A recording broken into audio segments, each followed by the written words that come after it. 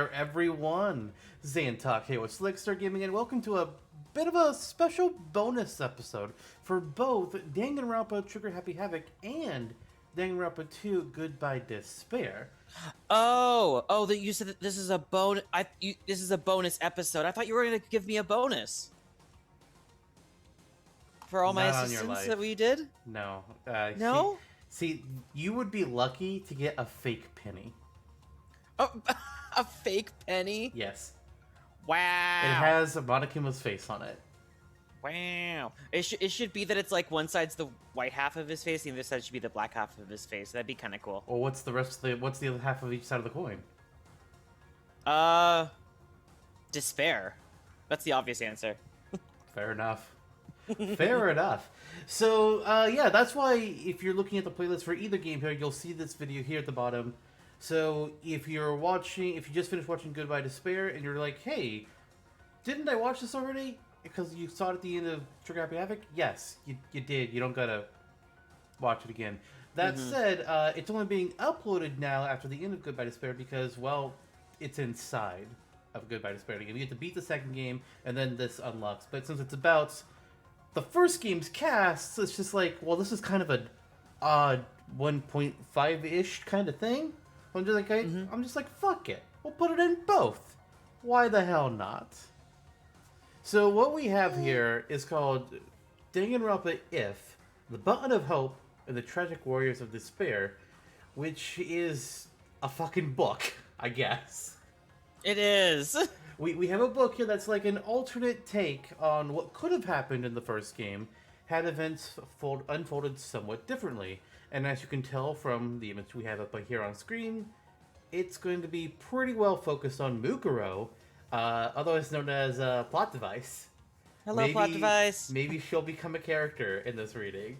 Who knows? I will say, since we have played through the second game and I've watched all the anime now, we're going to be refraining from making any comments on any of that since, who knows, somebody could be watching this after having just gone through Trigger Happy Havoc, and we don't want to unintentionally spoil the anime or the second game.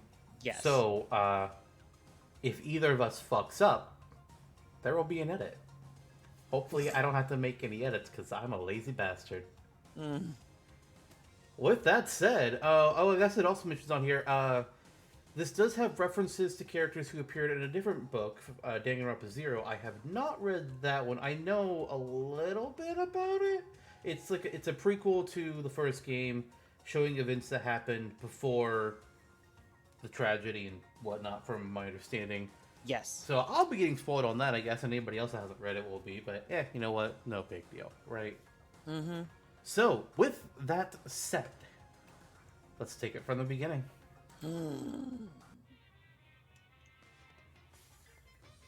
Oh god, I wasn't wanting to talk as Monokuma right away, but okay. There you go. The world is full of ifs. If Adam hadn't tied the knot with Eve, society as we know it would have never been born. The world that everyone lives in is just one outcome among countless ifs, and will continue to be a muddled world overflowing with infinite ifs, otherwise known as multiverse. Everything is multiverse. Just think of it that way. Also known as like multiple fan fictions as well. Yeah, I mean, the way I like to think about it is like, it's not just, oh yeah, all the different Marvel worlds are all their own multiverse, but really, isn't Harry Potter a multiverse of our timeline? Is Lord of the Rings not just its own multiverse off of Harry Potter as well? Is Danganronpa not a multiverse off of Ace Attorney? Theoretically, everything is multiverse. If is what's in miso soup, you know. What lies beyond this point is a scary world filled with iffy stepfathers who abandon their families. A Kleinbottle where the inside and the outside are filled with uncertainty. But don't break it, okay? It'd be so expensive that there's no way you'd ever be able to pay me back. Ahem. But no matter how you look at it, ifs are simply worlds like any other. No matter how hypothetical the story may be, the future is the only thing that's truly foggy. And the past is more solid than a frozen banana. What? Huh? you can't change a conclusion that has already happened. Even if you see a world that may have existed, it wouldn't affect the people living in reality. Which means your favorite waifu is still dead. Wow. What? Wow. That's What? a big fuck you to pretty much everybody, I think. Wow. Whoa, Fuck. boy. I'm gonna get in trouble for that one. You also immediately made me think, wait, which one of my which favorite am I upset about? Probably Celeste for the first game. Of any of the women who died, probably that one. Yeah. But Or Sakura. she was who? Oh, nah. She did it. Maybe not necessarily your waifu, but she's a good person.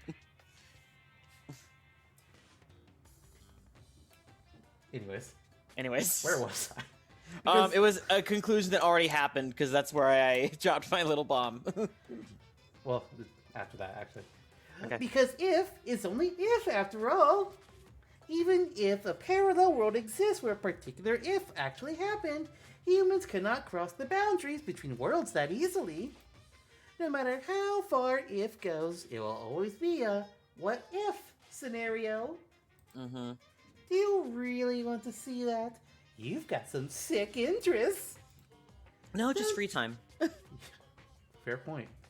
Don't you think that's an insult to Makoto and the others after the tragedy they overcame? No? If it was, then nobody would read fanfiction. Mm-hmm. Which I may currently be reading. It's another if story. Oh my gosh. With different killers and victims. Mm-hmm.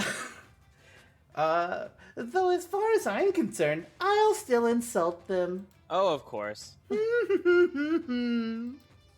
If you're gonna look at if, I think it's better if you view the outside of the coin bottle first. The what? In other words, play the first game before you read this.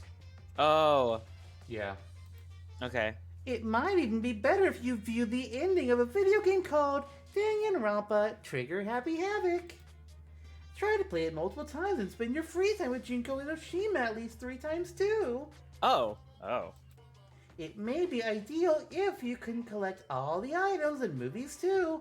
I did. I got all the achievements. I did the thing. But if you guys have come this far, I'm sure you've already done all that. Hmm. Still, I'd buy the game if I were you. We did. I'd actually buy at least 2 copies if I were you. That we didn't. That we didn't. We collectively bought 2 copies. Sure. Yes. The curtain lowers. So I do have it. Actually, the screen faded to black. The button of hope and the tragic warriors of despair. Oh, this is Makoto. Just so you know. I thought as much. Oh, okay. What should I do with this? Makoto Naegi was at a loss. Despite his hesitation, his situation was extremely simple and composed of 3 key factors. The first factor was that Makoto was currently locked inside a school. Hope's Peak Academy is a school for the privileged elite, and each student attending possesses ultimate talent. Makoto was chosen to attend Hope's Peak Academy by a lottery, held to select the ultimate lucky student. When he arrived for his first day of school, he immediately lost consciousness, and when he woke up, he saw all the exits and windows had been sealed shut. The next factor was Monokuma, a mysterious robot bear being operated by the mastermind, and the announcement he made to all the students. "You'll be living your whole life in this academy," he declared. "If you want to leave, then kill someone and become the Blackened." This strange remote-controlled robot was telling Makoto and his fellow Ultimates to start killing each other in exchange for their freedom. They learned that more than one Monokuma exists, and that each one contains a bomb to prevent anyone from attacking them. On top of that, Monokuma announced that anyone who attempted to harm him would receive punishment. The third and final factor was the red button that Makoto was currently holding in his hand. The words escape button were crudely written on this button and marker. And though the first 2 factors were certainly causes for panic, Makoto only seemed at a loss over the 3rd. During his free time, Makoto noticed that the school store was open, and his curiosity got the better of him. He was overwhelmed by the disjointed atmosphere upon entering, but his attention soon focused on a strange vending machine. The words Mono machine were written on it, and it seemed to accept the strange bear-patterned coins they sometimes found inside the school. It seemed like a bad idea, but Makoto thought there might be a chance that this machine could dispense some way of escaping the school. Oh, that sounds silly. And so he inserted the only coin he had into the coin slot. And the result was the escape button mentioned earlier. There's a limit to how much you can tease us. Maybe the mastermind who trapped us in here is making a cruel joke.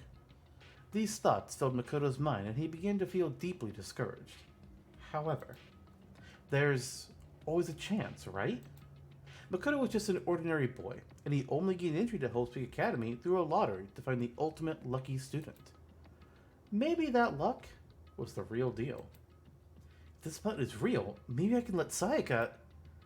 Makoto took a deep, slow breath and pressed the button.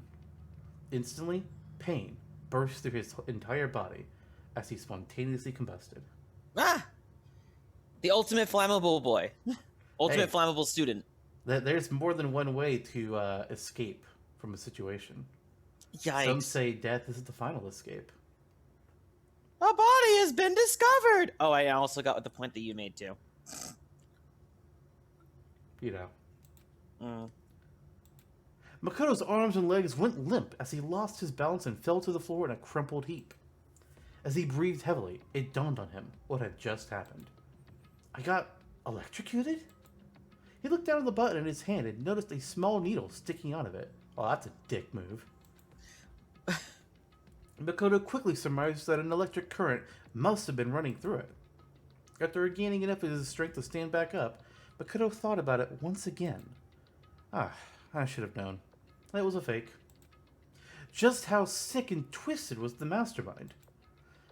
My head still feels a little woozy. I should go back to my room and rest today. With that in mind, Makoto walked out of the school store with slow, careful steps. But Makoto didn't know yet.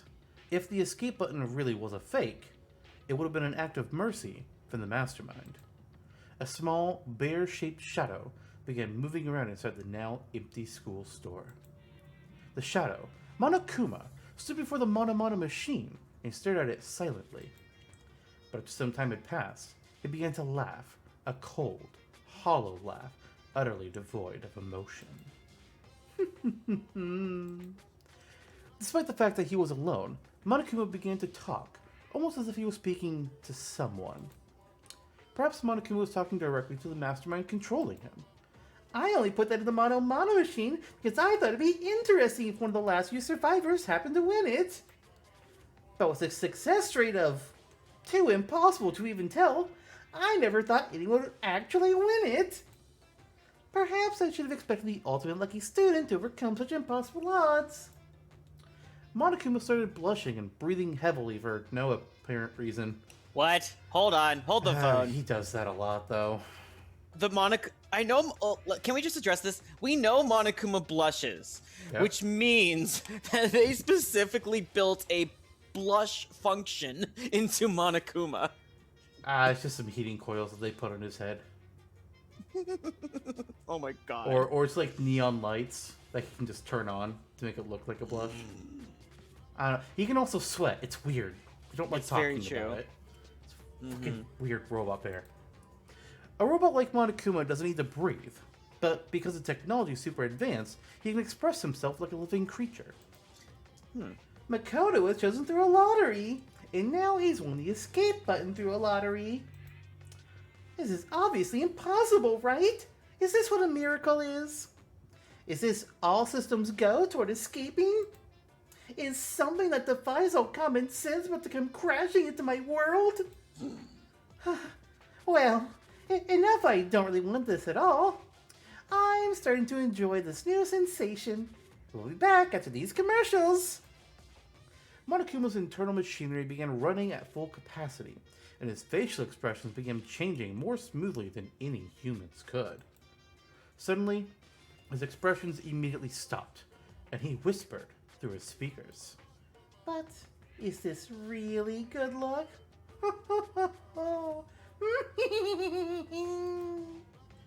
After muttering something so ominous, Monokuma's loud, screeching laughter rang jarringly throughout the room.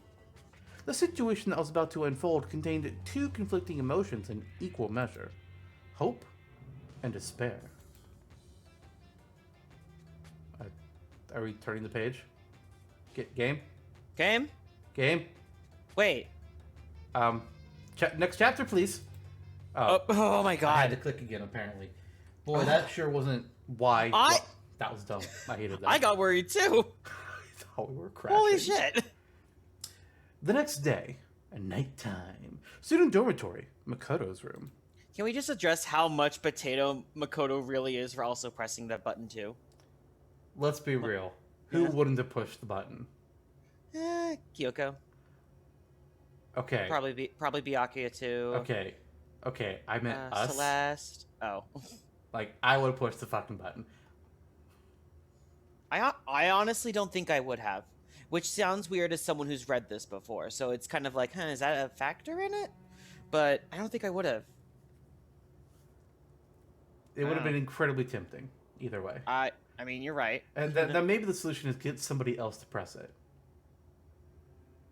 Yeah, true. Leon. Hero! Oh. Hero, yes, good point. Makoto Naegi, otherwise known as the Potato, lay on his bed, desperately struggling with the despair and hope churning within him. Monokuma had forced the students to each watch a DVD earlier that day. Makoto showed a scene that suggested his parents and little sister were in danger, and he now found himself determined to leave the school. It seems the other students were forced to watch shocking videos of their own. Videos so shocking, they were now determined to escape the school too, even if it meant sacrificing someone to do it. However, it was obvious that these videos were part of Monokuma's trap. As long as a student killed someone, they were allowed to graduate and leave the academy. It seemed that the mastermind controlling Monokuma was hell-bent on making the students kill each other. But right now, Makoto was most worried about Sayaka Maizono, who seemed to be incredibly distressed after watching her DVD. Sayaka wasn't just the ultimate pop sensation, she was also Makoto's classmate when they were students at Blackroot Junior High. Her optimism had been encouraging Makoto these past few days, and he was becoming a similar source of strength for her as well. If nothing else, I at least have to save Sayaka. As soon as Makoto thought that, he suddenly felt a small headache. Was he still reeling from being punched by Mondo the other day, or was this a side effect of being electrocuted by the escape button? Ah! As Makoto pondered these things, the pain slowly subsided, and he returned to his determined thoughts of escape. Anyway, we all need to work together and... Huh? At that moment, Makoto realized his goal had changed slightly. We all need to? Ideally, it will be best if everyone survived together. However, aside from Sayaka, Makoto had never met the other students before. He didn't know if they could even be trusted in the first place. But at that moment, he trusted them without even an ounce of suspicion. He believed they were worth helping even at the cost of his own life. Just like Sayaka. Why? The headache struck again, as if all the blood vessels in his brain were being individually sliced open. Good God. God! That does sound horrible. Yeah, it does. Why did I just think that I could trust the others as much as I trust Sayaka? Yeah, it's multiverse leakage. Makoto tried to figure out why his thought process had suddenly changed. Something was wrong. The throbbing pain in his head seemed to synchronize with a strange feeling that something was approaching him. As a ray of light began to form within the dark recesses of his own mind, the doorbell rang. Someone's here? He quickly got out of bed, but that only made the headache worse. With no concern for his safety, Makoto carelessly opened the door to his room and came face to face with Sayaka. I'm really sorry to come by so late. Sayaka? The pain. What are you doing out so late? The moment he saw her face, the pulsating pain in Makoto's head began accelerating. He felt like his world was being torn apart from the inside out. Sorry to bother you, but something really weird just happened and... Makoto? What's wrong? You don't look so well. Sayaka was pale and had been trembling when she came to Makoto's room, but she seemed surprised to see that his complexion was worse than her own. Yeah, I'm fine. It's just my head. Makoto couldn't finish his sentence. His eyes rolled back into his head as he lost consciousness and slowly fell to the floor. Oof. Alright, maybe pressing the escape button was a bad idea. Mm-hmm. And Sayaka's beautiful voice let out a scream as she stood over Makoto's body. I mean, stuff's definitely changing already, though. I think a body has been discovered. Sayaka, what did you do? Wait, the nurse's office isn't unlocked in the first chapter. What the hell? Yep, that is a true thing. Inconsistency. The nurse's office is unlocked. You just have to suspend disbelief for this one. Not happy. QA is Antok. Not happy. Not happy. Mm-hmm. The next day, the nurse's office. I'm assuming it's like... Oh, you're awake. Eventually I'll have a line. I just wish it would say, like, oh, you're awake, Sayaka said. It's like, please give me indication of who's speaking. I'm just gonna assume it's I'm just gonna assume it's Byakuya now. Cause like this definitely isn't him. Maybe this is Hina or something too. Like hey. I would believe anybody friendly. True. Hey, you okay? How many fingers am I holding up? As Makoto regained consciousness, he was greeted by the sight of fingers that are with long fake nails being waved in his face. Oh, it was me. Was it Celeste? Wait. No, it's quote unquote Junko. Oh shit! All right, we'll take it up. Oh hey, hey, you okay? How many fingers am I holding up? Okay, so all that stuff, and then now it's you. As Makoto regained consciousness, he was greeted by the sight of fingers that are with long fake nails being waved in his face. Huh? What? You're Junko, right? Hey, why do you sound so unsure? I'm a little shocked to hear you say that. Despite what she said, Junko Enoshima, the ultimate fashionista, was laughing as if she found this all very amusing. Makoto looked around and realized he'd never seen this place before. It looked somewhat like a hospital. 3 beds, including his own, were lined up in the room with various medical instruments laid around them.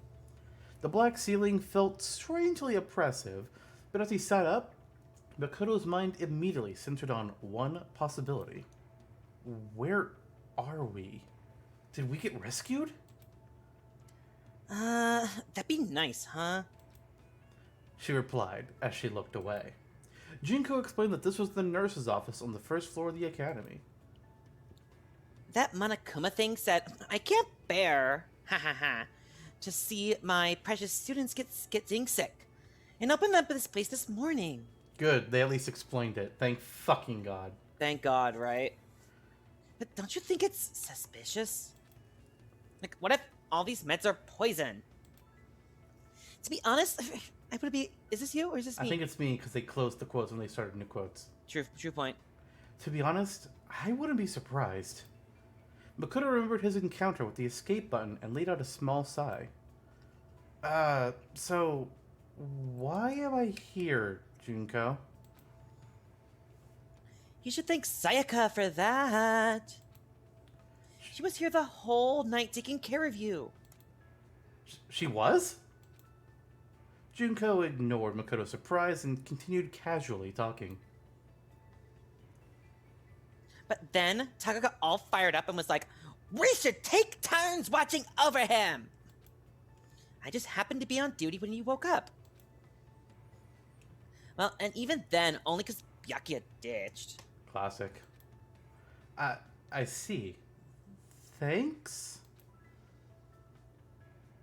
Like I said, you should thank Sayaka.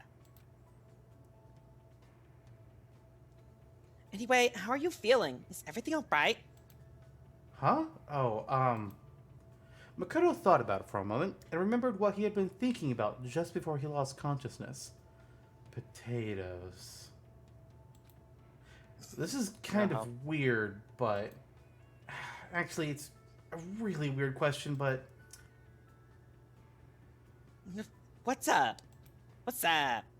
Junko, we've never met each other before, right? Upon hearing this, Junko's eyes widened, but a few seconds later, she began to laugh. Huh? Are you for real? That pickup line is like so totally played out, you know? So did the electric shock fuck with his memory wipe? Interesting. Maybe. Let's see. Even though she was grinning, a serious look came over her face. Just so you know, you shouldn't expect anything like that from me. I know I look this way, but I take my virtue pretty seriously. No. I mean, I never expected. Well, that's what I figured.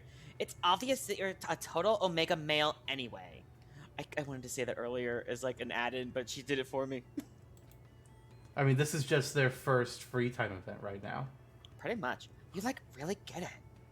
Makoto and Junko continued to talk to one another.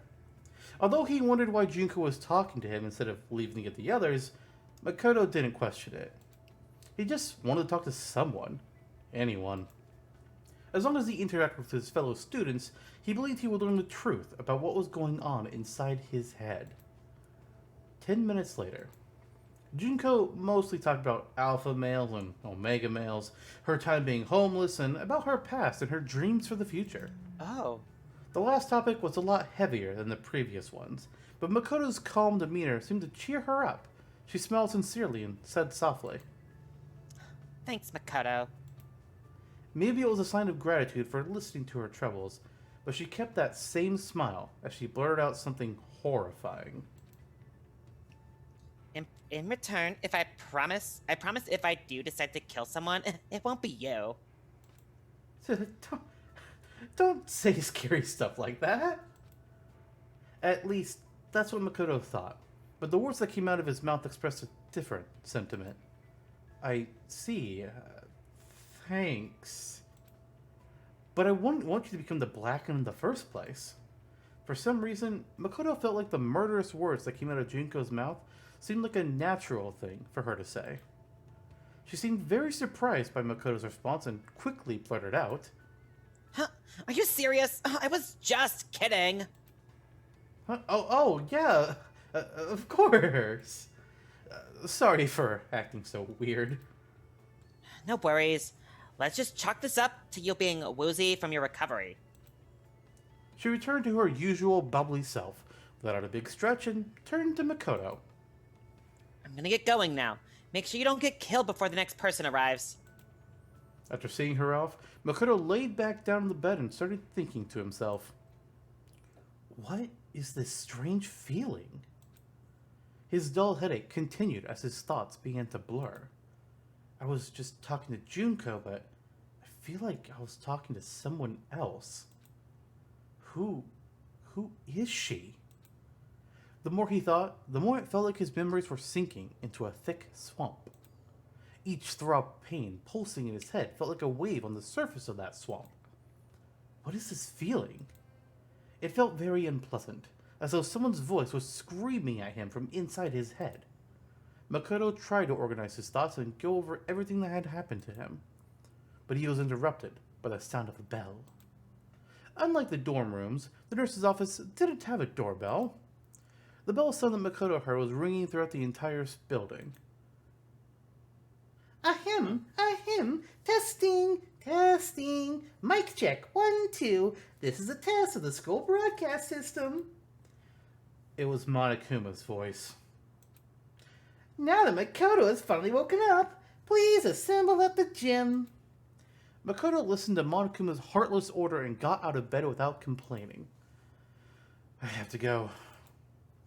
He walked one step at a time, in accordance with the rhythm of his throbbing headache. Slowly, he walked forward, not knowing if where he was headed was heaven or hell. The gem. This is where he explains to us about the killing game, which in the real game was to be after the first death. Right. Which supposedly has not happened yet. Because Sayaka's plans got fucked up. Yeah, she couldn't stage something in Makoto's room while Makoto's is in the nurse's office. What a traitor. What a traitor. Anyways. I'm gonna assume that's Hina. I'm gonna make it Hina. Makoto, are you alright? Nope. Oh! Sayaka. Close enough. Sayaka ran over to Makoto as soon as he entered the gym. It was one of the two. Who are you? I'm Sayaka. Do you like donuts? I'm okay with them. Yeah, you're definitely Sayaka, not Hina. Oh, yeah, thanks. Sorry about yesterday. I guess I really worried you. Please don't apologize. I'm sorry too. I barged into your room when you weren't feeling well. Oh, now that you mention it, said Makoto, what happened yesterday? Sayako looked away for a brief moment, but immediately turned back, smiled her pop sensation smile, and shook her head. It's nothing. I'll tell you some other time. What? Huh? Nah. While they were talking, Kiyotaka Ishimaru, the ultimate moral compass, stepped forward and pointing an accusatory finger at Makoto. Of course. You're late, Makoto! Explain why you were tardy!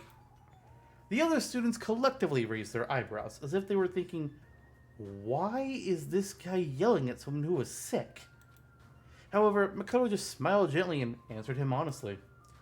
I didn't feel well, so I was resting in the nurse's office. Can you note that in the daily logbook? We have a daily logbook? What? Oh! That's new. Ooh. I don't remember this.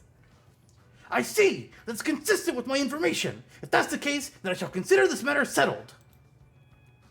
The conversation progressed smoothly, and Taka smiled as he kept talking.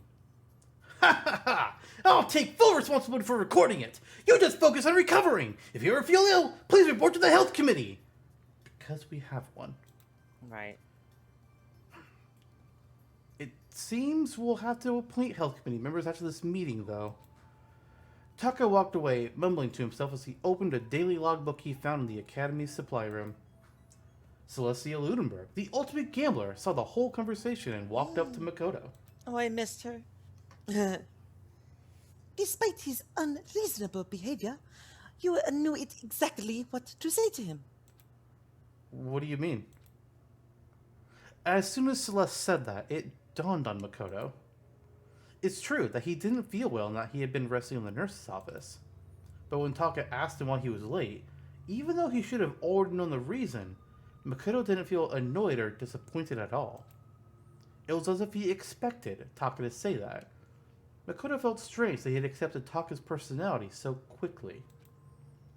He couldn't understand why he asked Taka to do something as necessary as recording it in the daily logbook in the first place. Why did I say that? It's like I was used to it. Good lord, I just come over here to talk to him, and now it seems like he's having an inner monologue without me. He does this a lot, though, to be fair. D-rank Makoto, as always.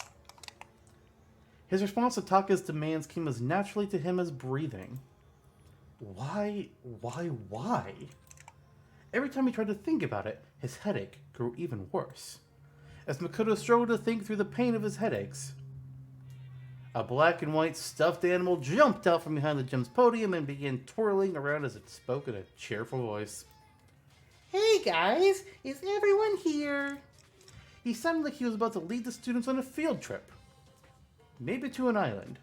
But not a single one of them had a smile on their faces. Borderline, but okay. Hey, it's episode 1. We can talk about that. Fair enough.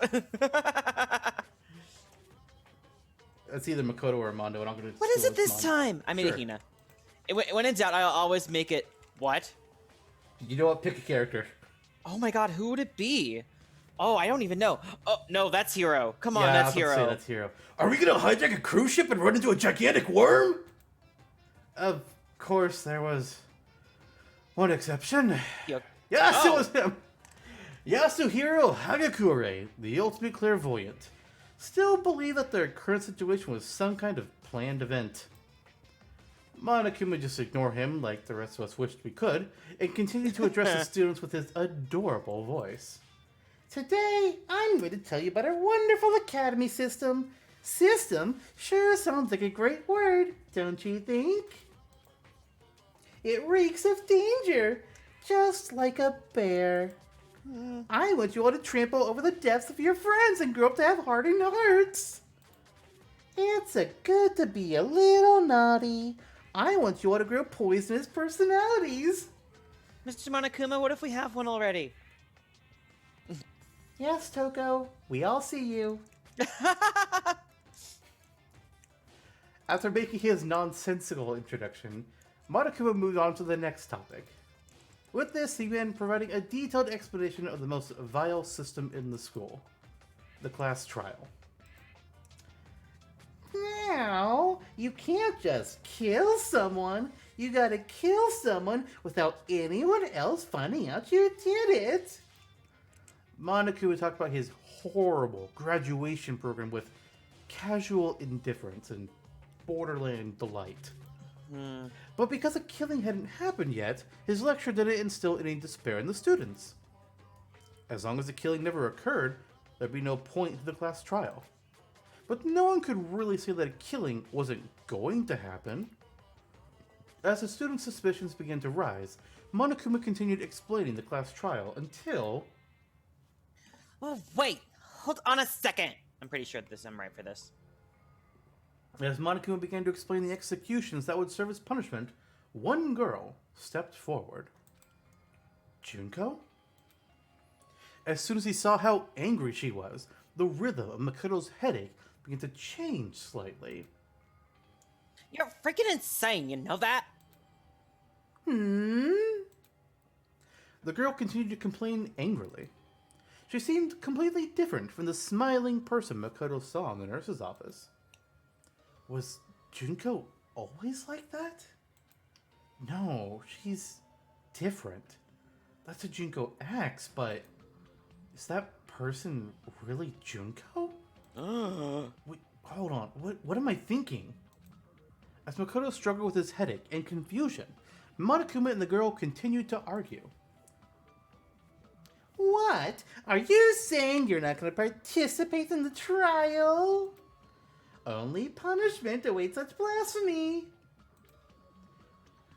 What? Punishment? I don't know, throw you in a deep, dark, scary prison or something? Different. The strange feeling he felt was now directed at Monokuma. Prison? No, they aren't that kind. A series of images flashed in Makoto's mind, and at first he thought it was some kind of parade. But he quickly realized that was a mistake. Parades are mistakes. Well, Willy Wonka's type of parade is, for sure. Oh Never my get god, on, yeah. Don't get on a boat with Wonka. Don't. Mm-hmm. But he quickly realized that was a mistake. What looked like lights were actually buildings engulfed in flames. The red decorating the scene seemed to have come from human bodies. Despair. It wasn't confined to the Academy, or even to Japan. Images of worldwide death and destruction flooded Makoto's brain with every throb of his headache. I've seen this before. Besides the indescribable violence taking place in all these images, there is one thing they had in common. Who are they?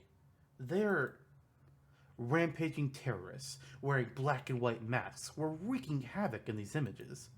They took everything: money, valuables, lives, families, dignity, the past, the future, and possibly even hope. The masks these terrorists were wearing perfectly resembled the face of the stuffed animal arguing with the student before him. Shut the hell up! Say whatever you want, I'm not gonna be a part of this. Don't be so selfish. You're the one being selfish. Kill whoever you want. It's got nothing to do with me. That one's not. Yep. Sorry. Evil standing here before me. I'm trembling with fear. But I won't give in to such evil. It's my style to stick it out and resist till the very end. If you really want to get out of here, you'll have to go through me first. Monokuma swung his arms wildly as he charged at the girl with waddling steps. But the girl stomped on the self-proclaimed headmaster of the academy with ease. Uh-huh. Are you enjoying yourself now? Pinned beneath the girl's foot, Monokuma looked up into the girl's cold eyes and calmly asked for her to step on him hard. I mean, what? Listen, it was there. It had to be done. That was a good one. I appreciate that. Wait. God damn Moving it. on. Keep clicking. Are you... Violence against Headmaster Monokuma is not allowed. You violated school regulation. Uh-oh. At that moment, a chill ran down Makoto's spine as the multiverse leaked once again. She's going to get killed. Monokuma's words sounded very threatening to him. It wasn't a prediction or a guess. It was as if he knew the danger Monokuma posed from the start. If this continues, Junko's going to. His mind still didn't fully grasp the situation unfolding in front of him. By the time he realized he was about to remember something, he was already running forward. Junko? The impact of his feet combined with the rhythm of his headache, sending his brain and heart into a panic. No, she's different.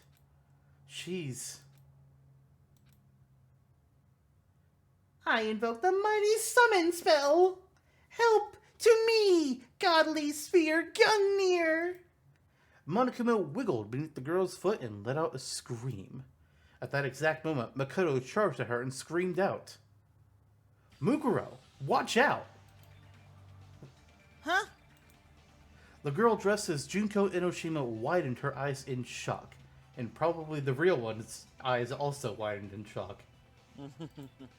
As if to evade the charging Makoto, she jumped back with agility unheard of in a teenage high school girl. And then, right at that moment, countless spears pierced the spot where she had been standing just a split second ago, and I've always wondered where the hell they came from. All the students, including the girl, stared wide-eyed at this sudden turn of events. Spears, too many of them to count, had shot out with blinding speed from mechanism installed in the floor and walls of the gym. Oh. Okay, Is well, that kind that's of your answer? I guess, but the fact that they would have had to install them while everybody was knocked the hell out, no, it doesn't. However, Makoto was unable to notice this. Why did I call Junko Mukuro? Mukuro. As that thought entered his mind, a sharp, sudden impact struck his side, followed by an intense, deathly pain that ran down his spine and spread throughout his entire body. The spear stabbed into his side, instantly tore his flesh to shreds, and shot out his back, coated in blood and other bodily fluids. At that moment, the black fog that had engulfed Makoto's mind was consumed by death itself. And so, his consciousness slowly faded. He remembered everything. Because of the electric jolt and the chemical compound from the escape button, because of that button that he had found by chance, Makoto Naegi managed to escape. He escaped this hopeless game where he and his fellow students had their memories stolen and were forced to kill each other. Of course, that escape is also what led him to his current life or death predicament. In the end, perhaps he only escaped from one despair to fall into another. But at the same time, his actions had unintended consequences for one person. The girl living a false identity as her beloved little sister, Junko Enoshima. Mukuro Ikusaba, the ultimate soldier and a member of Ultimate Despair. Her past, her future, perhaps even her hope itself, are on the path to despair. And so, the curtain falls on Makoto's story. For now. Okay, see, if the period was after the story, I was like, oh shit, he actually dies in this? That's a twist. But the for now makes me question that. Yeah, I get that. The friend, I was like, excuse me. What? No, not you, not you. No, Okay. like in reaction to the Yeah. for now part. It was. I was kind of wondering what would happen. Because, like, okay, if he pushes out of the way, he's probably going to pay off the spears. I was like, but would they do that? Well, I guess they at least partially did. Mm-hmm. But I'm going to guess from the way this is going that we're just. He's going to be in the hospital for a little bit. We'll see him again later. Mm-hmm. From this point, this story is about a certain girl. A girl who's more pitiful than anyone else in this sealed off academy. A new curtain, along with a new despair, shall now rise. Huh? Time had certainly stopped for Mukuro Ikusaba. Oh, I have to give her a voice now. Shoot. You do. She needs a real voice now. Oh boy. It was as if everything around her had frozen perfectly still. In the past, she was known as the ultimate soldier. She had experienced this feeling before during her time with the mercenary group Fenrir. In situations where she was surrounded by a hopeless number of enemies within the jungle, or in a desert ruin, the charging enemies seemed as though they were frozen in time, which allowed her to claim a decisive victory in all her battles. But this wasn't the battlefield. So why did this familiar sensation activate once again? So Mukuro has spidey senses. Alright. I don't entirely hate it, but I don't entirely love it. I get it. In order to understand what had happened, Mukuro slowly tried to assess the current situation from within this frozen world. Junko and Mukuro are both children of despair. But Junko Enoshima, the true, ultimate despair, harbors a far deeper darkness within her. Though their last names are different, Mukuro is Junko's older sister, connected by the bonds of blood. She cooperated with Junko's hopeless plan and impersonated her under the pretense of participating in the killing game alongside her classmates. According to the plan, Mukuro was supposed to oppose Monokuma, who her sister was controlling, and be locked in a dungeon as punishment. Isolated from the others, she would then escape the dungeon and perform various acts intended to deprive the students of hope. That was the role she had been assigned. When Makoto succumbed to his headache, Junko ordered her to see if the shock had caused him to remember anything that could make him a liability. He woke up as she was tending to him, so she made small talk with him, but she didn't notice any change in his behavior. Until this point, she was certain there shouldn't be any problems. Nothing could possibly go wrong. She stomped on Monokuma like her sister ordered her to do, and flawlessly spoke the lines she was taught to memorize. Afterward, she would fall through a trapdoor into the dungeon and remain isolated from the other students. That was her role. She hadn't done anything wrong. There were no problems. There were no problems. She repeated that to herself over and over like a silent prayer. But in that frozen moment of time, what she saw was not a trapdoor, but countless spears. One of them had skewered Makoto through his side. Why?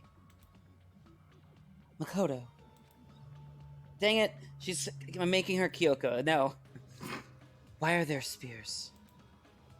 Gungnir. I would have died if I hadn't moved. Did Junko mess up the plan? No.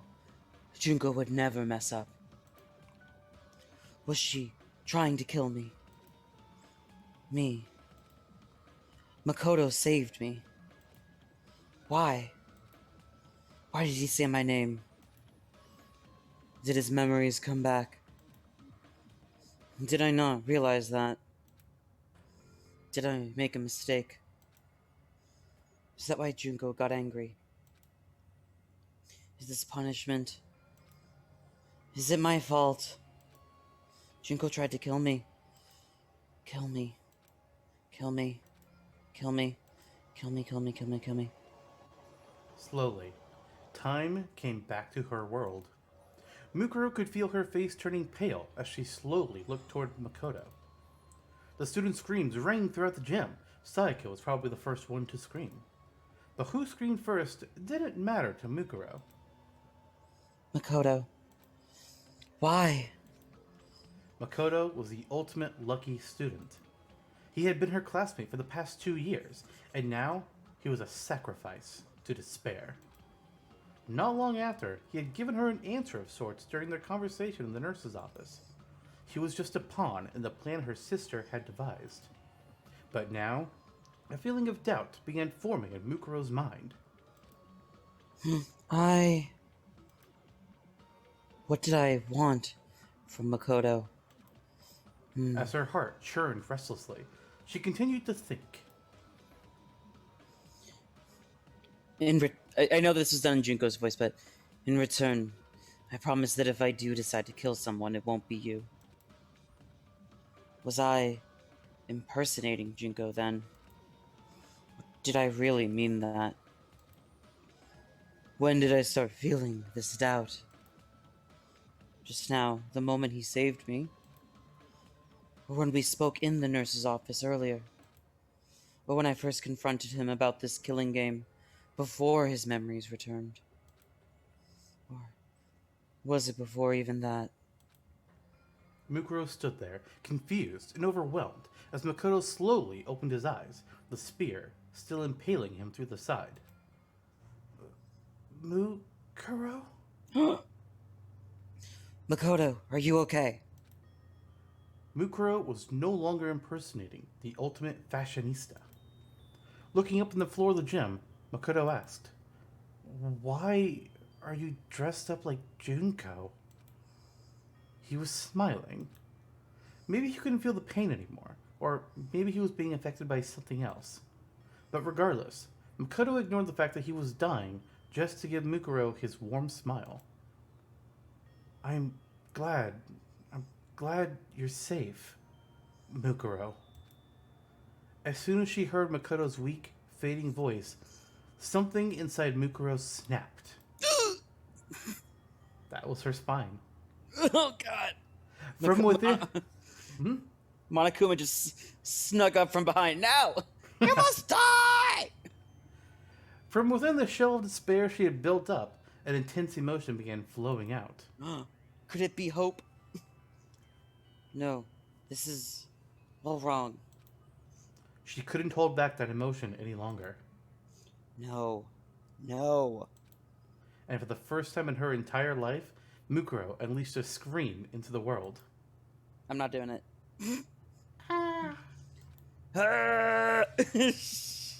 As Mukuro fell to her knees and clutched her head, a small shadow started walking toward her back. The stuffed animal that had been under her foot. Monokuma. His claws were extended, and he was no longer walking with his usual waddle. Instead, he moved like a beast, silently stalking its prey as he slowly advanced within his target's blind spot. As he inched closer to Mukuro, Monokuma raised his razor-sharp claws, crouched on his haunches, and suddenly leapt toward the back of her neck. However, just before those claws could reach the paralyzed Mukuro, a dark shadow moved in from the side and swatted those claws away with one blow. His lunge deflected. Monokuma was sent flying through the air, spinning wildly before crashing into the wall. "Damn you! What are you trying to do?" Oh, it's Sakura.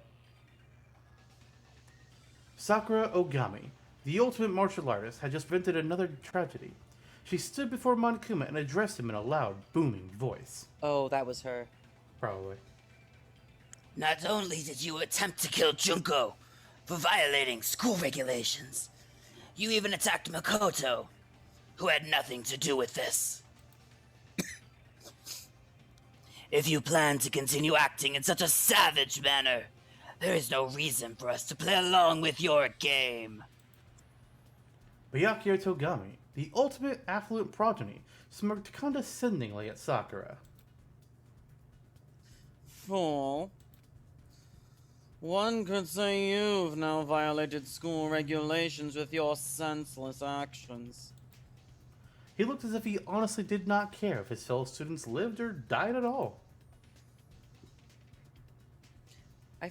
Chihiro?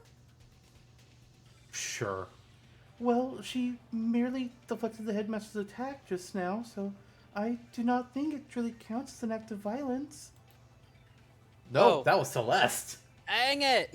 I missed the Celeste opportunity. We should keep a count every time we're wrong. We don't have enough time for that. But she merely deflected the headmaster's attack just now, so I do not think it truly counts as an act of violence. Like Byakuya, Celeste seemed unfazed as she chided him over his words. However, the banter between the two was enough to stir the stunned students to action. Makoto! Dang it.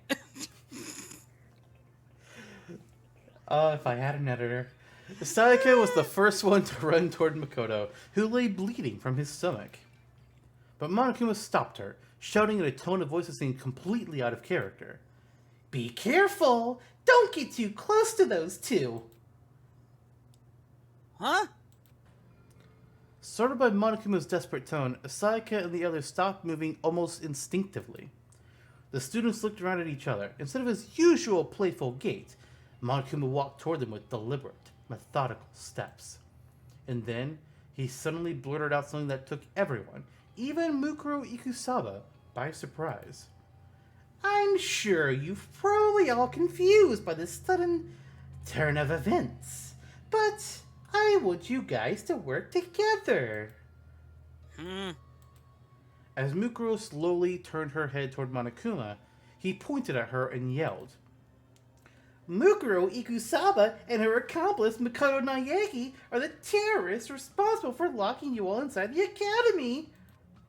Once again, time stopped for Mukuro. But this time, she wasn't the only one affected. Everyone seemed to be frozen in shock. After a few seconds of silence, Aoi Asahina, the ultimate swimming pro, spoke first. Yes. Huh? You're kidding, right? I mean, Makoto is a terrorist? That's impossible. And who's Mukuro anyway? I mean, that's Junko.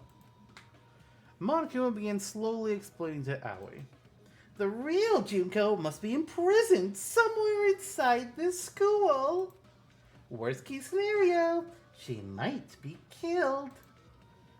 Mukuro must have researched which one of you would be easiest for her to impersonate and hid among you all by pretending to be her. She was probably trying to make sure the killing game went smoothly. Suddenly, Monokuma's hands and feet began jerking in an awkward motion, not like that, as he looked at the other students and introduced himself.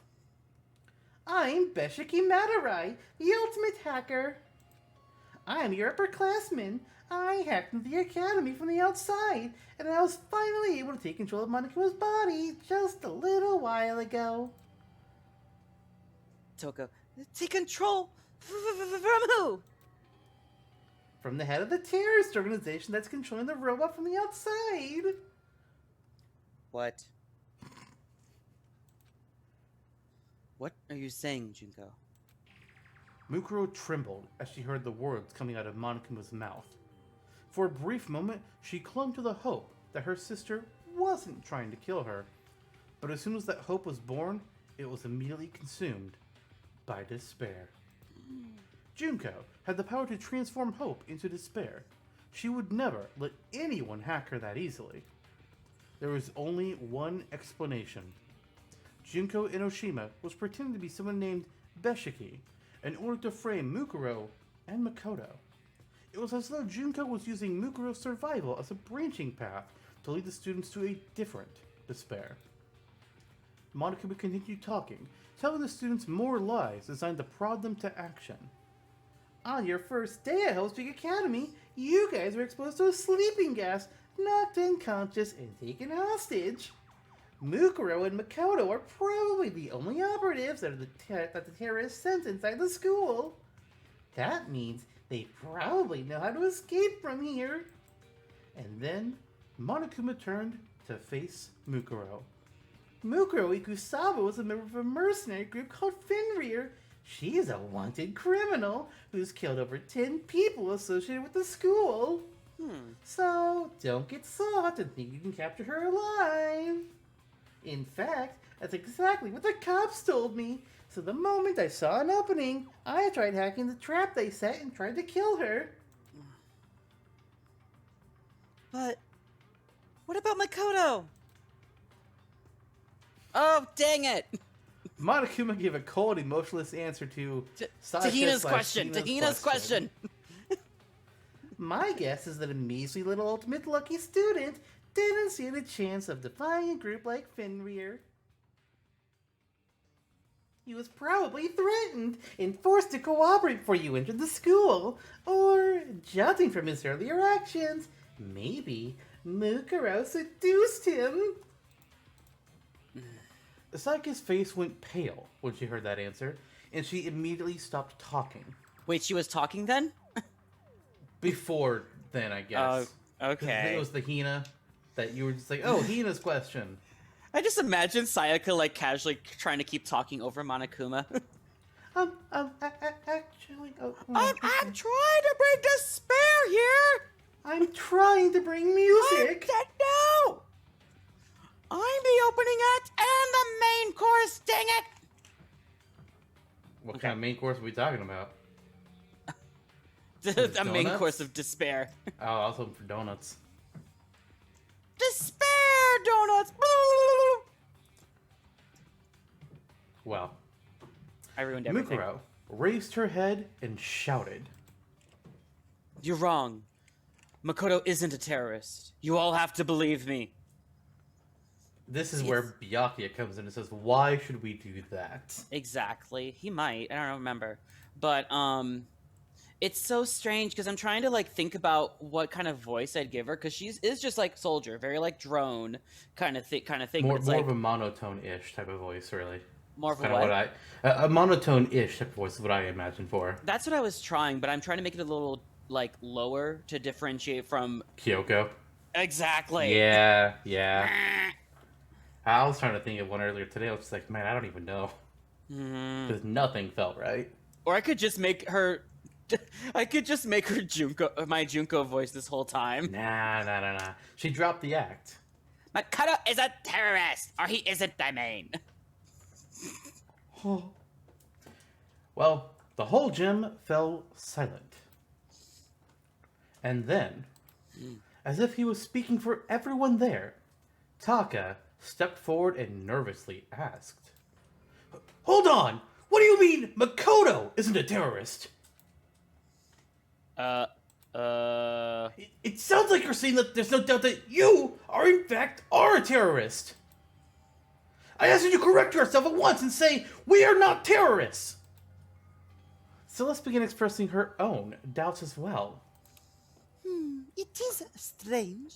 Does it not seem odd that she is so protective of someone we all just met a few days ago? Mukuro stood in silence. I'm just gonna have her be, for every ... processing. The other students' faces began to fill with suspicion and doubt as they realized they weren't looking at the real Junko Enoshima. Byakuya pushed up his glasses, not glassed, and began coldly pointing out what seemed out of place to him. Damn it, game. I heard that fool Makoto, or whatever his name is, call you Mukuro instead of Junko. Oh my god, how on brand is for Byakuya to not remember people's names unless, like, they finally actually apply to him? I think he's more implying that, hey, if you have a different name, maybe he has a different name and they're just code names. Like, is that the real Makoto, even? Yours makes so much more sense, but I still like Usually mine. does. I mean, I'm also the guy that had the clone theory, so, you know, I tend to be pretty good- right about things. Incredibly. How would Makoto know that your name is really Mukuro if he just met you not that long ago? I've also heard of Fenrir. Continued Byakuya. As I recalled, its members have a tattoo somewhere on their body. Instinctively, Byakuya's words put Mukuro into a calm state of mind. Really? In hostile situations, her defensive reflexes as the ultimate soldier often manifested themselves. Mukuro's tattoo was on the back of her right hand. She wondered how she could hide this from the other students without also calling attention to it. But in the end, This concern was in vain. If the police records are true, she should have a tattoo on the back of her right hand. Excuse me. Oh! Or I it did was it again! Monokuma. No, I thought that was Byakuya too. Huh. So let's throw this out there, because at first I was like, okay, we all know they have to get it somewhere on their body, so how the hell would that be a thing? But it makes a lot of sense that Monokuma, as the hacker, is trying to point it out. Yeah, that's fair. All right, cried Taka, his voice filled with enthusiasm. Show us the back of your right hand and prove your innocence! Monokuma dispensed another unnecessary remark. Make sure you look real close. She might have covered it up with foundation. Junko had ordered Mukuro to hide her tattoo with foundation, so Monokuma's information was entirely true. There was nothing Mukuro could do except stay quiet. However, she wasn't staying quiet because her identity was about to be exposed. She was struck by the realization that her sister was completely serious about pinning this on her. Why the hesitation? Shouted the foolishly honest Taka. As my classmate, I have complete faith in you! From behind him, Hifumi Yamada... damn it, here he comes. The ultimate fanfic creator murmured to himself as cold sweat ran down his cheeks. Well... Oh no, that's the wrong voice. Oh no, did I forget?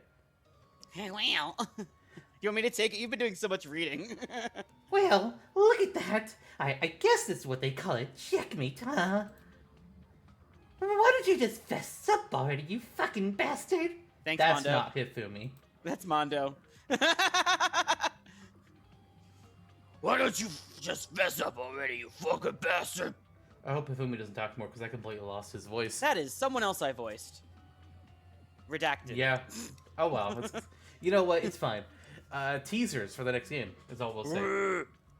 For those of you watching this after the first game, that is. In contrast to Hifumi, Mondo Owada, the ultimate biker gang leader, was royally pissed. I like that. However, there were some students who were busy questioning Monokuma instead of Mukuro. I like it. Hi, you're not coming to save us? Shouted Leon Kuwata, the ultimate baseball star. You should hurry up and charge in here already. Monokuma looked at Leon and shook his head softly. The police can't help you right now. Not only are you guys hostages, it's possible that the entire school's been rigged with explosives and poisonous gas. I hacked into this Monokuma robot to investigate that for myself. Then, what about everyone in that DVD? What about everyone outside the school? Asked Sayaka.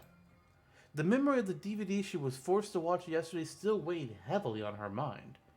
But Monokuma didn't have a clear answer. I don't know anything about any DVDs, but there are definitely terrorists causing havoc out there. Law enforcement around the world is in shambles trying to deal with this. That's impossible. Sayaka shuddered and collapsed to her knees. We got one right! Sayaka. Oh, Nope. Next Never to mind. her, Chihiro Fujisaki, the ultimate programmer, was unsure about what she should do. Really need to tell us who was saying the lines before they give us the line. My fucking god. we had a light of hope and then it got taken away from us.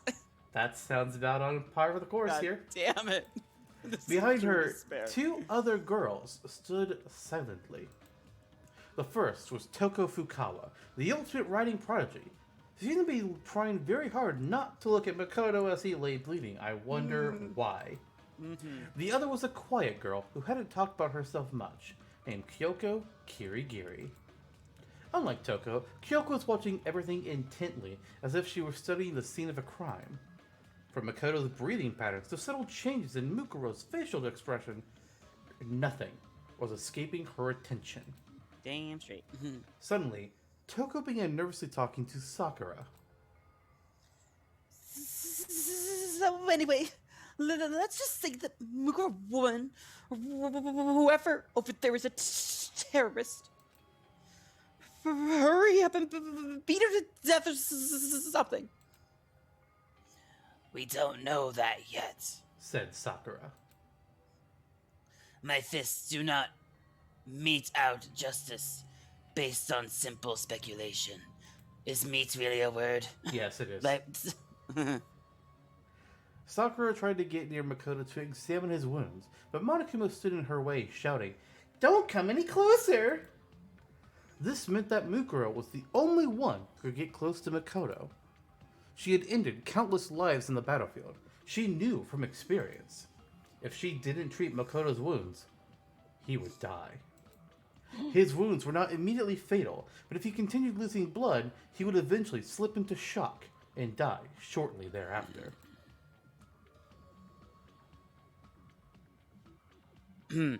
please, you need to treat Makoto first. Absolutely not. Said Byakuya, harshly interrupting Mukuro Sakura. and not Sakura. No! Christ. Whatever, we're just gonna keep doing it. This is the true humor of Danganronpa IF, is guessing who said what. The true humor, the true despair, the true drinking game. Someone's already blacked out at this point. Yeah, it might be me. Mm-hmm. Tying you up and examining the back of your right hand is our first priority. Hey, Makoto's in danger. Is it probably Siat? No, that's Mukuro. Hey, Makoto's in danger. Now's not the time for that. Ah! It was finally Hina and I didn't get to do it. Now's not the time for that. Said Hina as she cast a worried glance at Makoto.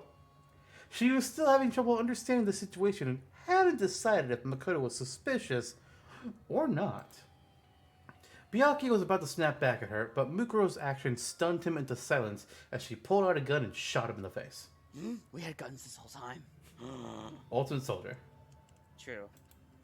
She took a deep breath, and then Mukuro removed the blonde wig from her head. Where there were two long blonde pigtails only a moment before, there was now short black hair. She cleared her face of all emotion, and when she spoke, her voice rang throughout the gym. I'm not Junko Enoshima. My name is Mukuro Ikusapa. The students stared wide-eyed at her open confession. All she did was remove her wig and clear her emotions. But in doing so, the person the students had recognized as Junko Enoshima vanished from their sight. The terrorist that had taken her place continued to speak in a calm, stoic voice and tone. I helped lock everyone inside this academy. The confession on a seaside cliff moment has finally arrived. Hifumi blurted out. I almost messed it up when there was even a freaking name on the screen. You did. I've given in. Whoa, what? What? Wigs are against school regulations, Junko! I mean, Mukuro! Shouted Taka. Are wigs against school regulations? Because I don't know if that's true. I don't think it was against my school, but I don't remember. That was a long time ago. I don't want to talk about it. I think that's an iffy one for sure, yeah. Yeah. As if stirred by the cries of excitement, the other students began clamoring among themselves. Huh? Said Yasuhiro. So, Makoto's wounds are, like, real?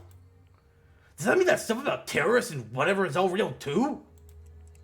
So, everything that's happened these past few days wasn't a bunch of staged events? This still had to happen, yeah. This is why Hiro is near the bottom of my character rankings. Mm-hmm. He sucks. As the reality of the situation began dawning on Yasuhiro, all Liam could say to him was, Oh, shut the hell up.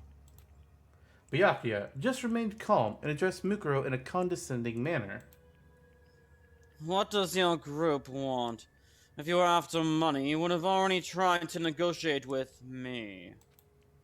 Of course, I'd rather let them die than surrender to your ransom demands. I read that as ransom diamonds. I have those too. Our purpose is to fill the world with despair. Byakuya scoffed at this notion and began to speak once again. I see.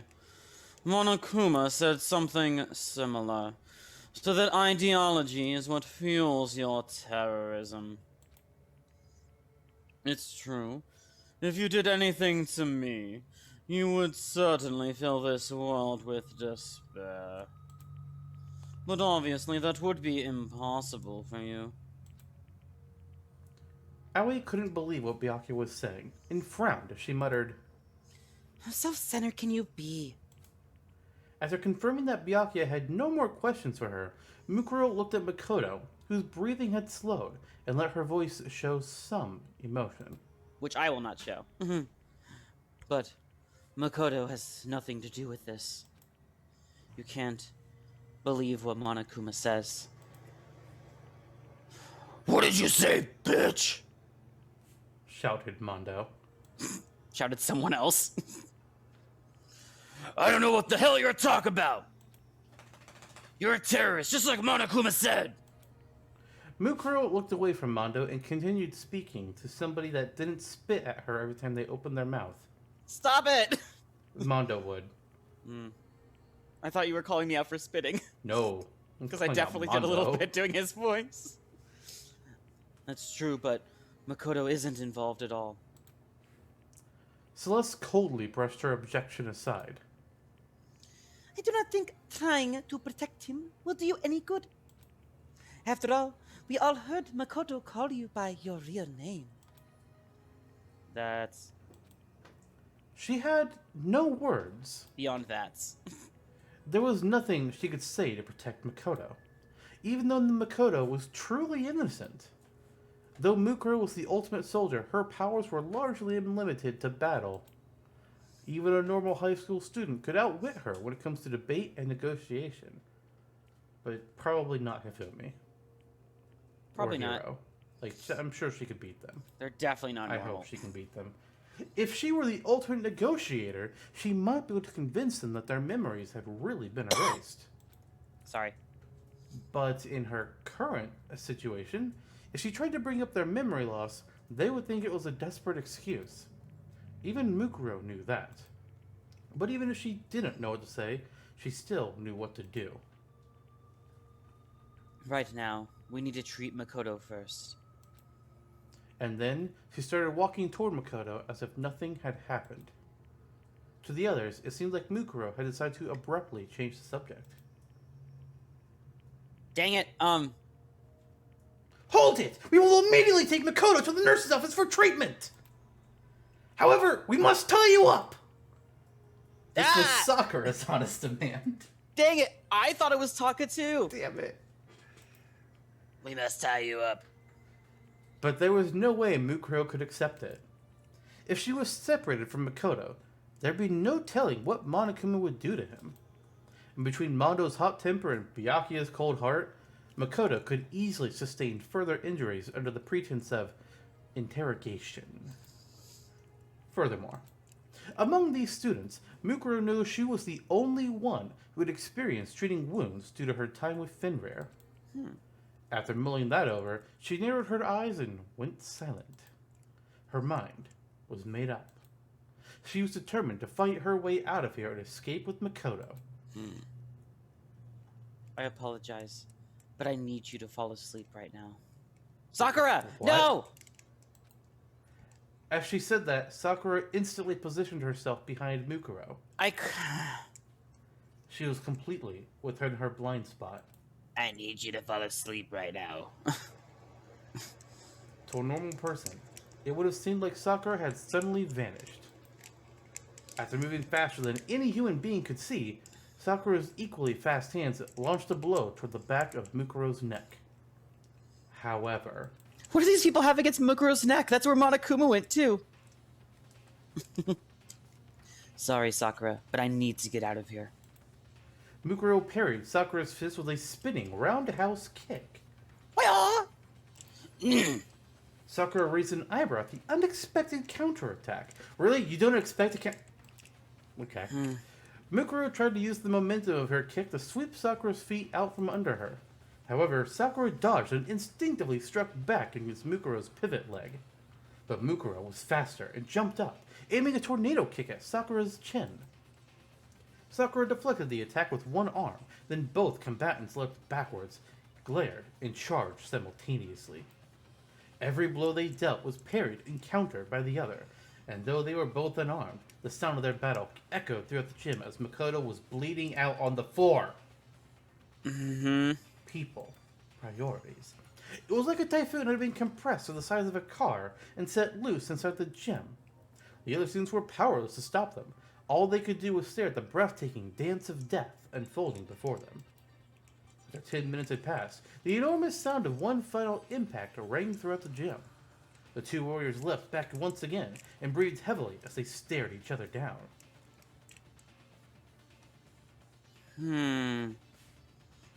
My mistake. Yeah, my mistake.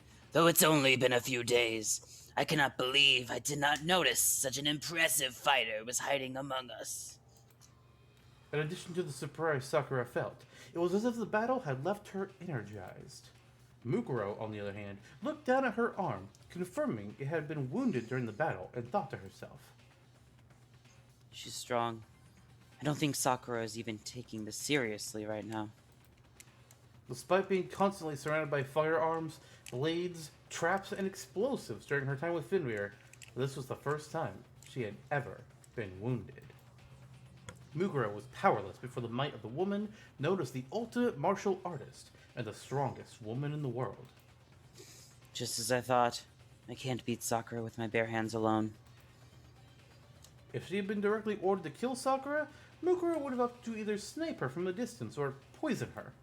At this close a range, she would need an assault rifle just to stand a fighting chance. I don't have time for this. She looked at Makoto and confirmed that his breathing had grown even shallower. I need to hurry. But at that moment, she had no one to turn to for help. Suddenly, Mukuro had an idea. Why is Sayaka not going to Makoto? Seriously. Because I would've Monokuma, right. stood in their way and said, like, don't you get closer! And then also, I mean, even then, Sayaka probably still knows him, so it's kind of like, yeah, she might still not fall for the whole terrorist thing right away. You'd also think they would be like, really, it's kind of convenient that you just now got hacked. Like, come on, people. Think. Kyoko, speak the fuck up. Yeah, oh, we know something's happening, though. Oh, yeah. It was true that gaining an ally in this situation was impossible. However, she could still turn one person into her enemy's enemy. Mukuro took a deep breath before she charged at Sakura. Then, she immediately fainted and charged at a different girl. Toko, who had been cowering in fear from the battle between Sakura and Mukuro in the corner of the gym. This is bad. No! Sakura was This is caught bad. off guard and tried to run after her, but Mukuro was one step ahead and reached Toko first. Huh? Why me? I'm sorry. Wait, hold up! Oh! Mukuro jabbed Toko in her solar plexus, and she fell into her arms. Taka and Aoi yelled out in shock. Ah! This is bad. She plans to use Toko as a hostage. Toko! In exchange for their shocked faces, Byakuya just snickered and coldly remarked, You fool. You really think we care if you take someone we just met a few days ago as your hostage? well, if she had taken you, yeah, you would have been right. Mm-hmm. Mukuro just softly glanced at Byakuya and replied, You didn't meet her a few days ago. What did you say? You met her 2 years ago.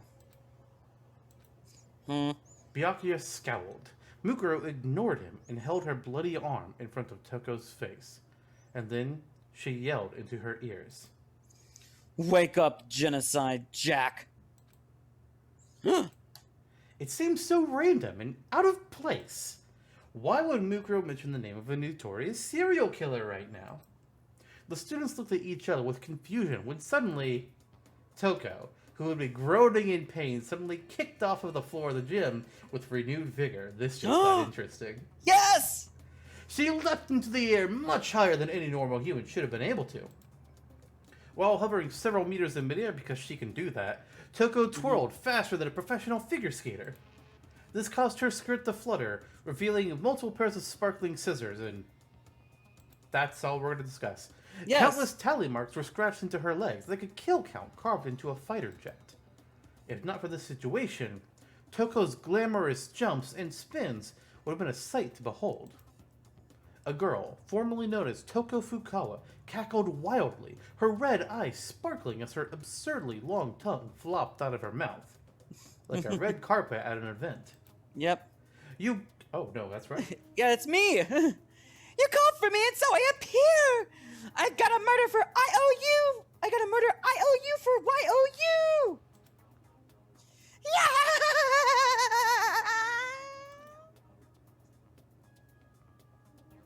Toko?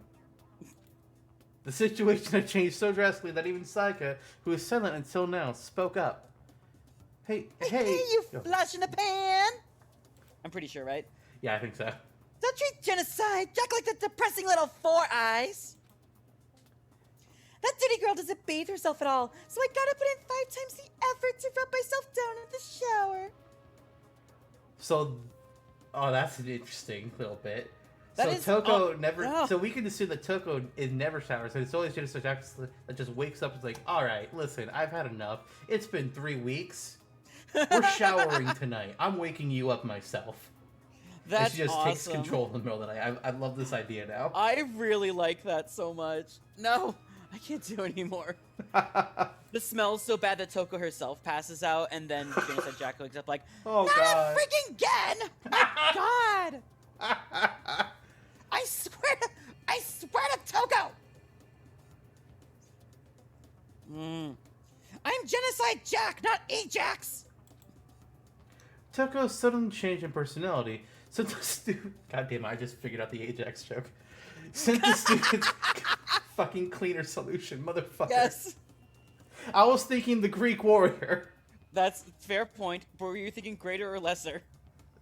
I just know Ajax. There's 2. Okay, I but yes. don't know that.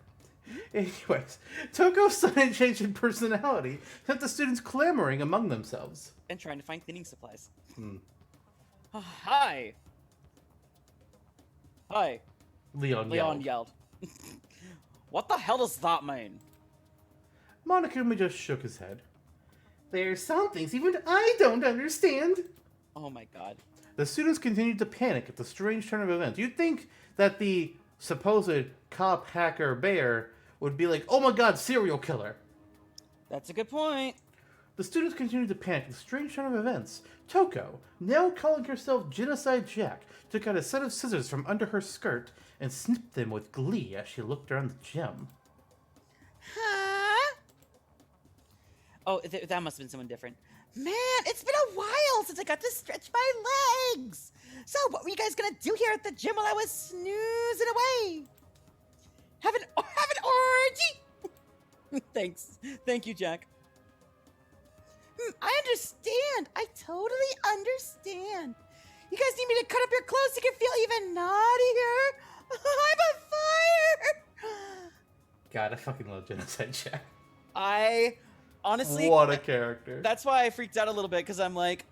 Because I realized that Genocide Jack was coming back, but then I was like... Because I'm like, I get to voice her again. It didn't hit it first. Honestly, if Genocide Jack didn't exist, Toko would have been low on the rankings. Oh, I Jack agree is with the you only there. reason she's higher up. Mm-hmm.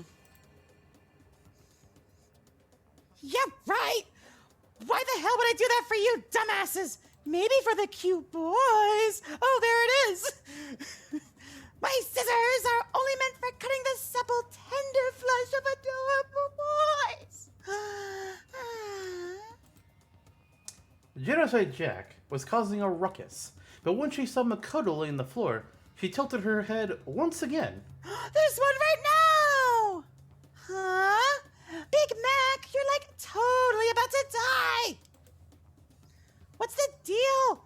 Did the world fill you with so much despair that you all came here to commit mass suicide? That's my job! That's so hot! But why are you starting without me? Is it Toko?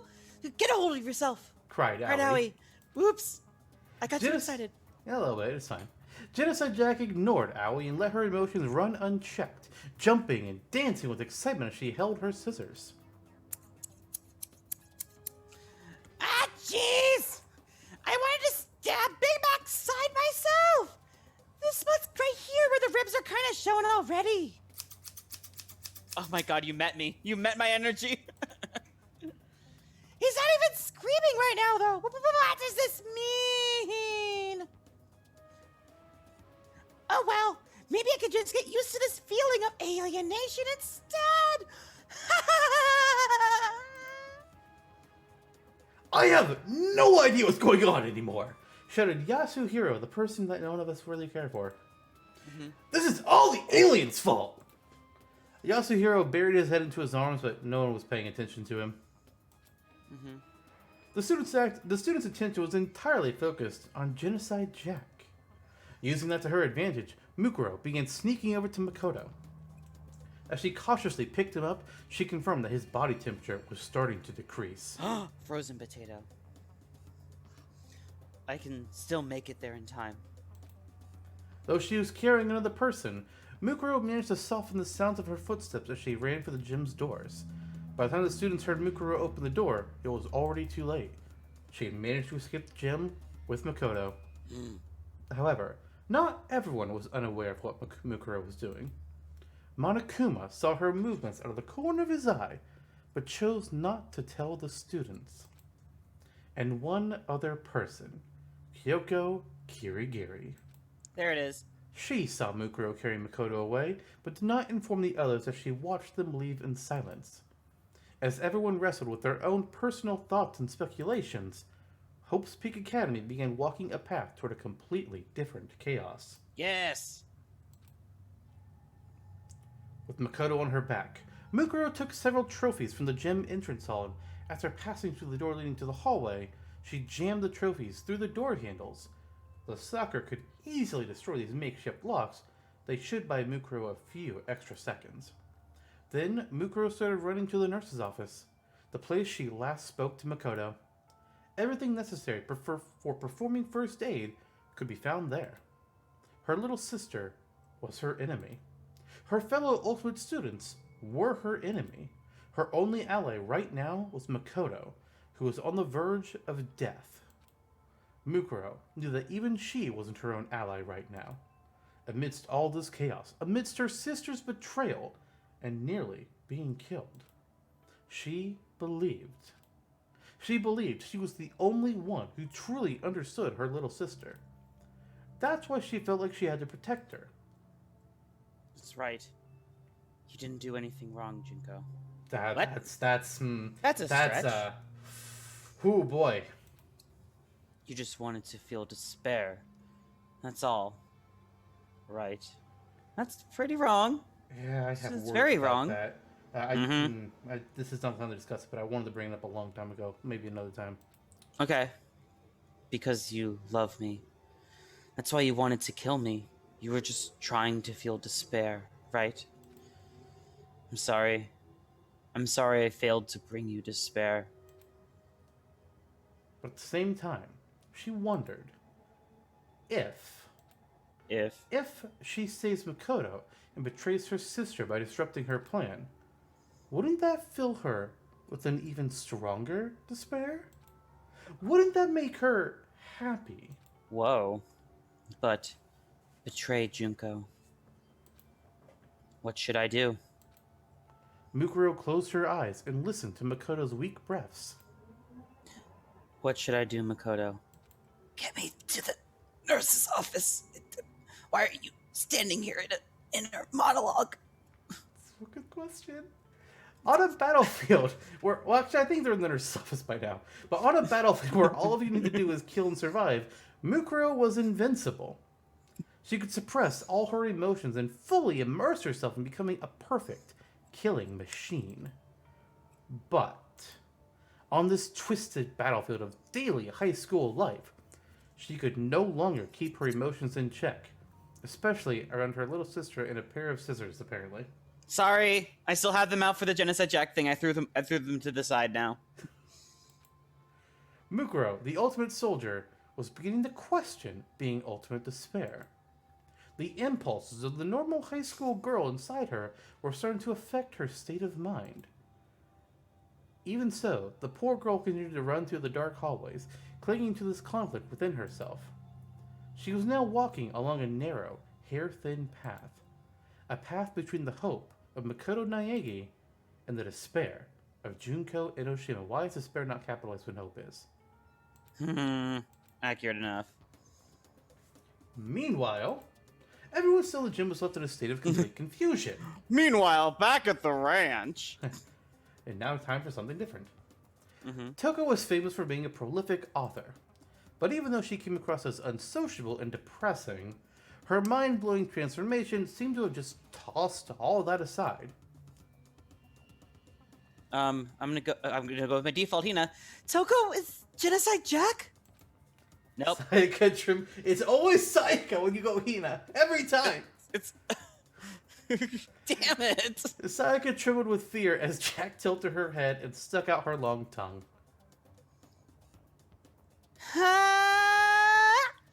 What's with this reception, you guys? You guys didn't know who I was? Have I been found out? Or have you known all along? Wait, so does this confirm that they didn't know that Toko was Genocide Jack before the memories got wiped? I think they would have realized it during their school years, possibly, is what she might be hinting at. I thought they could have learned it during the year when they were trapped inside, but the way this reads to me is like it's implying that they didn't even know, because she's asking, "Have I been found out?" That's a good point.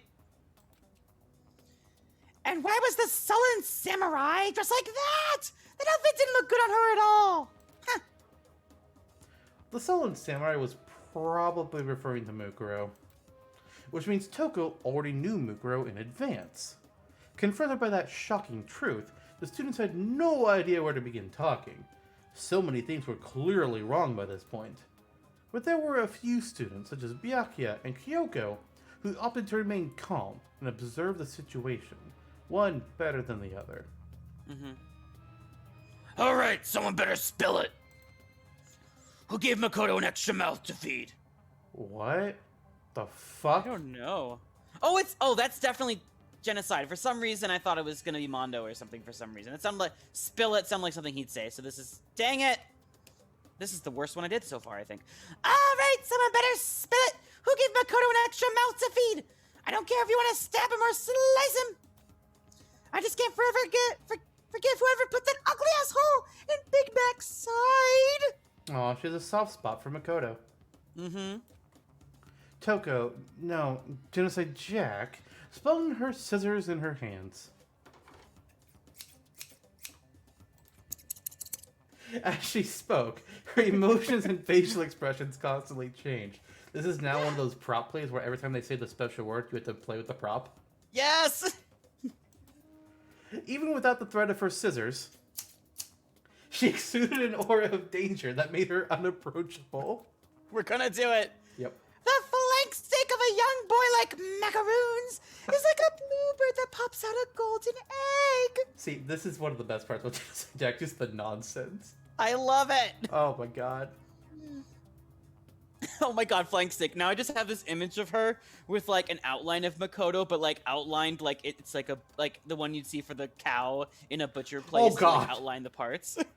Oh, so like, it's the uniforms from Persona 4. Oh my god.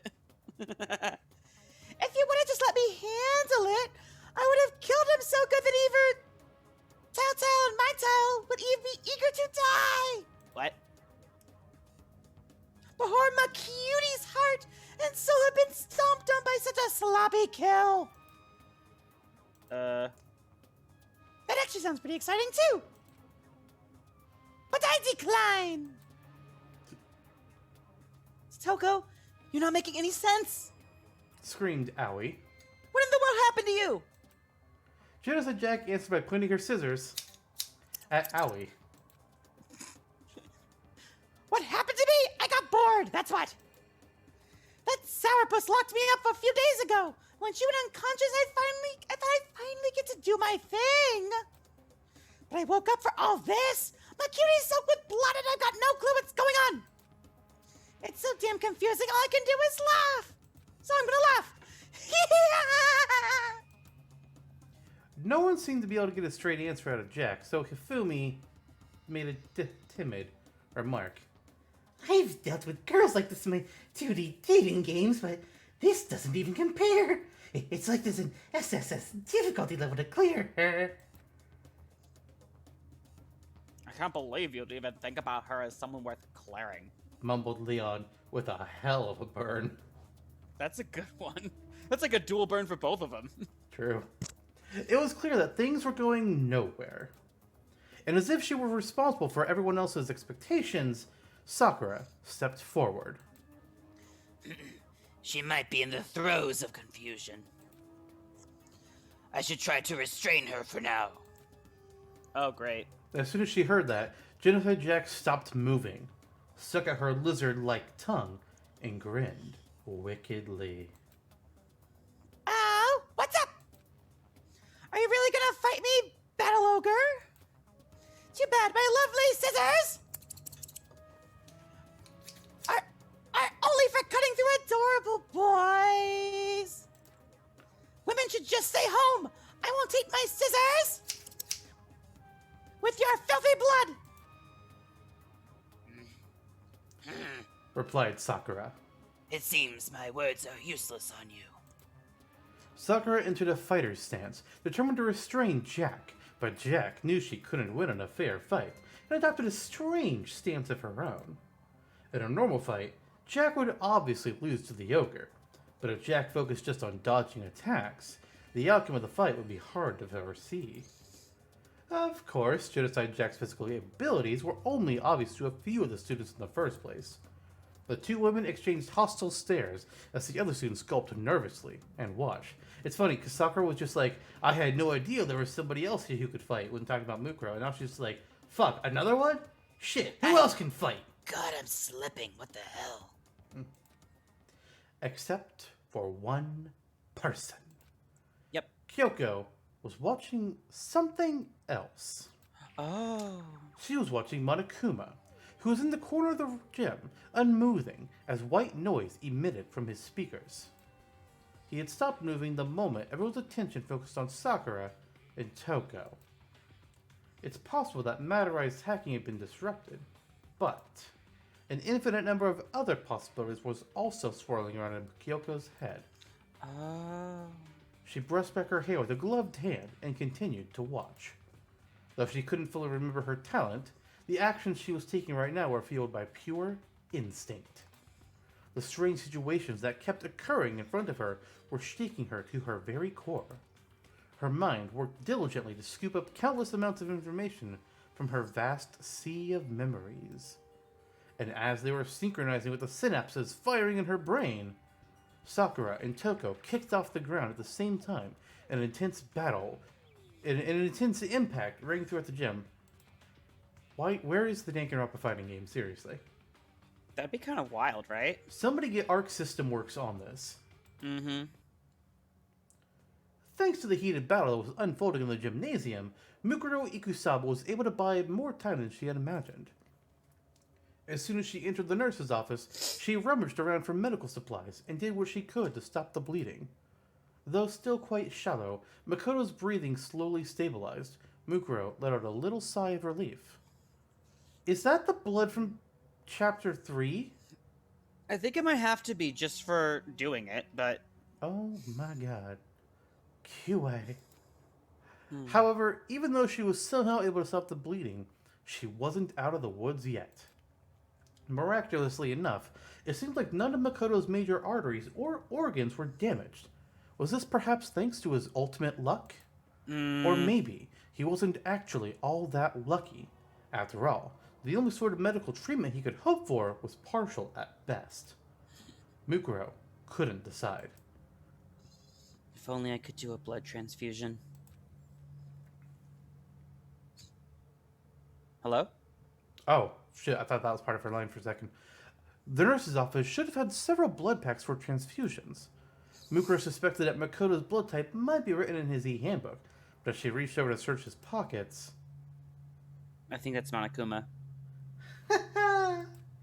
I see you're reaching for a sleeping boy's clothes. What in the world is about to happen next? Adults can keep playing, but you kids better press the B button, okay?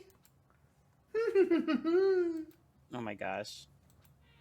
Monokuma, you Mukuro weirdo. turned toward that familiar voice and saw Monokuma standing before her. You're all alone with Makoto right now. Just think of me as a cute, wild animal and let your lust lead the way. As the headmaster, I must prevent any illicit sexual relationships. But physical education classes are just fine, Missy. So, you could do things, you just can't be in a relationship. What? That's a What? path. That's makes no weird. sense. Okay.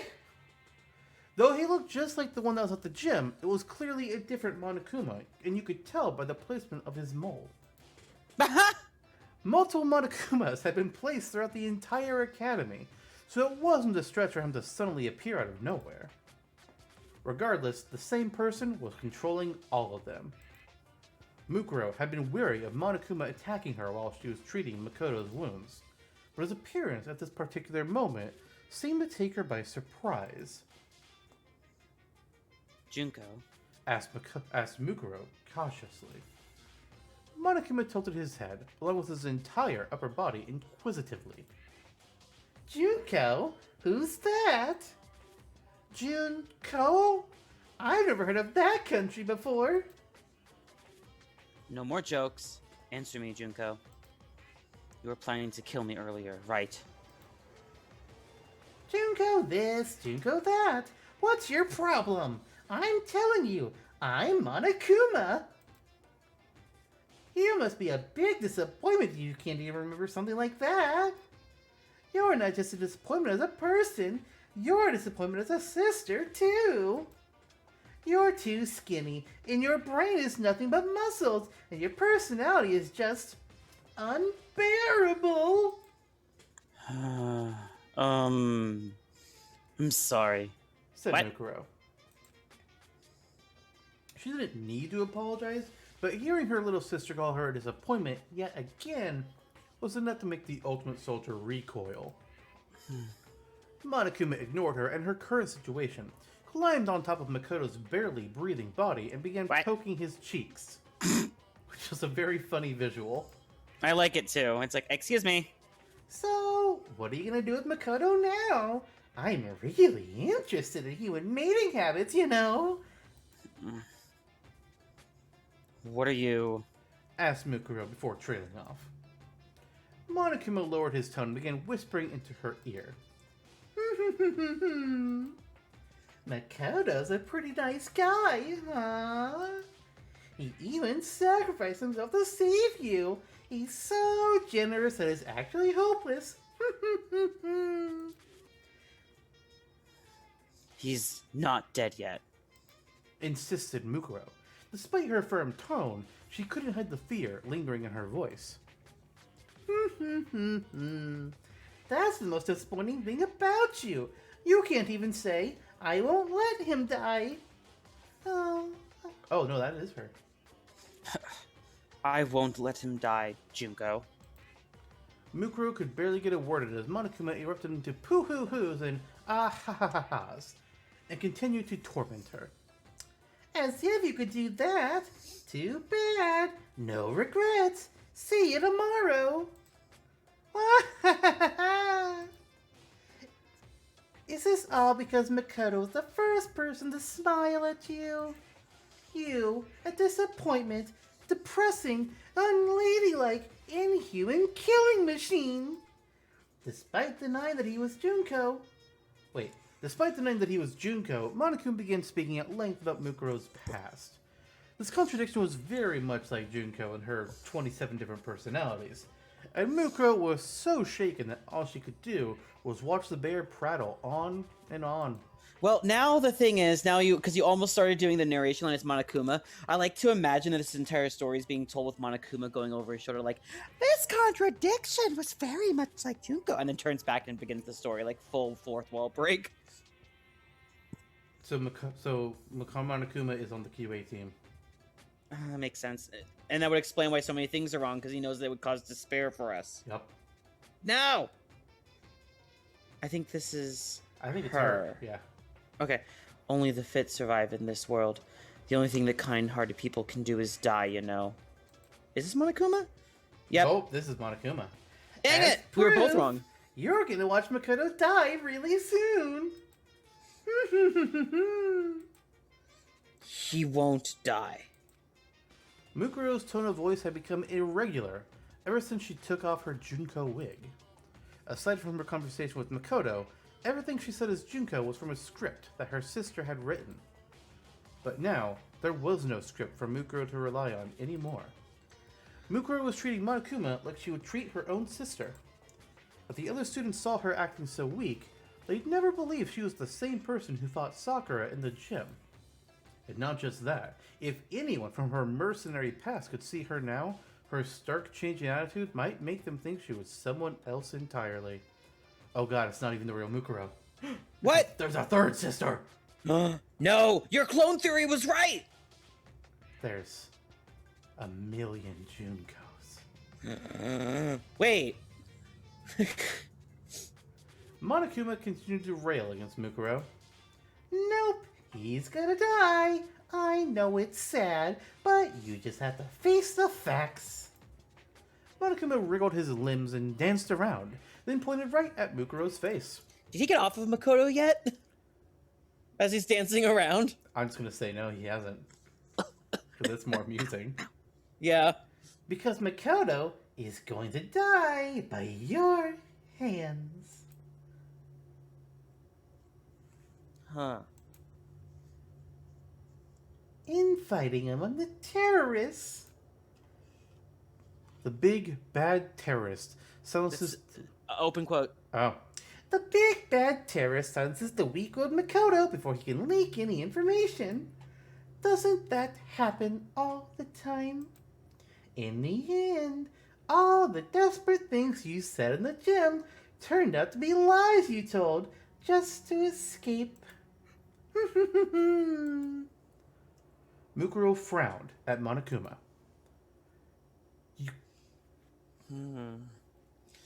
You can't do that, Junko.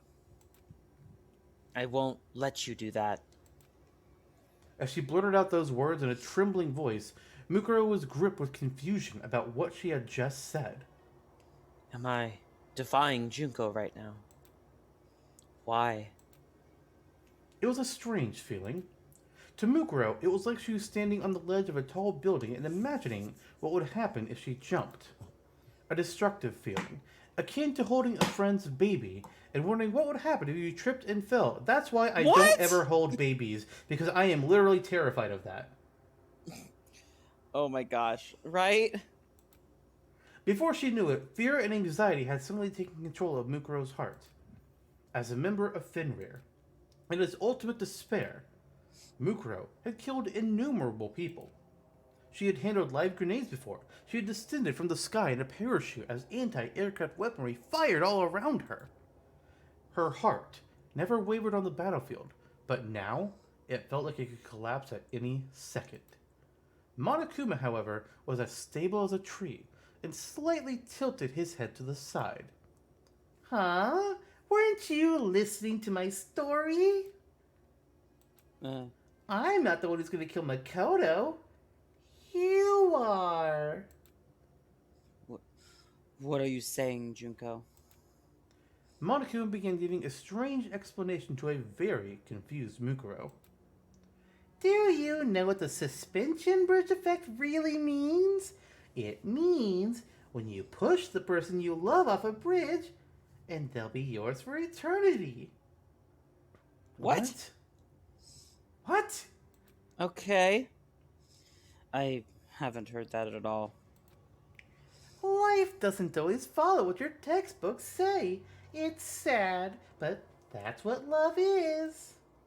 His words made no sense, and Mukuro couldn't think of anything to say as she stood there dumbfounded. Meanwhile, Monokuma continued his little speech, intentionally saying things meant to antagonize Mukuro. Basically, this is your big chance, you know. If you kill Makoto right here and now, nobody will ever take him away from you again. Makoto Naegi, dead by daylight. Wait, dawn. Yeah. Come on, Monokuma, get with the references. The last name he ever spoke was Mukuro Ikusaba. The last person he ever smiled at was Mukuro Ikusaba. Doesn't that sound wonderful? There was a certain appeal to Monokuma's twisted suggestion, and Mukuro found herself unsure of her own judgment. This is wrong. It has to be wrong. But it's really Junko saying all this. So doesn't that mean it's right? No, this isn't Junko. It's Monokuma. Monokuma. And are you sure you want to help Makoto? Once he gets better, he's gonna know everything. He'll know what you did to your classmates. I can't believe you would actually erase your friends' memories of their time together and force them to kill each other. Makoto might get mad at you and say, our real enemy isn't the bear, it's her. Do you really want him to blame you for this? Mukuro's face turned pale. Or are you going to kill the others? If everyone except you and Makoto dies, you'll be able to spend the rest of your school life together. We can't hold a class trial with only 2 people. It might be a good idea for you both to live the rest of your lives in this academy forever. No, that's wrong. And what are you gonna do if his memories return? It's not like you were dating Makoto or anything. You were just watching him from afar the whole time with big puppy dog eyes. Man, you're so shy. You can chew people's hearts and brains no problem, but you can't even woo some stupid boy into liking you. Do you want to know who Makoto had a crush on before his memories were taken away?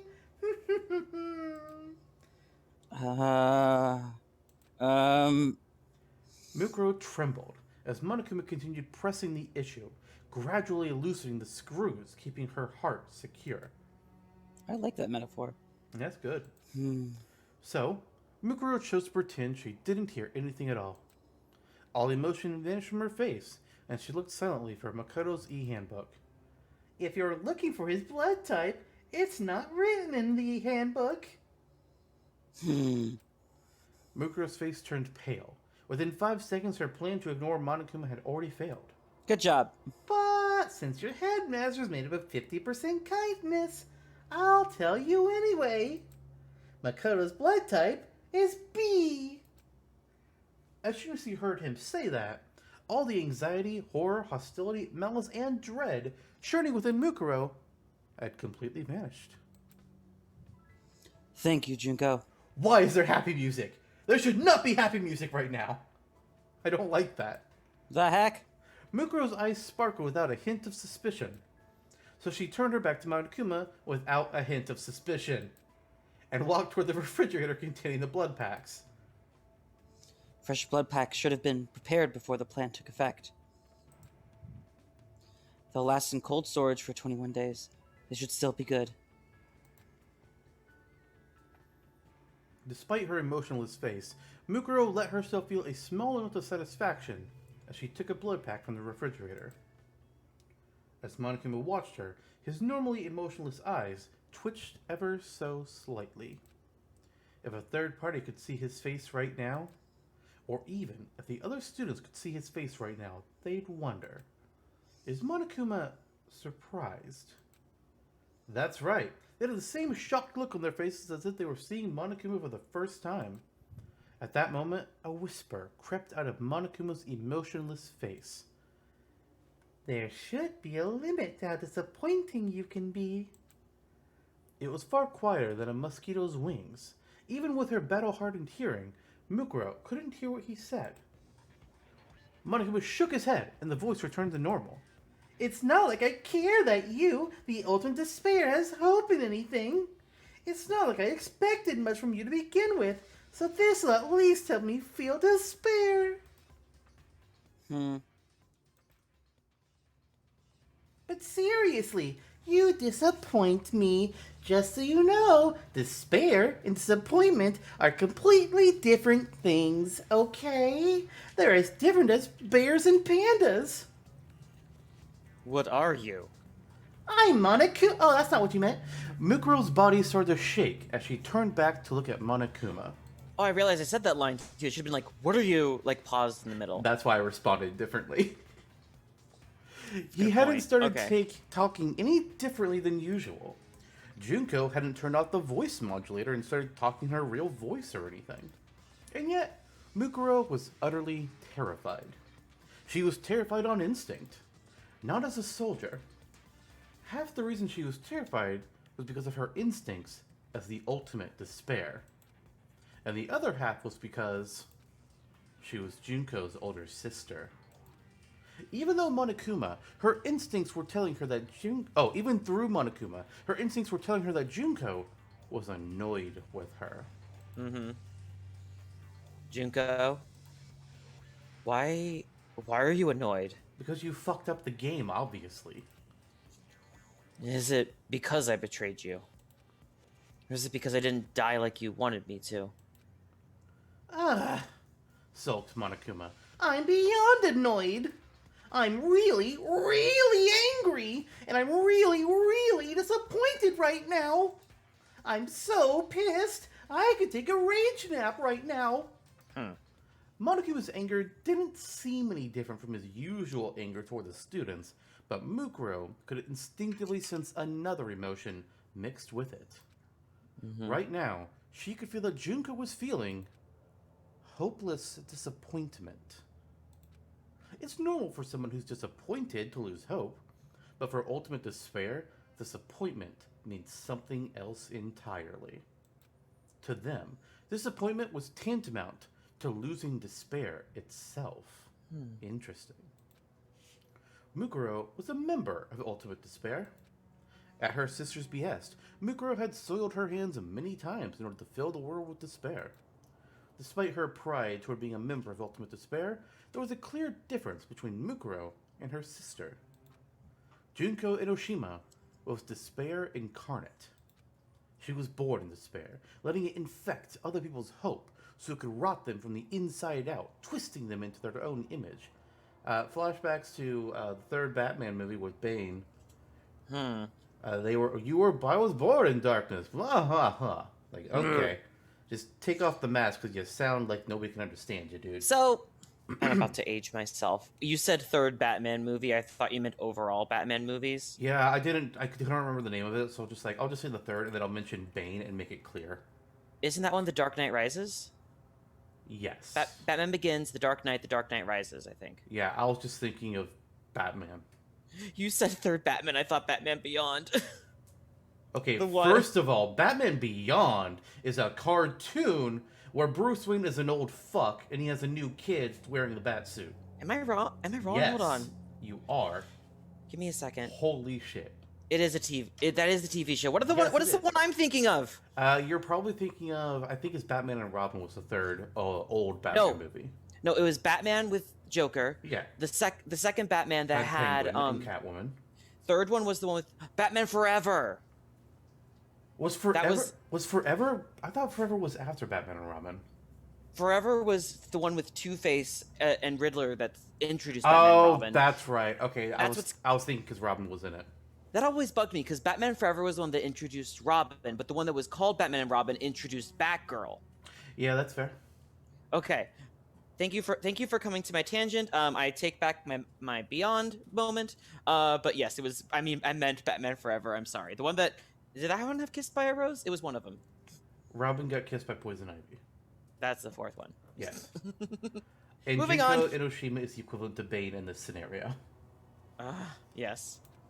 For Junko, feeling hope was its own despair. Creating despair in others created despair in herself, which caused her to feel both intense pain and intense bliss. What? Junko had walked the fracture created from the conflict between pleasure and penance all her life. Eventually, the fracture would widen until it swallowed the world and tore it in half. This is kind of interesting for like explaining more inside Junko's head. That's kind of cool. Yeah, Considering that we saw her crack at the end of this first game. Yeah, I did not like that. Maybe we'll talk about it at the end of this. But Mukuro, on the other hand, had neither hope nor despair for the world. At least, not when she was a member of Fenrir. Ever since she was a child, Mukuro believed she was meant to spread despair because of her sister. She didn't harbor any ill will toward the world. She simply accepted she was meant to spread despair, and chose to walk the same path as her sister. The doubt she felt was only a recent development. When Junko told her about the plan, when she watched the world burn at the hands of terrorists wearing Monokuma masks, she never wavered once.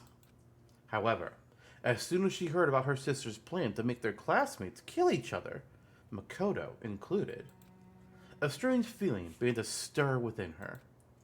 What started as a seed of doubt soon grew into a thorny vine ensnaring Mukuro's feet. As soon as she disguised herself as Junko and finished meeting the other students, as soon as she had confirmed that everyone's memories had been completely taken away, that vine began tightening around Mukuro's heart. They're gone. Junko's the only one who knows about me now.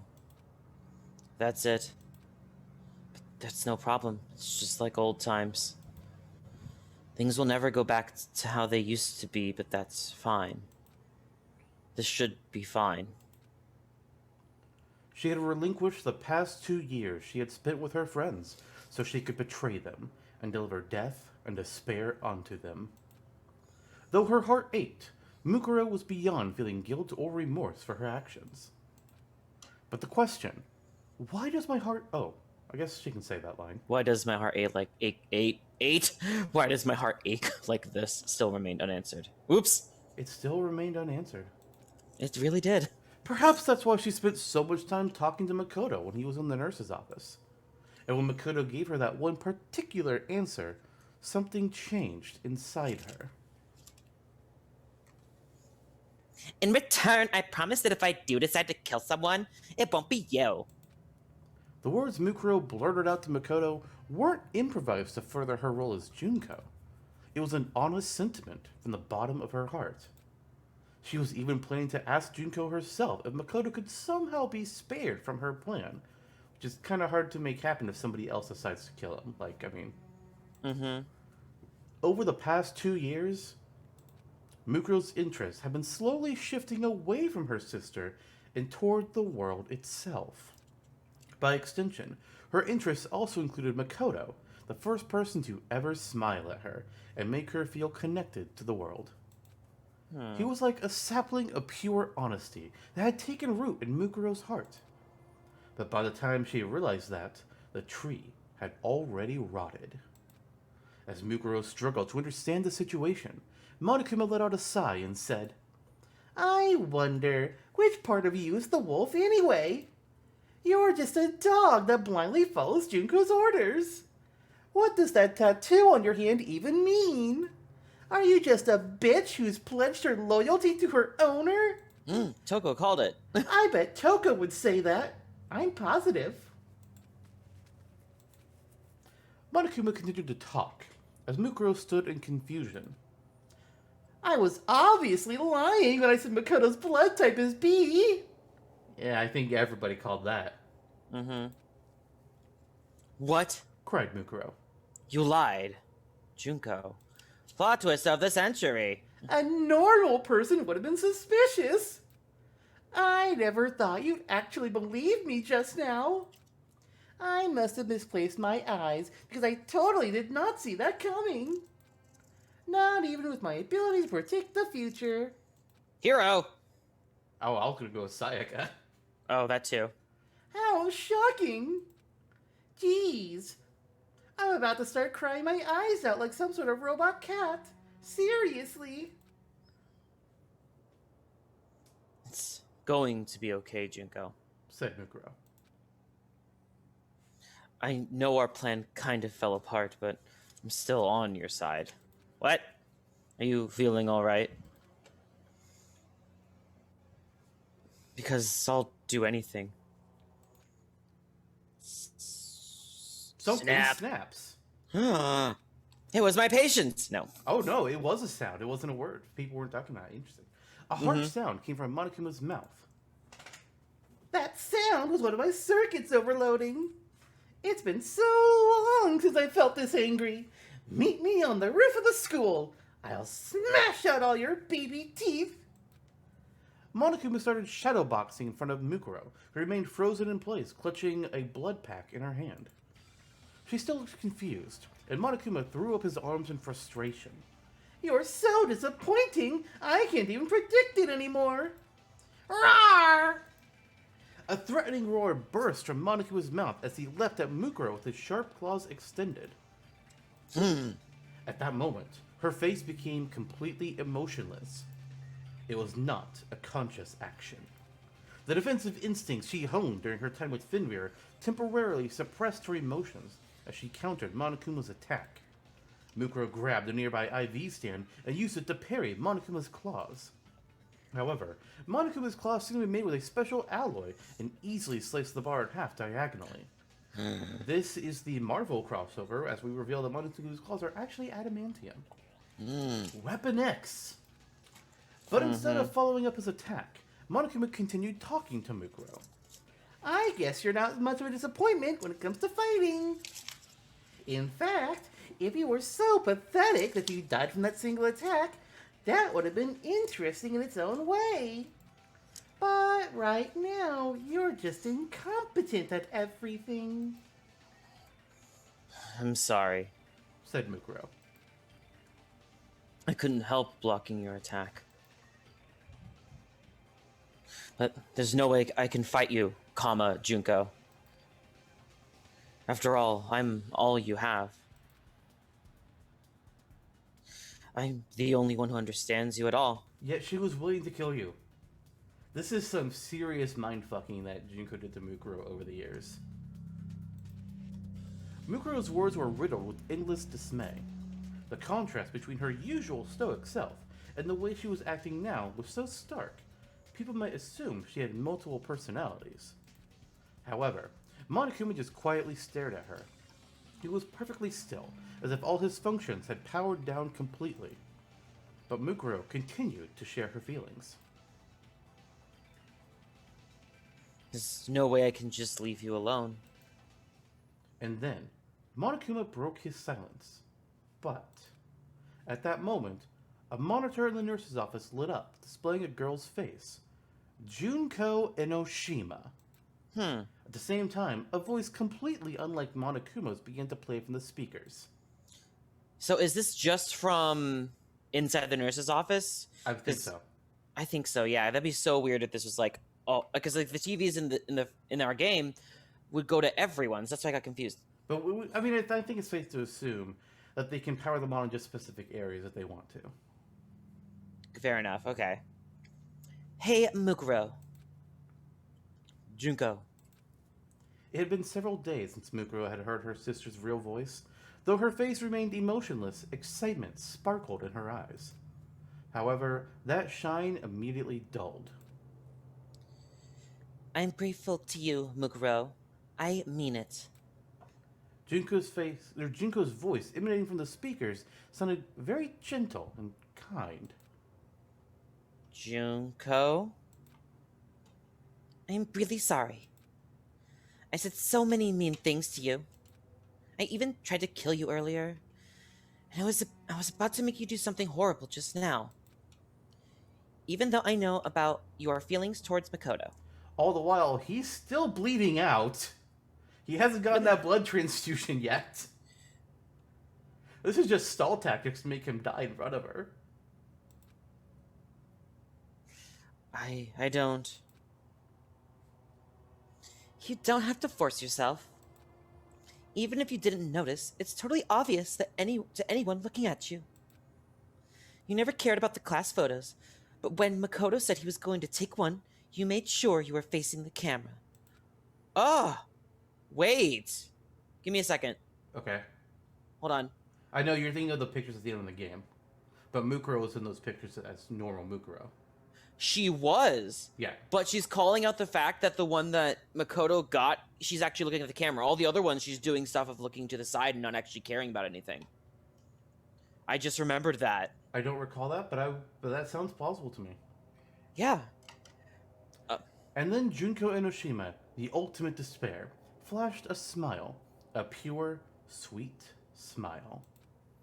On the monitor, she looked like a normal high school girl teasing her older sister. And yet Mukuro could feel despair and anxiety encasing themselves around her. I always thought that you should have tried hard to take pictures with Makoto. What? But I guess that's what makes you so disappointing.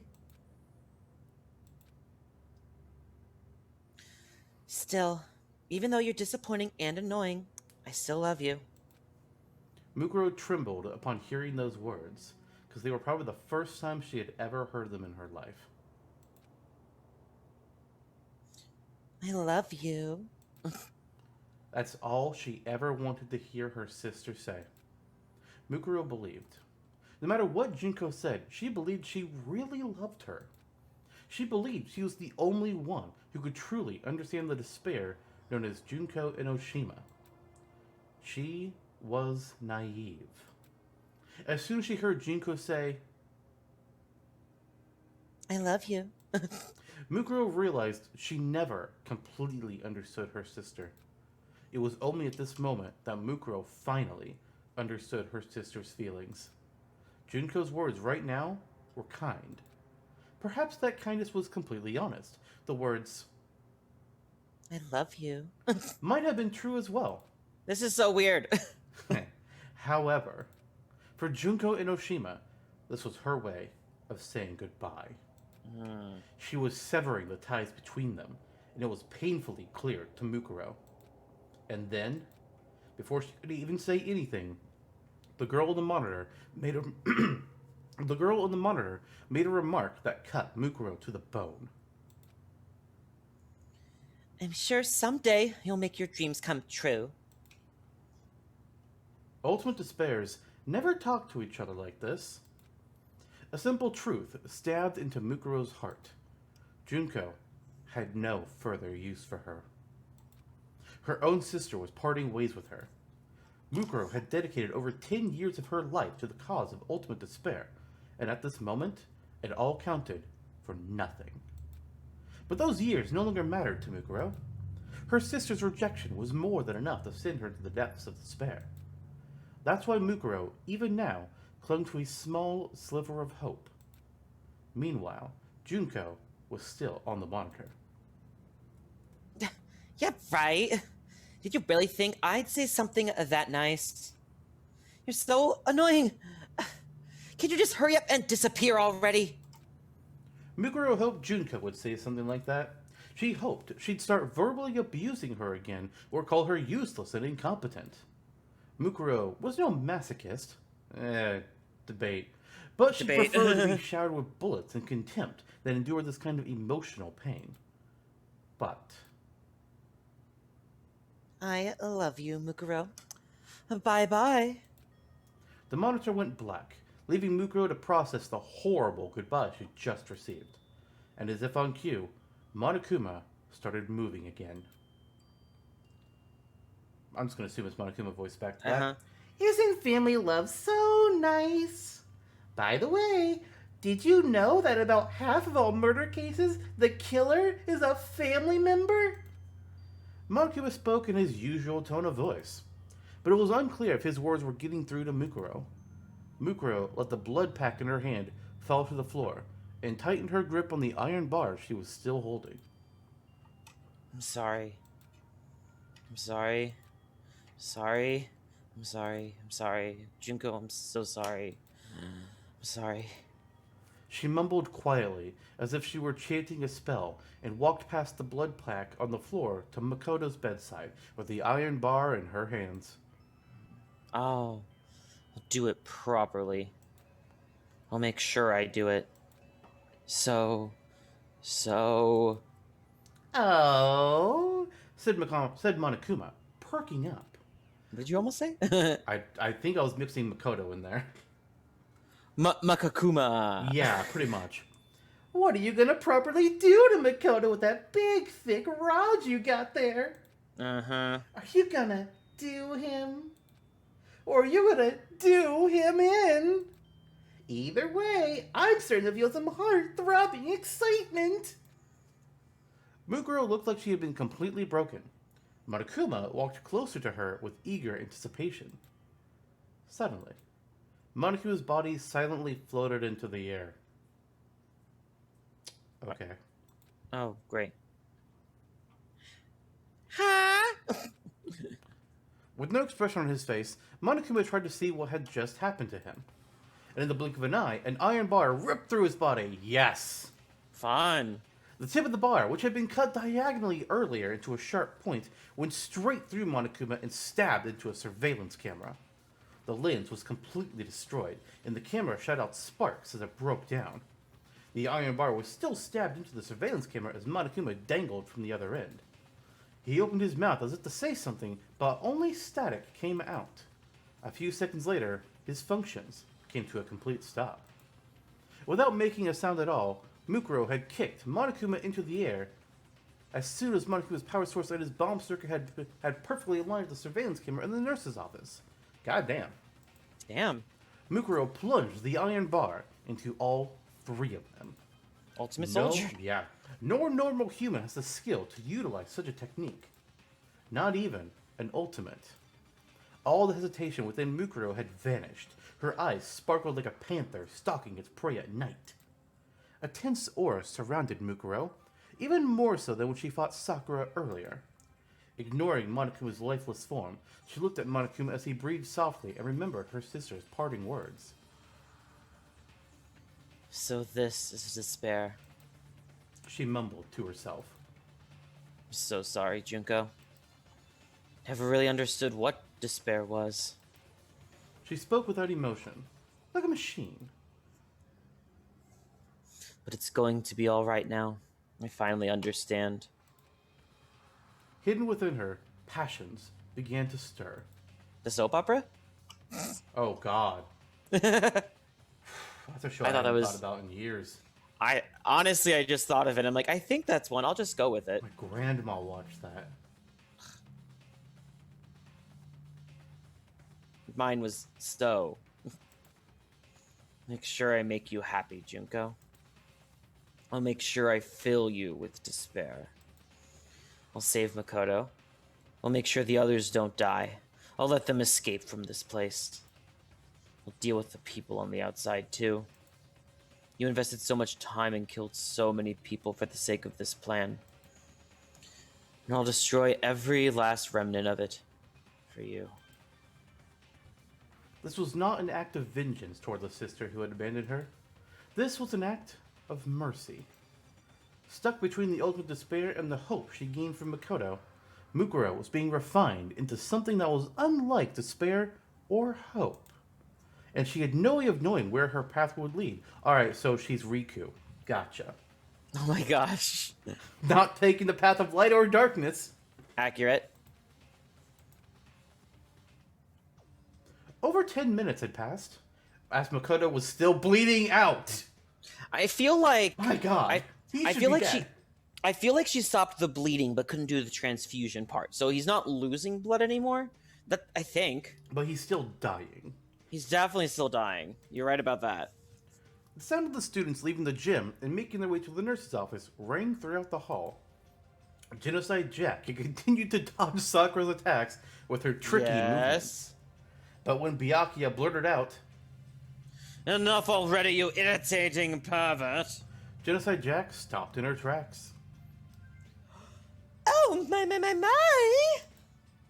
Getting chewed out by my tentacled Byakuya is making my masochistic side get all tingly. They say the line between sadism and masochism is paper thin, but in my case it's more like a Venn diagram.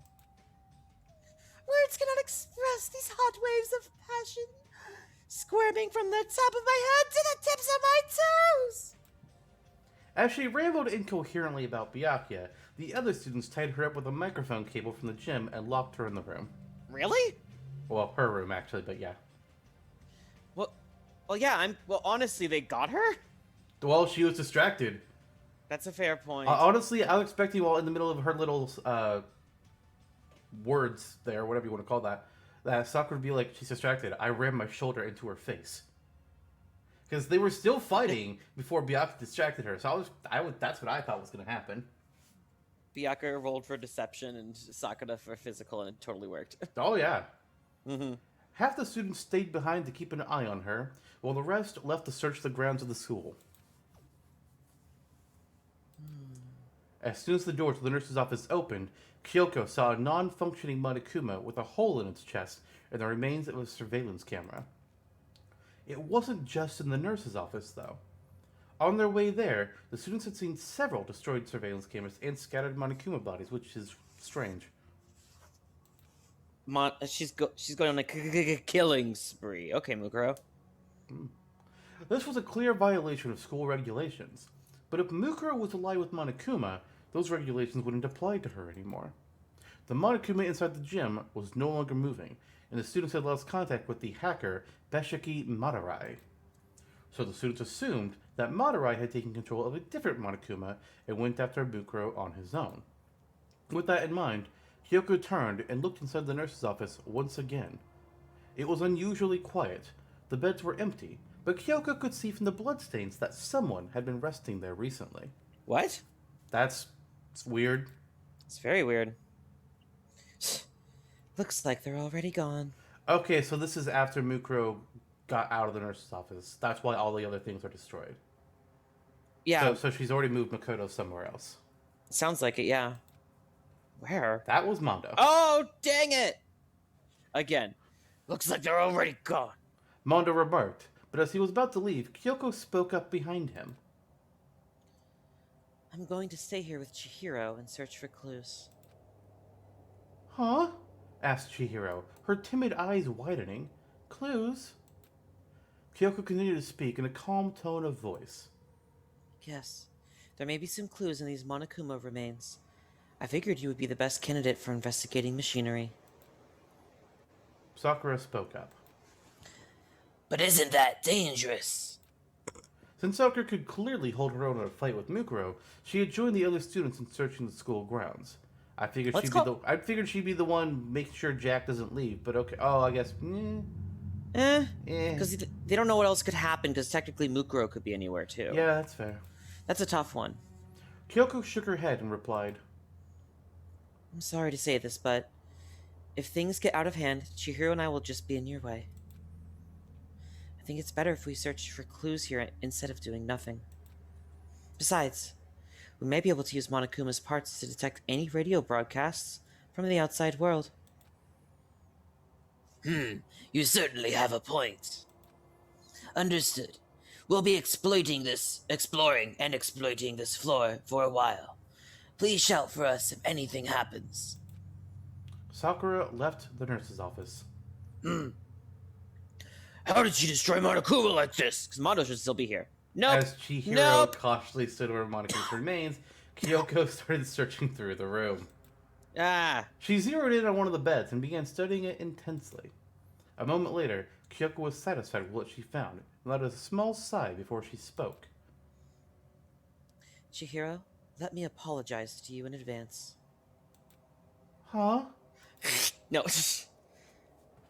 I dragged you into this gamble of mine, so if anything happens, run out into the hallway and call for help. What does that mean?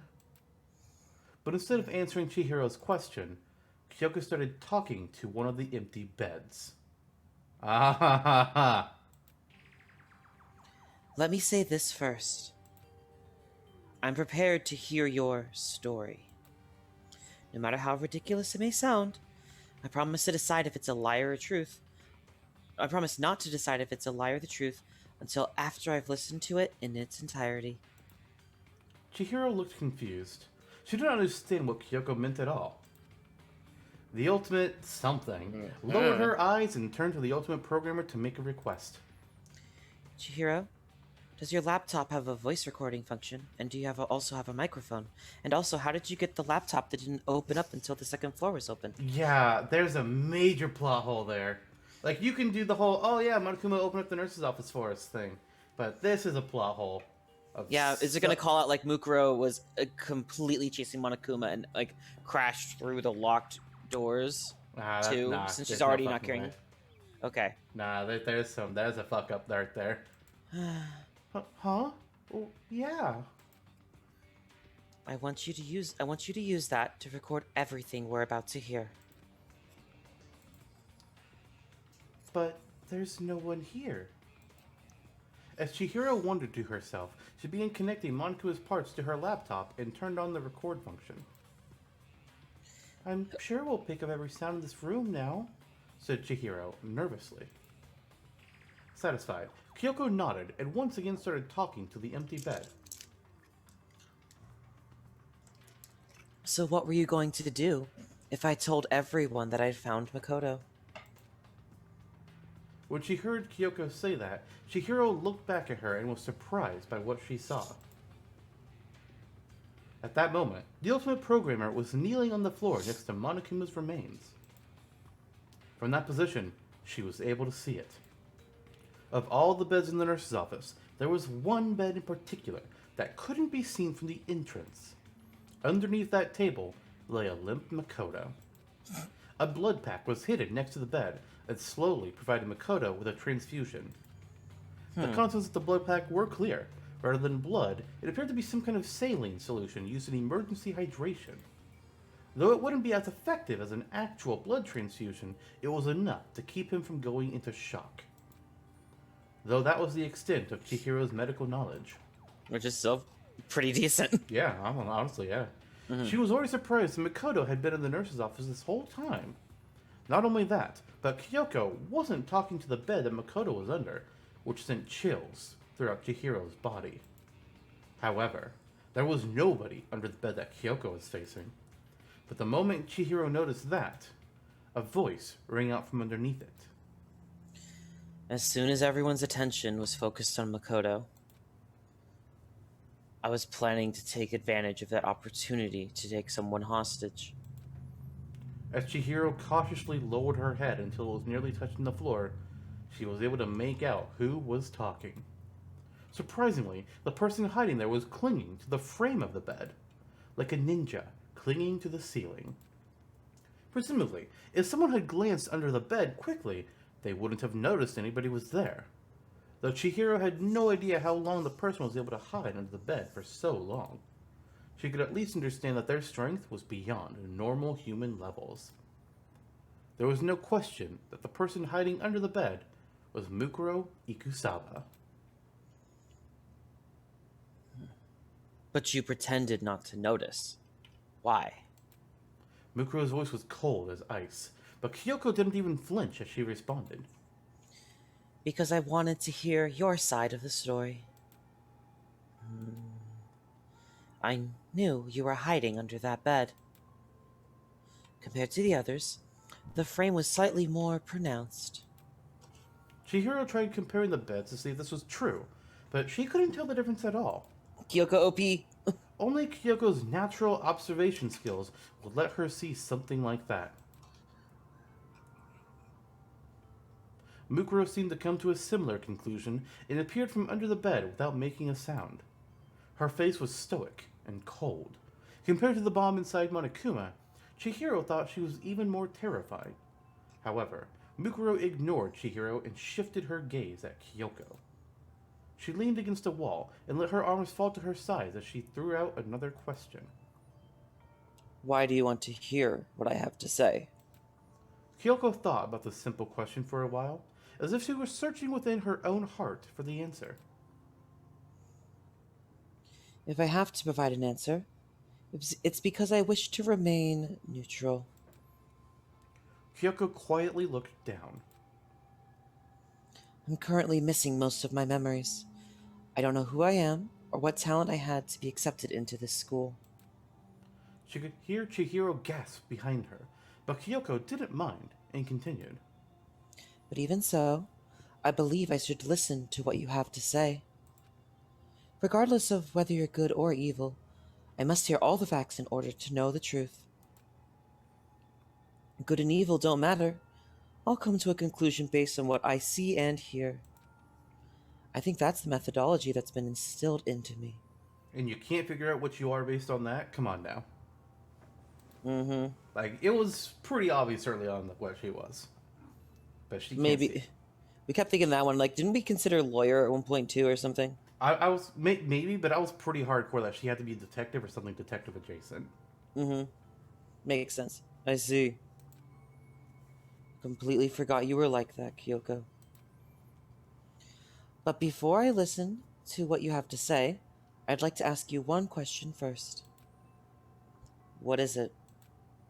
Mukuro's reply was completely emotionless. Nailed Kyoko it! presented her question as if she were asking it of herself as well. What was my talent that allowed me to attend this academy? The answer to that question was simple. Kyoko, you're the ultimate detective. That answer marked a turning point for both girls. Thank you. I have a better understanding of the situation now. Kyoko slowly raised her head and presented a theory. If my memory loss wasn't just a coincidence, then your group has the ability to erase people's memories. With that in mind, if we take into consideration the situation that unfolded in the gym earlier, I could only come to one possibility. Possibility? Yes. What you said to Byakuya when he thought you were taking Toko hostage. You claimed that they met 2 years ago. It's possible that might actually be true. The No fact... quotes? I don't know. Yeah, I don't know. The fact that... Yeah, Okay. we'll go with you. Yeah, we'll go with you because you have so much narration. The fact that Makoto called out Mukuro's name. The things that Mukuro confirmed and denied. I feel like this isn't it at all. Genocide's Jack's outlandish claims. These key factors that I noted using my special observation skills were converging in my mind to form one answer. Okay. Now we know. It's possible that... I went with it. It's possible that Byakuya and Toko's memories were also erased, like mine. But I don't think their circumstances are quite the same as mine. But if our memories can be controlled so freely, it calls into question whether the day Monokuma appeared was really the same day we entered the academy. Like you said, it's possible that we've known Toko Fukawa for the last 2 years. I think that's Chihiro. She's the only one that would, not sure. What do you mean? Chihiro cried, still working on connecting her laptop to Monokuma's parts. Kyoko continued, speaking to both Chihiro and Mukuro. We thought we were knocked unconscious with sleeping gas the moment we arrived in this school. But it's possible we were simply made to think that's what happened. For example, we may have already spent the last 2 years at Hope's Peak Academy, and our memories of that time were completely erased. It's even possible that we aren't even ultimates at all, just random people who've been implanted with 16 years worth of false memories. The hell? Shit. That'd be a friggin' mess. Alright, I need to write that down as an idea. I'll get back to you guys later. Ah. Though Kyoko's claim sounded ridiculous, her face was completely serious. She looked up at Mukuro once again. Which means I'm considering the possibility that your crazy story is actually the truth. Kyoko's declaration filled the room with silence. But she didn't let that silence overwhelm her. Kyoko cut through it with her own words.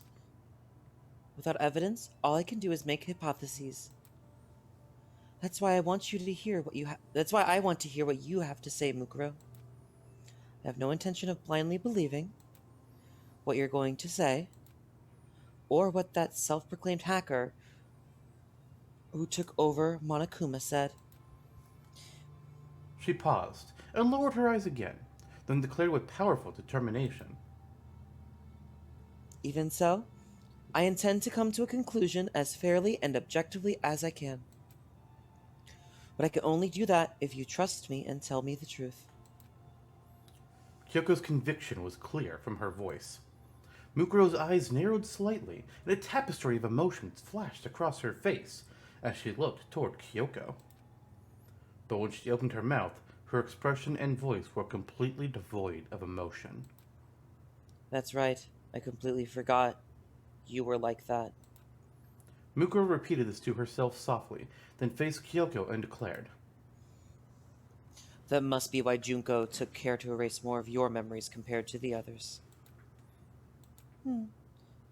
Very well. I'll tell you everything. And after Mukuro placed Makoto back onto the bed, she began to mechanically tell a story. The story of a girl who wanted to fill the world with despair. A girl who only felt truly happy when she was filled with despair herself. A plan for despair that began 2 years ago, or perhaps even earlier than that. How the world was currently ruled by despair itself. How Mukuro provided a brief summary of everything she knew about the plan. That's why it sounded even more outrageous than Kyoko had expected. And through her story, Kyoko was able to learn the truth about herself. Who she is, and why she came to the Academy. The fate of the Academy's real headmaster, Kyoko's father. As she listened to Mukuro's story, Kyoko remained silent the whole time. Her face went blank when she learned her father had died. Perhaps her memory loss and the absurdity of the situation helped lessen the impact somewhat. But there was no guarantee Kyoko would even believe her story. After Mukuro finished speaking, Kyoko stayed silent. With her unrivaled mental prowess, she was able to listen to Mukuro's story without interrupting her or dismissing it as nonsense. Mukuro continued. You don't have to believe me. After all, any pictures that could prove my story are with Junko. All I can do is talk. After she said that, Mukuro silently walked toward the entrance to the nurse's office. When she arrived at the door, she spoke again without looking back. But even if you don't believe me, you still listened to everything I had to say. So Kyoko, Chihiro, thank you. After apologizing in such a strange tone of voice, she turned to the bed where Makoto lay breathing weakly. Oh, sorry, a strange tone of voice. Thank you? No. Make sure Makoto stays rested. When he wakes up, make sure you give him some sports drinks from the dining hall or supply room to drink. Please. Of course, but what are you going to do now? Asked Kyoko. Mukuro straightened herself up. Despair. I need to make Junko feel despair. Mukuro continued mumbling to herself as she opened the door. And Sakura is right there to give her a right hook. Bam! Sucker punch! There's nothing else I can do. No, there is something you can do. Mukuro stopped walking as Kyoko spoke firmly. Regardless of whether Monokuma is really Junko Enoshima or Bishiki Marurai, if you're dealing with him, he won't be able to lay a finger on Makoto. I don't fully trust you, but if you are really concerned for Makoto's life, I'm willing to work with you. Unlike Bishiki, who's probably abandoned him already. Right? I'm sorry. Don't really work well with others. Mukuro looked away, then bowed her head as she left the nurse's office. But, I'll do my best. The door was closed, and Mukuro was gone. I'm sorry for involving you in something so dangerous, Chihiro. As she continued to organize the vast amount of information that Mukuro gave her, Kyoko turned to Chihiro, who was still working on Monokuma. As she trembled with fear, Chihiro slowly looked back at Kyoko. Kyoko? Oops. Sorry. About what Mukuro said just now. Chihiro's face turned pale as she struggled with her words, and Kyoko tried to calm her down. We can't determine if anything she told us was true or not. There's no need to be afraid. But Chihiro shook her head and returned to looking at her laptop. I think she was telling the truth. What are you basing that on? Well, it looks like Monokuma is really being controlled from the outside. Part of Monokuma's system had been connected to Chihiro's laptop, and she was analyzing the data within its control system. And it was then that the ultimate programmer noticed something unusual about it. This control program. I keep trying, I'm sorry. I thought it would be another year before the system became fully operational. Chihiro started trembling so much that she was unable to continue speaking. We can't confirm that, said Kyoko, proposing another possibility to avoid jumping to conclusions. It's possible that a similar program was being developed in secret. But Chihiro adamantly shook her head and said, "No, that's not it. It just looks really familiar to me." Kyoko looked over Chihiro's trembling shoulders to peer the screen, and that's when she noticed. This program. Chihiro, did you create this? All the ultimate programmer could do was nod weakly. So Alter Ego is the basis for Monokuma? Or at least some of the handiwork of it, yeah. Interesting. So that also makes me think of something else, because... Actually, never mind, I can't say crap. I was almost on spoiler territory, because it's the worst. Okay, well, we'll not talk about that. We'll talk about it when we're done here, just between us. Sorry. Oh, viewers, you'll maybe find out another day. Go watch Goodbye Despair! Yes. Now available First in your floor. local bookstores. No. It's not. It's not!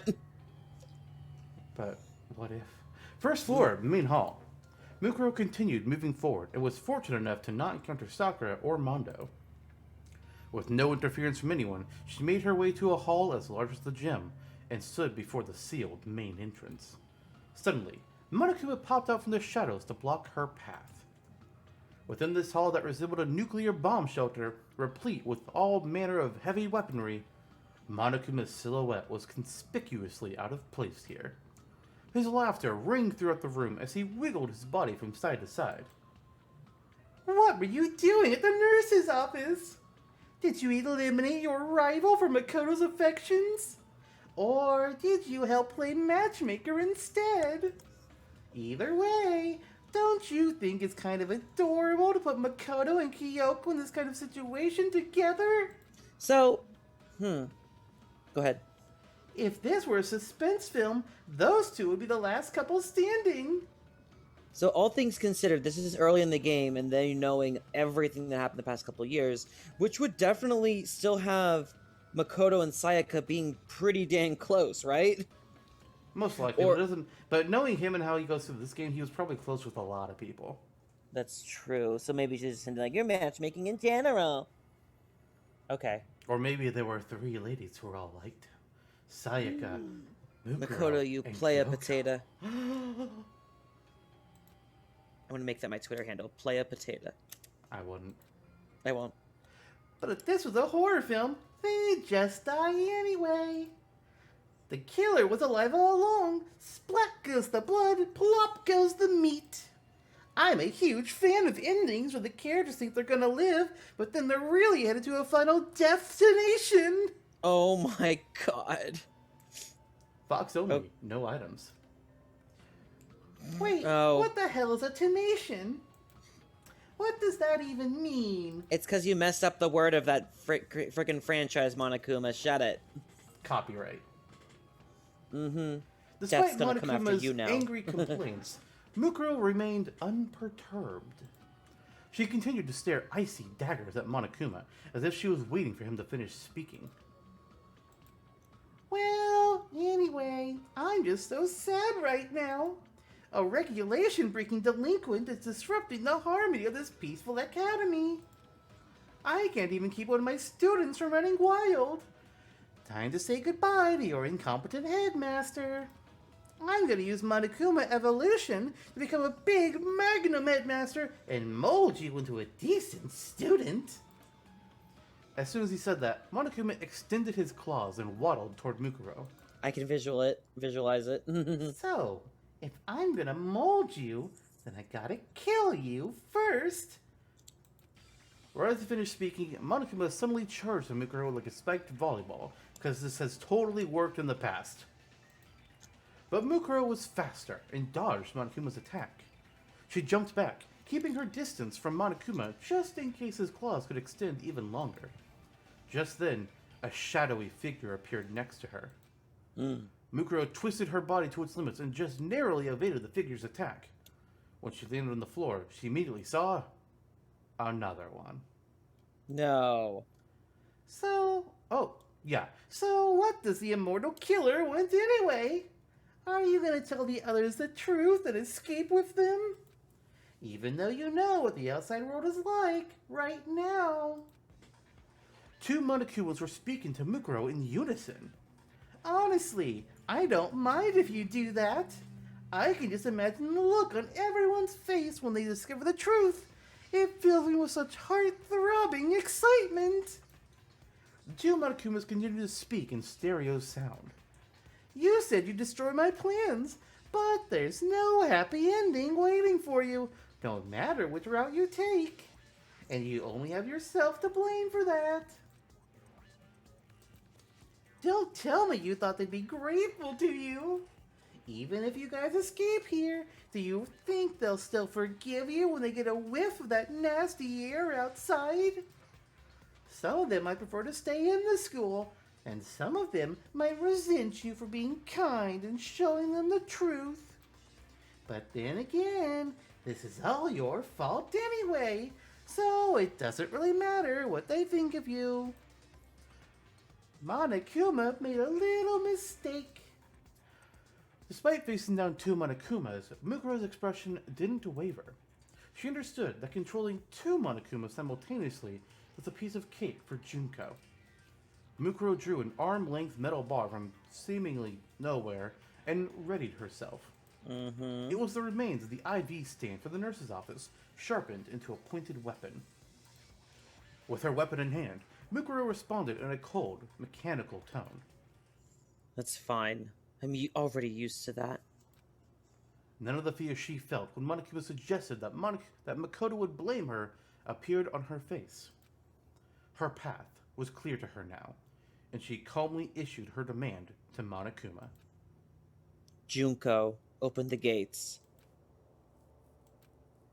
The shock of such a straightforward demand left both Monokumas momentarily speechless, but soon they replied. Huh? Why? So we can all leave together. Another straightforward answer. Both Monokumas faced each other and began gesturing as if they were whispering to one another. I just wish it's the same person, so there's no point of them whispering, so I just imagine Junko controlling them, so it's literally just the two Monokumas going, whisper, whisper, whisper, whisper, just the word whisper. It's literally a puppet theater, where it's the same person controlling two puppets with each of their hands, and they're talking to each other. Whisper, whisper, whisper, rabble, rabble, rabble. Mukuro knew their moves were intended to mock her. Unmoved, she continued to speak to Junko directly. I think they'll understand if I show them the outside world. And then they'll stop doubting Makoto. You always find new ways to disappoint me, Mukuro. Did you forget why the school has an air filtration system?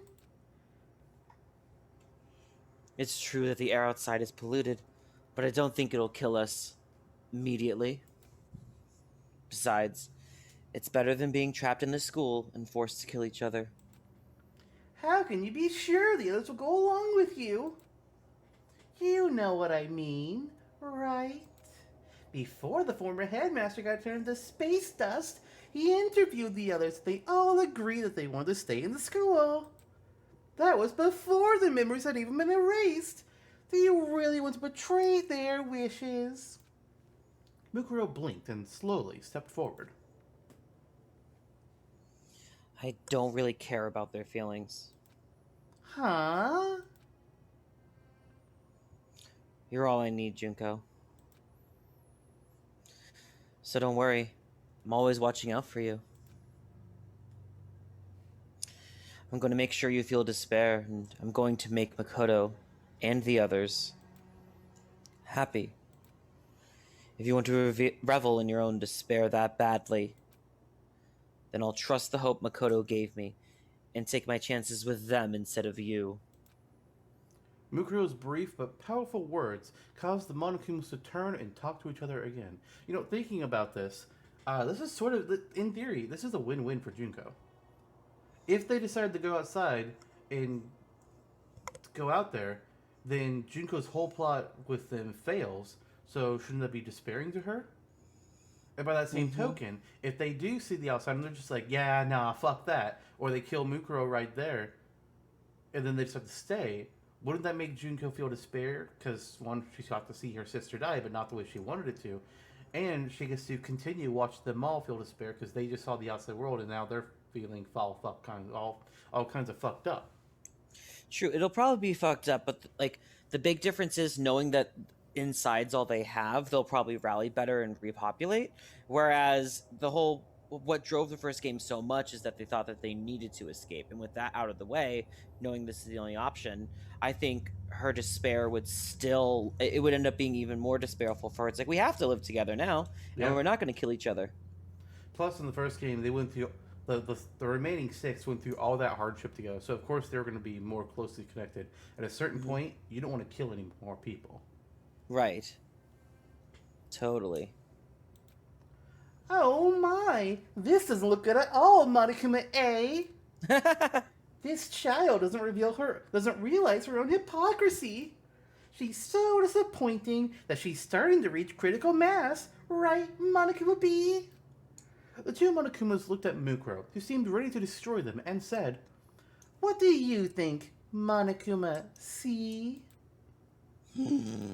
Mukuro was taken aback by that question, but her instinct suddenly kicked in, and she immediately dodged away.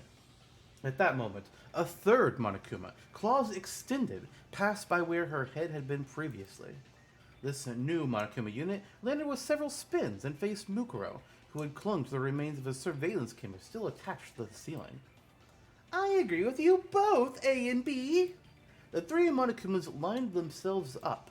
To the students locked inside the academy, this sight would have been akin to a nightmare. "Right on!" The three units began speaking in perfect harmony as their 6 eyes looked up at Mukuro.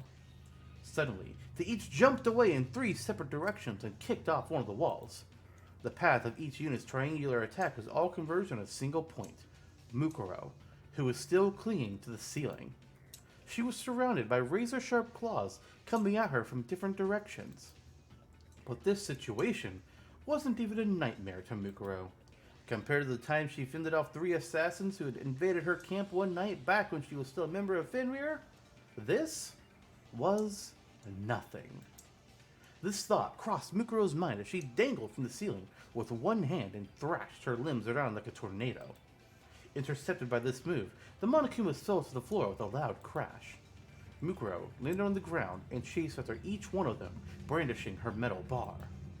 Suddenly, she stopped moving and took a huge leap back. One of the Monokumas exploded with a deafening roar. He had detonated the bomb inside of himself in an attempt to take Mukuro down with him. But thanks to her honed battle instincts, Mukuro managed to avoid the explosion.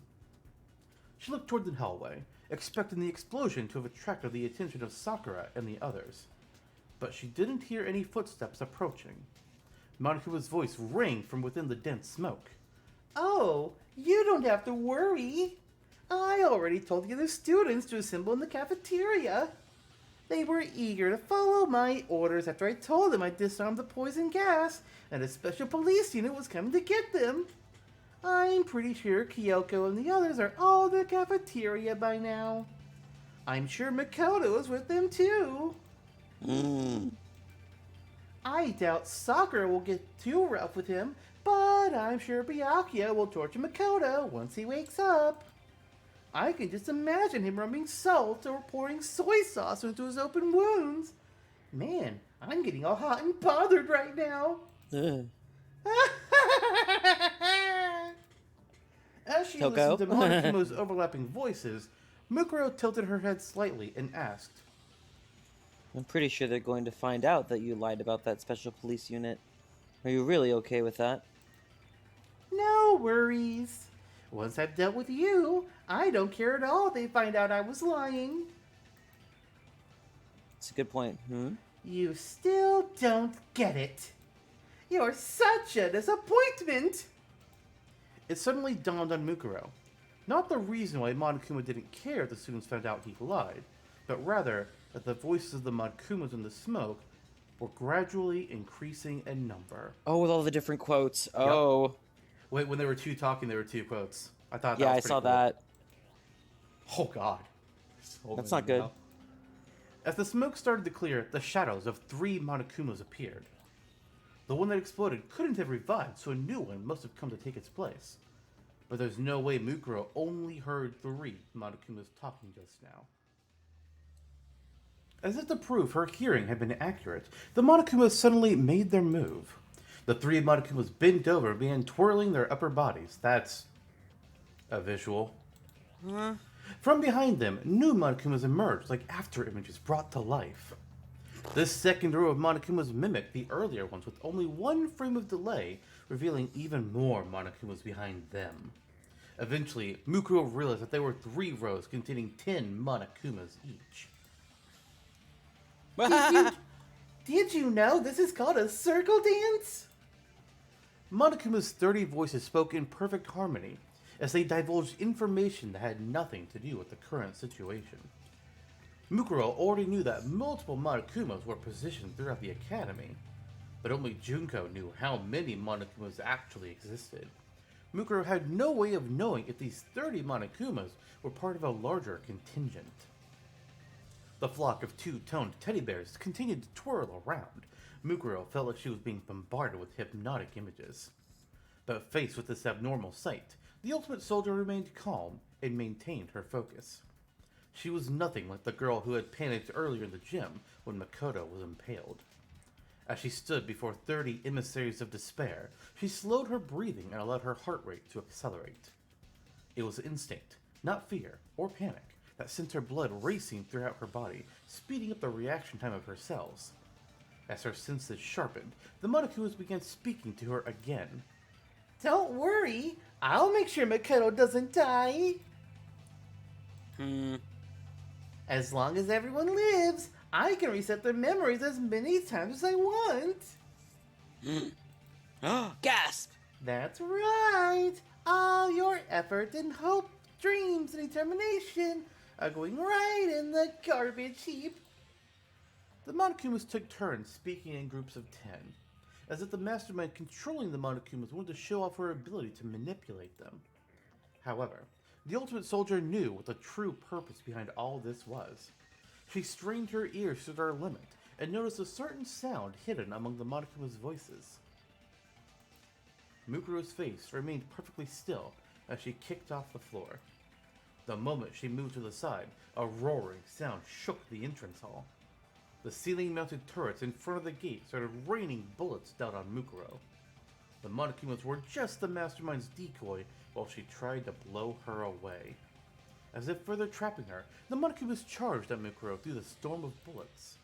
Mukuro guessed that the mastermind programmed their movements in advance so they wouldn't get hit by a single bullet. What? Yeah, I don't know about that. She ran for the gates, evading waves of bullets and claws every step of the way. Programming 30 Monokumas and 2 turrets while also predicting Mukuro's escape route. This would be considered impossible for anyone, but Mukuro knew it was possible for Junko. As ultimate despair, she possessed despair-inducing abilities that surpassed the capabilities of any normal human. Her display of power was only for filling Mukuro with despair. despair. The scene playing out in front of Mukuro was brimming with despair. The adorably deadly Monokumas laughed and danced like reapers as bullets whizzed through the air. It was despair to the point of absurdity, and it was all for Mukuro. But in the presence of such despair, Mukuro felt a strange serenity. For me, Junko's doing this all for me. Junko, are you watching me right now? In the end, perhaps Mukuro really was a disappointment. She clenched her fists. Junko, thank you. The sound of gunfire overshadowed her whisper, and Mukuro fell completely silent. As a member of Ultimate Despair, Mukuro's heart was filled with joy. Though she was filled with emotion, her eyes had lost their sparkle. Silence filled the air. Even the gunfire from the turret seemed to stop for a moment. But that was only an illusion to the one controlling Monokuma.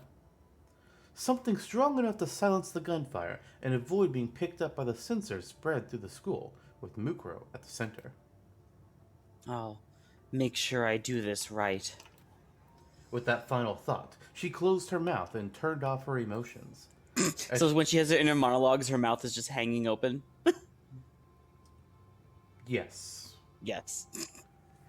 As she ran through the waves of scorching bullets, the air around her began to grow colder.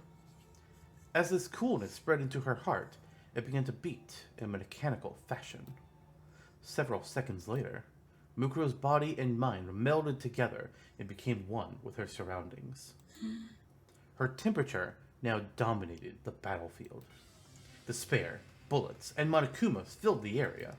Mukuro predicted their movements and jumped into the air without any hesitation. One of the Monokumas jumped at her, but she avoided his attack, kicked his body, and launched herself in midair. Bullets pierced through the space Mukuro was previously occupying, striking the falling Monokuma right through its internal bomb. The impact of the bullet caused it to explode, sending fiery Monokuma parts everywhere. As she rode the blast wave, Mukuro balanced herself in midair. She kicked away 3 Monokumas that leapt after her.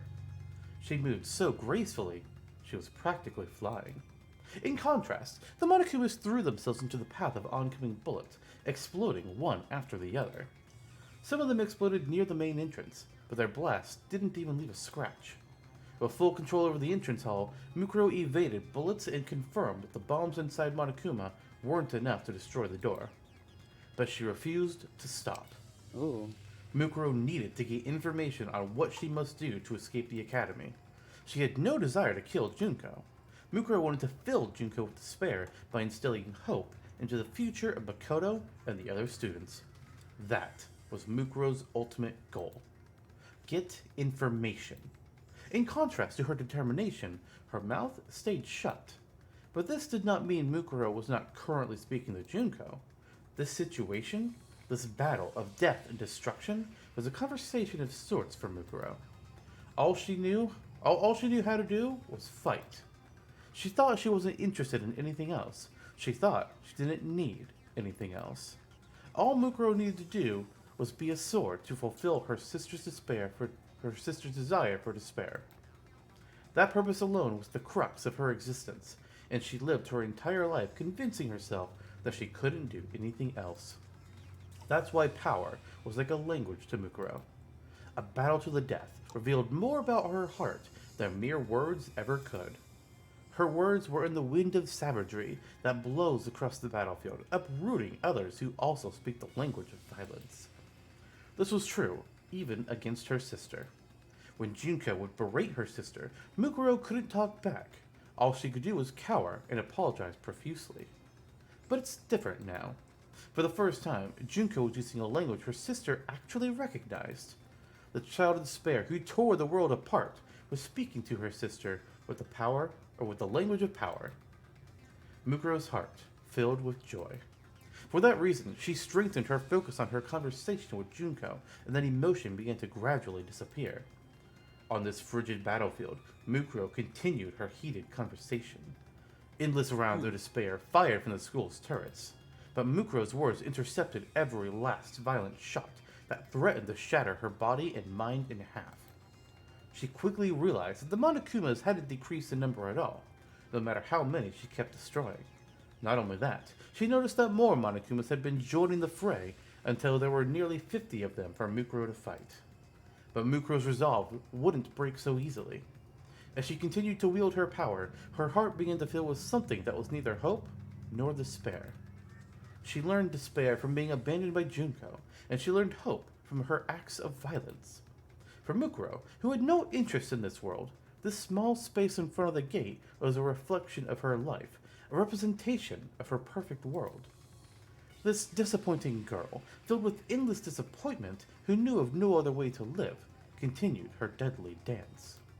She surrendered herself to the rhythm of despair, which accompanies the music of hope. Computer room's innermost area, the Monokuma room. Oh, hello! How much time had passed?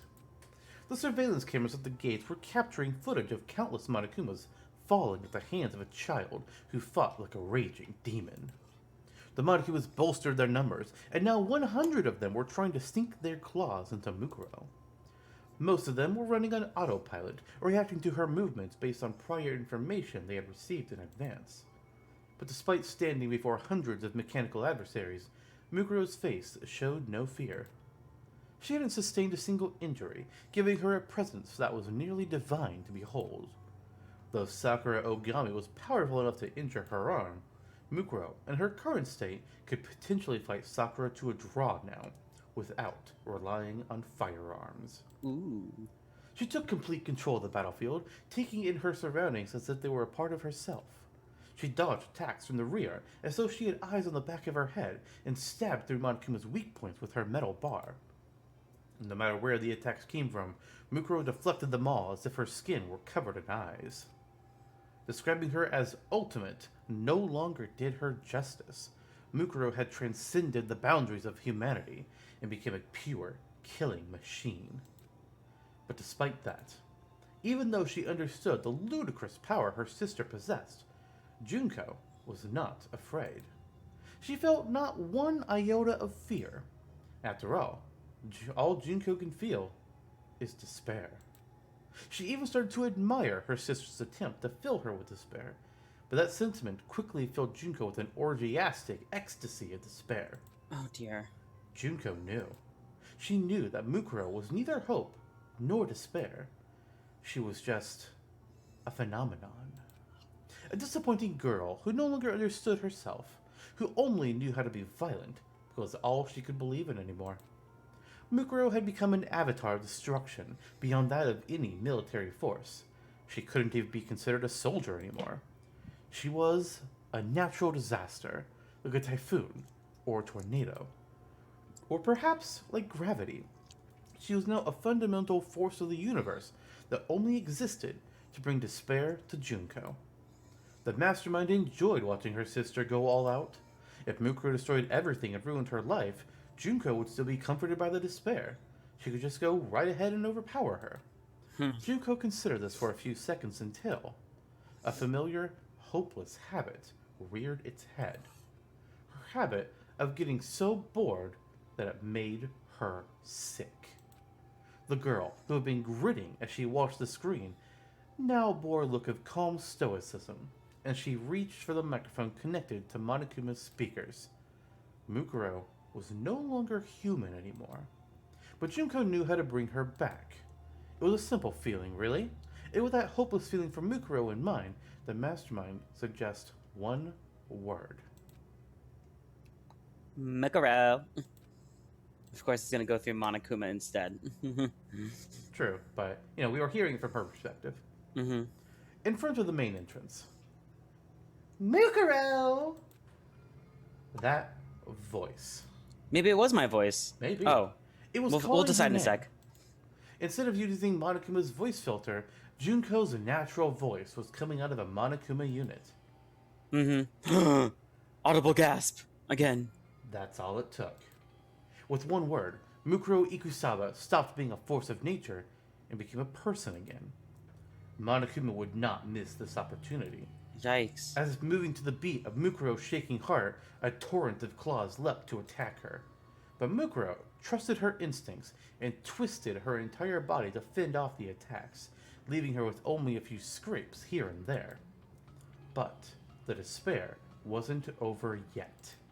The ultimate despair didn't waste any time making her next move. Who's saying this one? I think it's still Junko. Mukuro, watch out! Huh? Or not. As soon as Mukuro heard that voice, her mind went completely blank. There was no mistaking it. That was Makoto's scream. I thought it was Junko fucking with her again.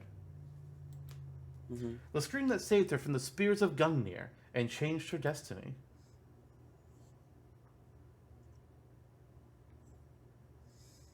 Mukuro. No, that's wrong. It took her a tenth of a second to realize that voice was just a sound clip that Junko had replayed. Whoa. Wow. Damn. Wow. What a dick. But it was more than enough time to drag Mukuro, who had regained her humanity, into despair. Right when she recovered from her moment of shock, Monokuma appeared behind her and a roundhouse kicked her in the temple. She twisted her head to roll with the blow, but at that moment, a different Monokuma attacked her from the opposite side with a headbutt. And as soon as Mukuro dodged that attack, 3 Monokumas launched simultaneous drop kicks and knocked her to the ground. The fact that they weren't using their claws meant they weren't trying to kill Mukuro right away. Before she could stand up again, dozens of Monokumas waiting for her on the floor climbed on top of Mukuro and pinned her limbs. One of the Monokumas waddled over to Mukuro as she lay face on the floor and laughed.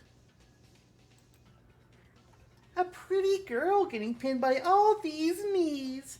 I wonder if I should feel more excited about this. Don't make that face. If I wanted to kill you, I'd just pump you full of bullets right now. But I don't think the audience watching this on TV would like that ending very much. I need to make sure I do it the right way this time. What are you planning to do to me? Mukuro asked in her emotionless voice. Monokuma guffawed and answered. Guffaw! Nothing. I'm just gonna stick to the original plan and make you play the killing game at this school. I'll erase everyone's memories again, and I'll just make them redo the introduction and the entrance ceremony again. In typical Monokuma fashion, he leaned his face toward Mukuro. But it'd be boring if we had to redo everything. Maybe this time I'll have you participate as Mukuro Ikusaba. I'll take away even more of your memories like I did to that irritating detective girl. You'll just be a poor little girl with no memory at all. As Monokuma talked and wiggled his body from side to side, the other Monokumas danced and twirled around. Amid this fantastical scene, Monokuma continued to describe his hopeless plan in a nonchalant manner. At first, you'll be the girl with amnesia, and everyone will feel so sorry for you. But as they unravel the mystery of this academy, they'll find out who you really are. It's exciting to think how they'll treat you when that happens. Knowing you, you'll probably kill someone purely on instinct. Maybe I should rethink my rules about self-defense. What rules of self-defense? How Leon fought in self-defense, but it still resulted in him being a murderer. Well, so someone could kill Mukuro in self-defense and get away with it, possibly. Right. Oh, okay. You can't. Her memories would be erased. There's nothing she could do about her classmates hating her. But losing even her childhood memories would mean her connection to Junko would be severed as well. Even if Mukuro had no interest in the world, that was unbearable, even for her. I've heard of New Game Plus before, but this is the first time I'll get to see a New Game Minus. Should I tie you up for fun? Or maybe We should make this game even more masochistic. Forget hard mode, very hard mode, and inferno mode. Why don't you just skip ahead to impossible mode? So long as we don't have to bring in Tom Cruise, sure, why the fuck not? Dun dun dun dun. Audible question mark. Maybe I'll erase your memories after I drag you on a motorcycle, pummel you with 1,000 baseballs, burn you with a stake, and crush you with an excavator. Alright, that's a little... It's like, I don't On think the nose. Yeah. It's like, really, you're gonna say that he played out each... Which... No, that's some bullshit. Like, he specifically said the ones that... Actually Yeah. happened. Yeah. Like he knew, so... Mukuro knew what Monokuma was talking about. He was describing the tools they prepared for the various executions they had planned for the students, and just so conveniently happened to mention the ones that would actually end up getting used. Also, the excavator one, who would that one have really been... Was that one really supposed to be for Sakura? I guess. No. Like, really, you would have expected Alter Ego this whole time? Yeah. Like, that one was always weird to me. After everyone reintroduces themselves, they'll walk around the school grounds and eventually find a flat-chested girl with amnesia, covered in bandages with Fenrir's tattoo on her right hand. I bet a certain fan base might get off on that. If this were a game, that would increase sales by 500%. Though Monokuma sounded like he was joking, everything he said was deadly serious. As evidence, Mukuro heard a rumbling sound off in the distance. Now then, your sweet ride is on its way. Based on the engine's noise, Mukuro surmised that it was the large motorcycle that was supposed to be used for one of the executions. I think it's time to bring this all the way from the punishment room, so you better be grateful. The sound of the roaring engine grew louder and louder, like the approaching footsteps of death. Mukuro wondered how Monokuma would drive it with such tiny arms and legs, but then she remembered she was dealing with an ultimate despair. Junko would make the impossible possible just to bring about despair. A despair that went hand in hand with Mukuro's fate. Did I fail? I couldn't fill Junko with despair. I couldn't save Makoto and the others. Questions raced through Mukuro's mind, but she wasn't able to answer them. There's no way she could have answered them so easily. After all, she was still alive. The sound of the motorcycle grew closer and closer, as if it was threatening to break Mukuro's spirit. Suddenly, Monokuma stopped moving. The other Monokumas continued doing their automatic movements. As this strange event unfolded, Mukuro noticed something. The motorcycle had suddenly gone quiet. After a few seconds, the engine exploded to life and began to approach even faster than before. Only a few seconds later, what appeared in front of the main entrance was an enormous motorcycle that plowed through groups of Monokumas like a predator hunting its prey. The rider of this motorcycle was none other than Mondo Owada. Alright, things just got interesting. Mukuro and Monokuma were both visibly shocked by this turn of events. Yes! Instead of addressing them, Mondo accelerated the motorcycle he stole from Monokuma directly toward Mukuro. Just before his front tire touched Mukuro, he popped a reverse wheelie and turned the entire motorcycle around. The back wheel swept over Mukuro's back, knocking away all the Monokumas that were pinning her. Hey, can you stand? Mondo asked, and begrudgingly offered his hand to Mukuro. Confused, Mukuro took his hand and stood up. What are you doing, Mondo? I was so close. Wait, what? No! I did it again. I mean, it made sense. One of the Monokumas protested, with a different voice. Oh, shit! Oh, wait! There was a different voice for Beshiki? They never established this! I don't think they did. I don't remember this at all. Fuck it, I'm giving it the Monokuma voice. It was the hacker, Beshiki Madarai. Oh yeah, you're Bashiki or whatever, right? That's right. Why are you helping a terrorist? I ain't bragging about this or anything, but I have no clue if you or this girl is lying. The veins in his temple began to bulge, and his cheeks flushed with anger as Mondo said, Still, I ain't the type to just stand around while some idiot gangs up on a girl. What are you saying? Get a hold of yourself. You must be experiencing Stockholm Syndrome. You've deluded yourself into thinking you're friends with the criminal who's taking you hostage. Monokuma tried to explain to Mondo, but he ignored him, took Mukuro's hand, and pulled her onto the back of the motorcycle. Oh, shut the fuck up.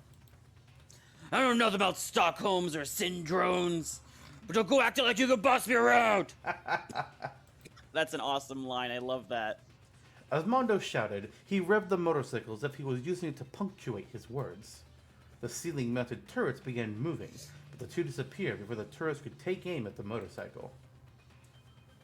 As they zoomed through the hallway, countless Monokumas chased after them, waving their claws wildly through the air, and it should have been a clear signal that this was not the hacker. But, you know, Mondo is not known for his brains. Why? Asked Mukuro. Huh? Shouted Mondo. His voice was even louder than the sound of the engine. Don't get the wrong idea. I don't trust you at all. He lowered his voice slightly, as if he were whispering to himself.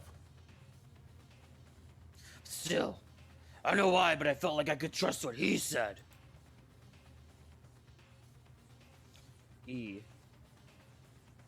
Inquired Mukuro. But there was no time for questions. The unit leading the Monokumas chasing after the motorcycle had almost caught up to them.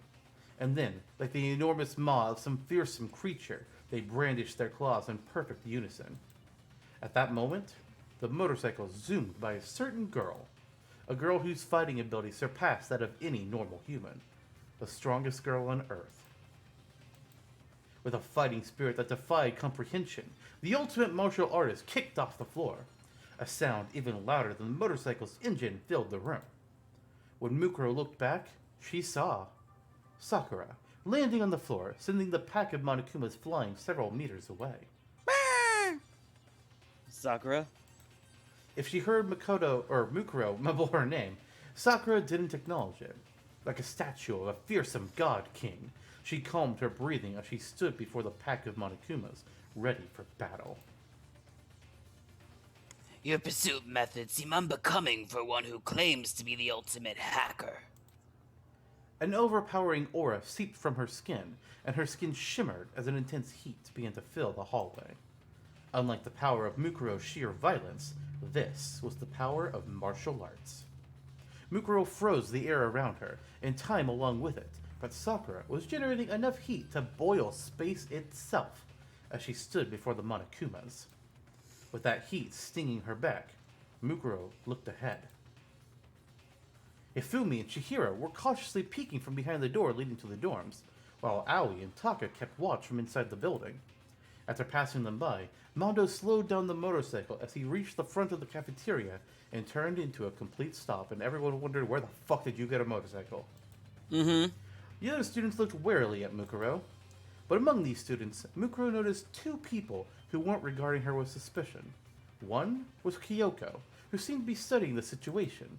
The other one was a skinny boy who was leaning against Kyoko's shoulder. Makoto? Mukuro's lips began to tremble as she sat on the back of the motorcycle. Ignoring the pain coursing through his body, Makoto smiled at Mukuro and repeated what he said to her earlier. I'm glad you're safe, Mukuro. Unfortunately, Mukuro was unable to realize her hope of filling her little sister with despair. Instead, she had successfully planted the seeds of hope into her fellow students, which would fill Junko with despair, let's be honest. Makoto had barely regained consciousness while Mukuro was fighting the horde of Monokumas at the main entrance. When he woke up, he did something extremely simple. He talked about his memories. Most of the students were still skeptical, even after listening to Mukuro's recorded confession on Chihiro's laptop.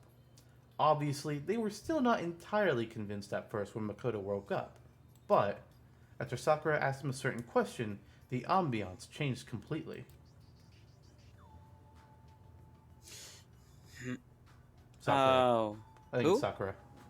Then beyond the walls of the school, the world is completely destroyed. You're saying there's no one else left alive? Makoto slowly sat up to answer Sakura's meek question. Don't worry, I'm sure Kenichiro is still safe. What? Yeah, I thought it was Kenshiro. There's definitely a translation little glitch there. Right. I'm sure he'll still keep his promise to you. Sakura gasped. Kenshiro was the only man she couldn't defeat, a man who had promised her a rematch and made her one other promise as well. How do you know that name? How do you know about that promise? Because you told me. No. Makoto slowly corrected himself. You told all of us. Sakura was silent after hearing those words. But she then faced the other students and spoke in a loud, clear voice. I'm going to trust Makoto. Sakura? Sure. Yeah. Multiple people said Sakura. Yes. And one of them was Aoi. And though I she went was with Toko. shocked- The one time I could have gone with Hina and got it right, I did Toko. Yep. Sakura continued to speak with determination. What Makoto just said is something I've kept locked away inside my memories. In fact, I was planning to keep that a secret until the day I died. But if I shared that secret, that means there was once a strong bond between Makoto, myself, and with my fellow students as well. Makoto continued to talk in a gentle tone. Though it couldn't have been good for his health, he continued to slowly talk about the memories that the other students no longer had. Why do you know about the story I'm planning to write? Are you a specialist Nen user who can predict the future? No, it's because you already wrote it. Mm-hmm. Oh shit, that was Hifumi! Ew! I get it more at the second line, but god damn it. You already finished that story, Hifumi. You had me help you with inking. What? Wait a sec. How do you know it? Oh, Oh! wait a sec! Oh, Hero. How do you know it extorted money from that girl related to the Kuzuryu clan? Oh, that's who he fucked over. Oh, We knew it was something else that we didn't know who it was, but we you know. and I We know. People who haven't seen the second game yet, you'll find out. Mm-hmm. Maybe. No spoilers. Because you even tried to sell my organs to them. His wounds were excruciating, but even so, Makoto kept smiling and talking about their lives together, as if it was his duty to do so now that he had regained his memories. As the other students listened to him, they slowly began to realize something. The vivid accounts he was providing couldn't be explained as just passing knowledge. Clearly, some kind of bond between them all had been erased. Only Byakuya remained cynical. Of course.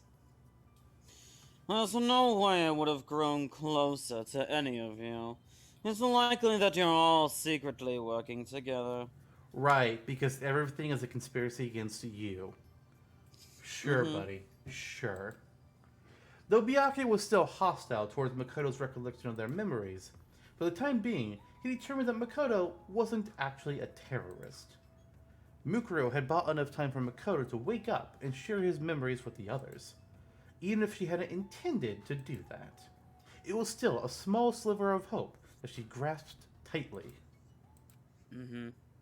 And now, as she looked at the boy who had smiled at her, Mukuro didn't know what to say. She couldn't think of anything to say at all. The battle was over, and Mukuro was now back to being a disappointing girl. She turned away from everyone's faces and apologetically climbed off the back of the motorcycle. But Makoto saw her and slowly opened his mouth to say, "Thank you, Makoto. You saved my life." Makoto gave her words of sincere gratitude between his weak breaths. Mukuro couldn't bring herself to look at him as she mumbled to herself. Why? Huh? If Kyoko told you, then you already know what I did, right? After regaining his memories and learning the truth, Mukuro should have been nothing but a hated traitor to him. Why would he smile at someone like her?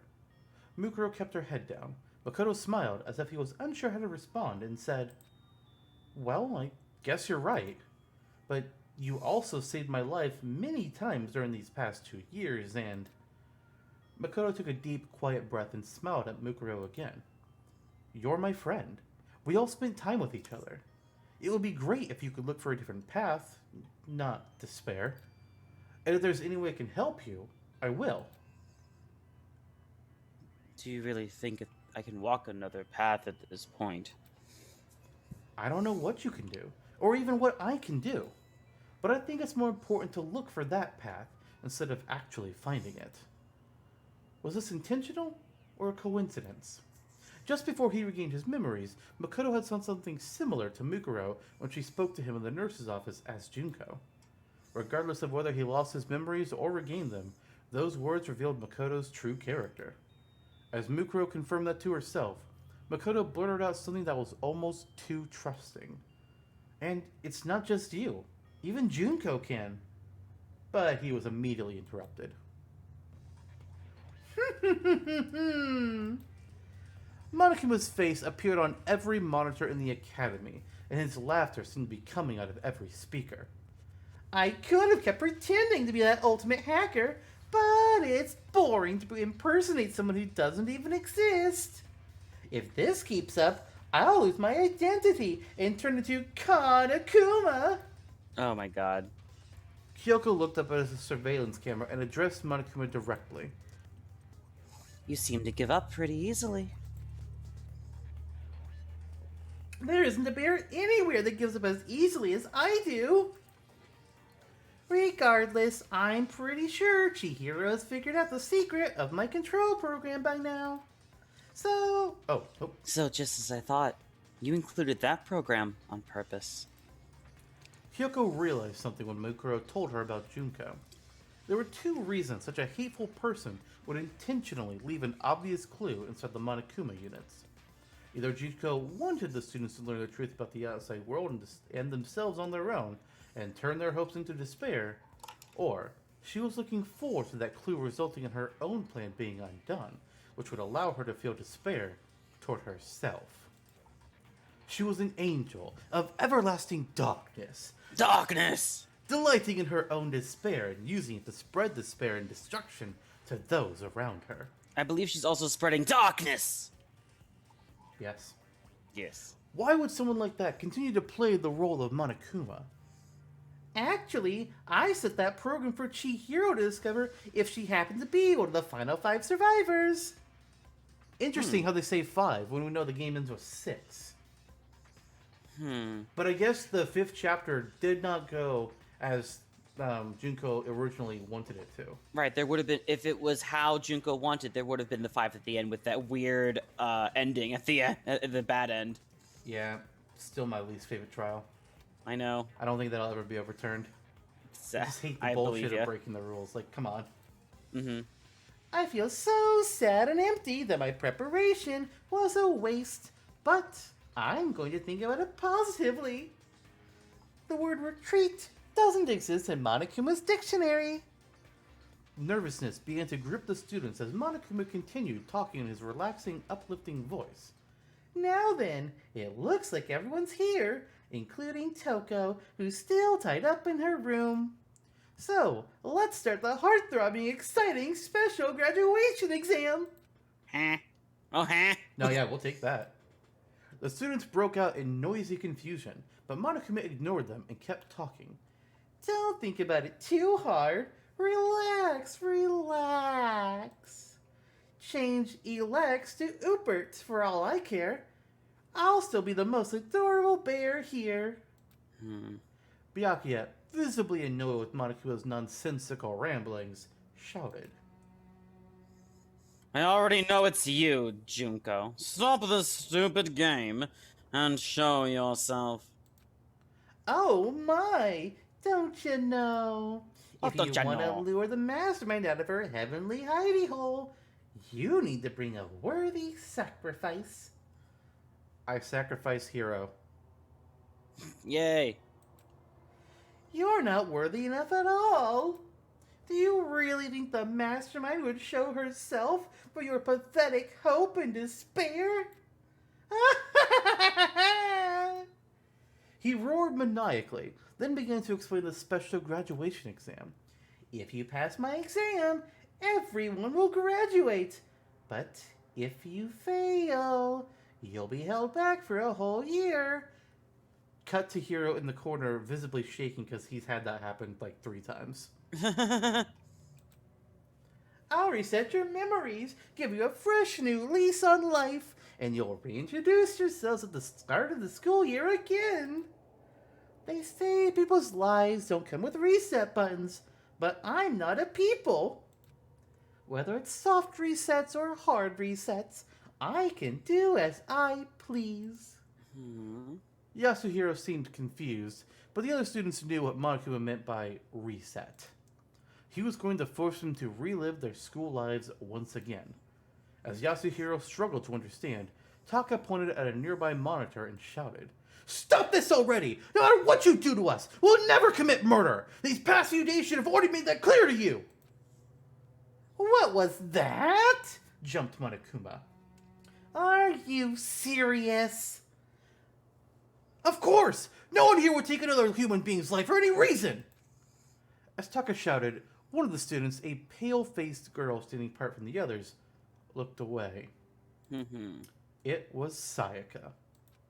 As she trembled, a voice popped up from behind her. What do you think, Sayaka? She couldn't even turn around from sheer terror, but Sayaka knew. She knew Monokuma was standing right behind her. Do you really think none of you will become a killer? Monokuma leaned toward Sayaka and asked her a question only she could hear. By the way, Sayaka, why did you go to Makoto's room when nothing strange had happened yet? Oh, shit. Did you two have an inappropriate relationship? What would your fans think if they found out you made a move on a boy by sneaking into his room? Or were you there for some other reason? So no one else is hearing this right now, though. 'Cause I think they're all in there. No, it said specifically that he's whispering it to only Sayaka. Oh, was he whispering? I thought he I'm was shouting in the 99% room. sure. Yeah, oh well, who cares? I... She could barely make a sound, much less scream, as her trembling worsened. Monokuma had nothing to gain by cornering Sayaka and toying with her emotions like this. He simply wanted to see the young singer fall into despair over her true character. And for that reason, Monokuma did not relent. Hey, what were you trying to do to your close friend you've known for the past 2 years? Her determination from last night blended with the memories Makoto had recounted and ate away at Sayaka's mind like a disease, or Sakaya as her new name apparently is. Sakaya again! As her mind began to rip itself apart, she fell to her knees. A clear ball, flying at just under 105 miles per hour, struck Monokuma in the mouth with enough force to sink into his teeth. The speaker in Monokuma's mouth was immediately destroyed as his body rolled into a wall and stopped moving. Sayaka came to her senses and looked where the ball came flying from. She saw Leon, breathing heavily as he stared intensely at Monokuma. Yasuhiro grabbed him and yelled, "Dude! Why'd you do that, Leon? That crystal ball is really valuable!" Leon had stolen Yasuhiro's crystal ball and thrown it at Monokuma. That Monokuma bastard was trying to take Sayaka hostage. What was I supposed to do? Dude! That crystal ball cost me $2 trillion! $2 trillion! Didn't you just say it was 2 million when you told us that in the game? He's a con man. What do you expect? So, exactly. They don't even print that much money anymore! Oh, bullshit. Besides, if the world's all screwed up, what the hell are you gonna need money for anyway? What if it's safe out there? I'll just join the major leagues or whatever and pay you back. Well, pay you back doing something else besides baseball, but that's besides the point. I gave up on Leon's voice. Oops. That's fair. As those two argued, Sayaka fell to her knees. I'm so bad at his, though. Trying to go surfer and it just sounds like he's dumb, and it's not the point. He is dumb, though. Hi.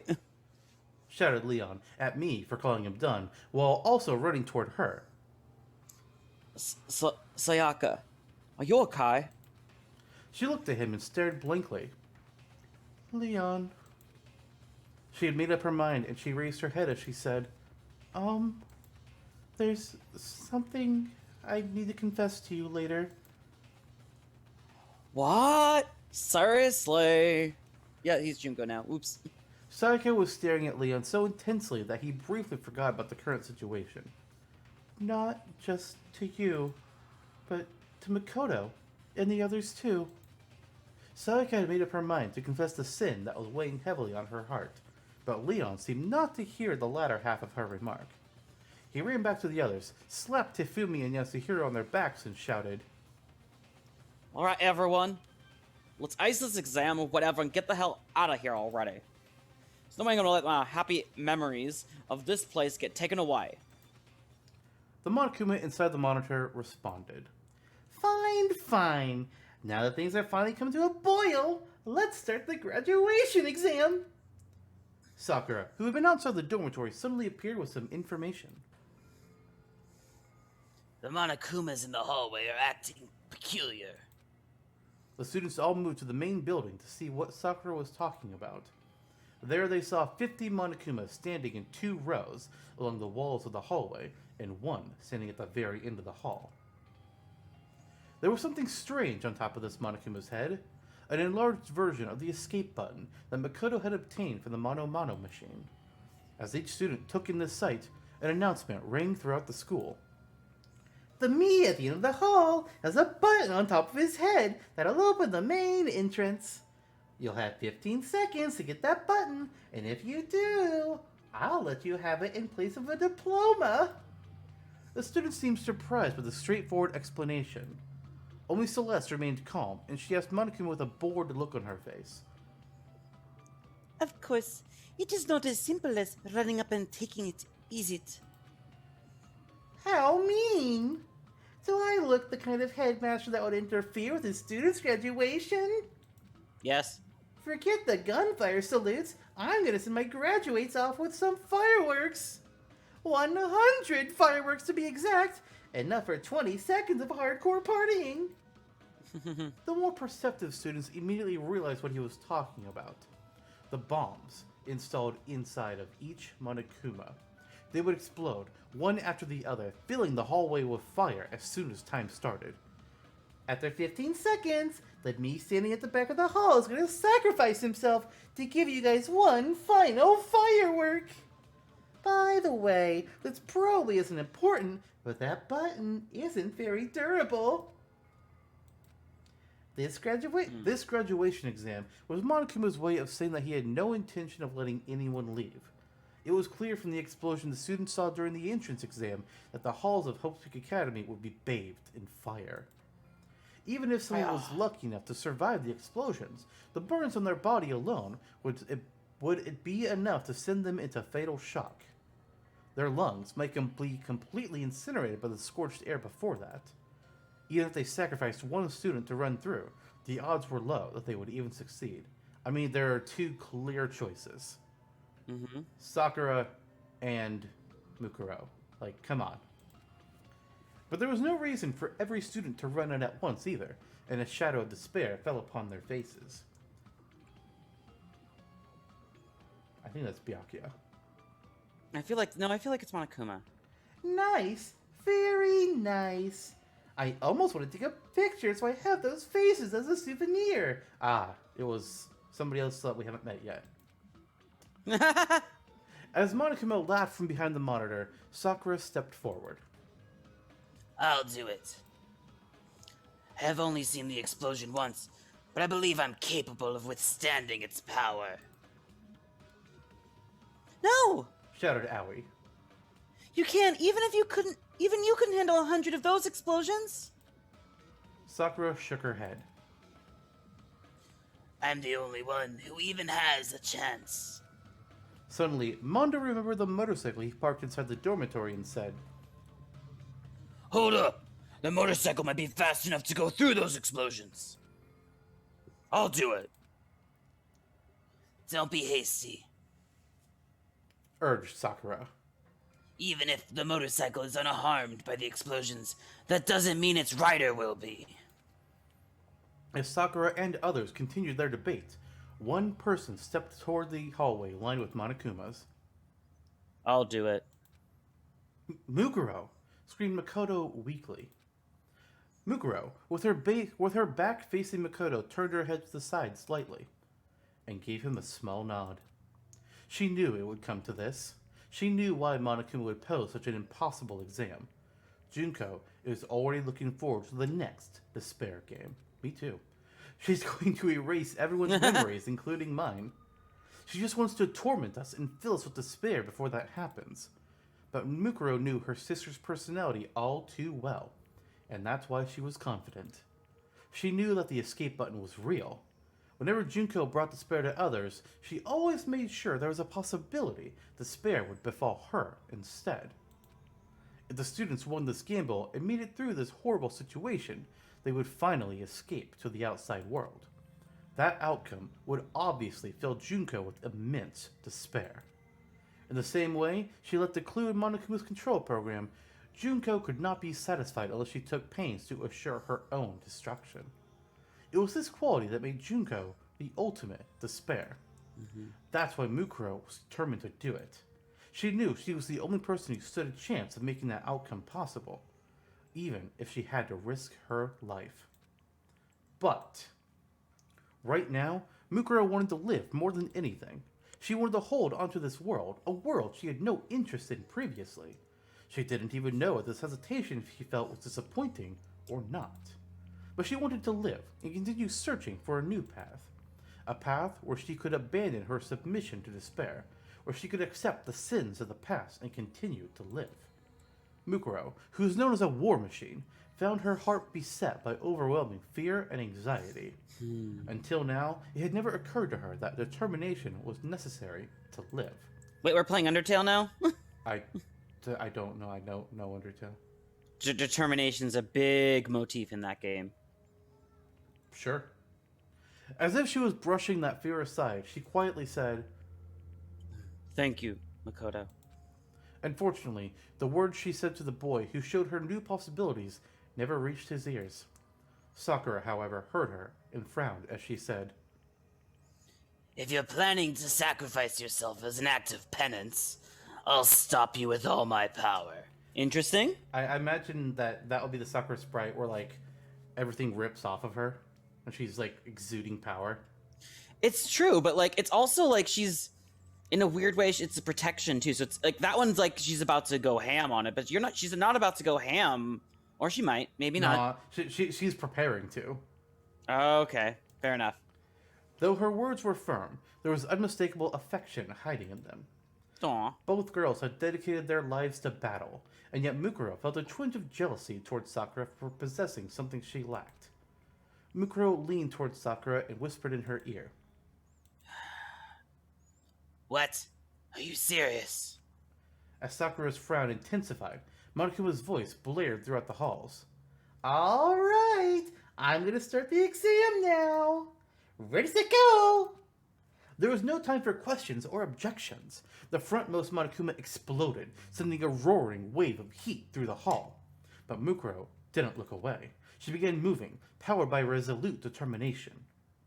The Monokuma room. As soon as the graduation exam started, the mastermind focused her control entirely on the Monokuma holding the escape button, and completely synchronized her field of vision with it. She knew what was going to happen next. She could predict what her sister Mukuro would do in this exact situation, where she would choose to focus her superhuman skill with weaponry. And so, through Monokuma's eyes, she watched the scene unfold exactly as she had predicted. A pointed metal bar burst through the explosions, heading straight for the weak point of the Monokuma holding the escape button. Specifically, it was aiming for the point of the bomb's detonation system, and Monokuma's power source overlapped. It flew straight and true, as if it had been fired by a master archer. In order to bring despair to Monokuma, and by extension Junko as well, the super soldier, known as Mukuro Ikusaba, threw the pipe like a spear so it could attack the same weak point she had pierced in the nurse's office. As explosions filled the hallway until only fire remained visible, the spear's speed and precision as it soared to its target defied all human logic. But the mastermind knew. She knew Mukuro had used her power to fill the world with despair. Power was all that disappointing girl had. But that power was useless against Monokuma. The mastermind had predicted that Mukuro would put all her effort into that throw, and Monokuma caught the metal bar perfectly between his hands. The force of the throw knocked Monokuma back several yards, but the pointed end of the bar never pierced through his chest. Well, that was disappointing. The mastermind turned to look at a different monitor. She wanted to see the look on Mukuro's face when she realized that she failed to strike Monokuma. The despair of seeing the final Monokuma explode right before her eyes, completely obliterating the escape button. She wanted to sear this memory of her disappointing sister's final moments as her newfound hope sank into a dark pit of despair. On instinct, she turned her attention to the surveillance camera that hadn't been destroyed, but instead of seeing Mukuro and the others, she only saw Sakura, who looked as though she had finished launching an attack. Huh? She only thought it was strange for 1 second, but then a hopelessly powerful mastermind completely understood the situation and shifted her point of view to Monokuma. But because of that single second, Junko would feel just a pang of despair. 3 seconds left. Amid the smoke, flames, and heat encircling the hallway, it burst through with the speed of a cannon shell. It glared at Monokuma with hot, boiling eyes that betrayed the icy expression on its face. And then, sharply, swiftly, strongly, it transformed into a living weapon that cuts through everything, revealing its true form in that hall of despair. 2 seconds left. Monokuma, who was still holding the metal bar in his hands, tried to move, but at that exact moment, the living weapon carved a path through the flames and appeared before him. Its body, which had never been wounded on any battlefield, was sustaining all manner of burns and injuries. But even so, it did not falter. The fire in its eyes never flickered once. 1 second left. The living weapon, Mukuro, slammed her knee into the back of the metal bar Monokuma was holding. The sharp tip of that metal bar pierced through Monokuma like a rail spike, shredding the detonator and its power source into pieces. Time's up. The 100 explosions ceased and smoke blanketed the hallway. Mukuro had dived into Monokuma, and the pristine escape button now rested in her hand.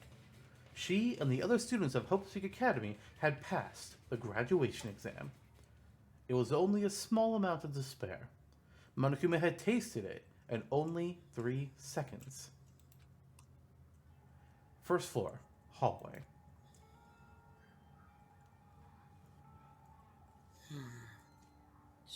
Junko. Mukuro looked down at Monokuma. He could no longer move or self-destruct. When she spoke to him, a static-filled voice emitted from his mouth. It seemed his communication function still worked. I never expected you to do that. He still sounded like Monokuma. It seems his voice modulator was unharmed as well. I must have overestimated you. I never thought you'd need anybody's help on the battlefield. When I give the signal... Oh, no. When I give the signal, please launch me forward with a roundhouse kick. Mukuro whispered these words to Sakura just before the explosion started. As Mukuro threw the metal bar, she jumped into the air at the exact moment Sakura unleashed a roundhouse kick. Right when Sakura's foot made contact with her own, Mukuro used the force generated by her kick to propel herself at Monokuma. Using the ultimate martial artist's superhuman attack like a springboard, she shot herself through the air like an artillery shell. Enduring intense heat, shrapnel, and blood-draining G-force, she stayed conscious as she charged the hallway engulfed with explosions and despair. Mukuro trusted Junko. She trusted Junko to predict that she'd throw the metal bar and catch it accordingly. Then, she tried to look at her face as the despair sets in. The Junko Inoshima she knew would definitely do that.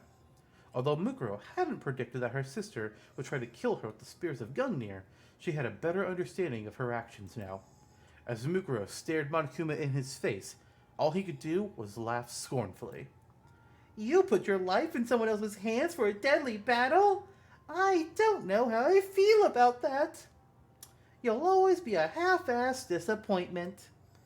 I guess this time, I'll just say I lost, because I didn't see this much disappointment coming. The end. The end. Mukuro shook her head at Monokuma. No, you're wrong, Junko. Huh? If you want to talk about winning or losing, I think we lost before we even started. Mukuro's eyes shifted from side to side, as if she was unsure of something, and she fidgeted in place as she continued to talk. No matter how much despair they felt, you didn't think they'd kill each other the way they were before. That's why you erased their memories. They aren't like the others you forced in the past. You knew these students would never do it. That's what you believed, isn't it? What are you talking about? So, it's okay, Junko. I'll bring back everyone's memories someday, and I'll show you everyone's happiness and their bonds. I'll show all that to you, and fill you with even more despair. Mukuro nodded after she said this, as if to cheer her sister up. After several seconds of silence, Monokuma responded. You finally beat me this one time, and that lame speech is the best you can do? You're such a disappointment. You'll never fill me with despair. It's just constant disappointment. After pouting like a sore loser, Monokuma continued to speak in his usual tone. But you guys will be back. And when that time comes, I'll invite you guys to a wonderful place. I found out about this fun island while I was running things here. What? Monokuma's laughter filled the room before the static finally cut out and his remains fell silent. He wouldn't be talking again anytime soon. The mastermind was already preparing a new despair to bring to the world and to the students of Hope Peak Academy, Junko included. In the end, the mastermind stayed in her Monokuma persona until the very end, and Junko Inoshima never showed her face again. It was as if she resented the despair Mukuro had given her. That thought almost filled Mukuro with despair itself. But when she heard her classmates calling for her, she sealed that despair into the depths of her heart. From now on, she would seal away all her despair.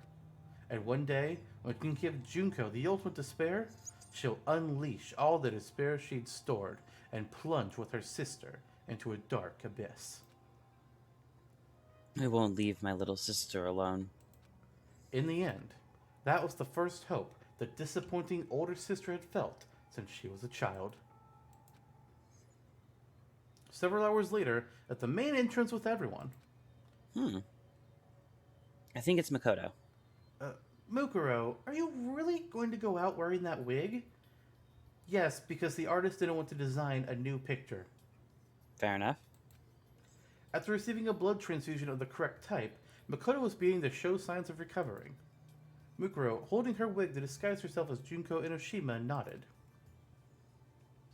If I live as Junko, I might be able to understand her better.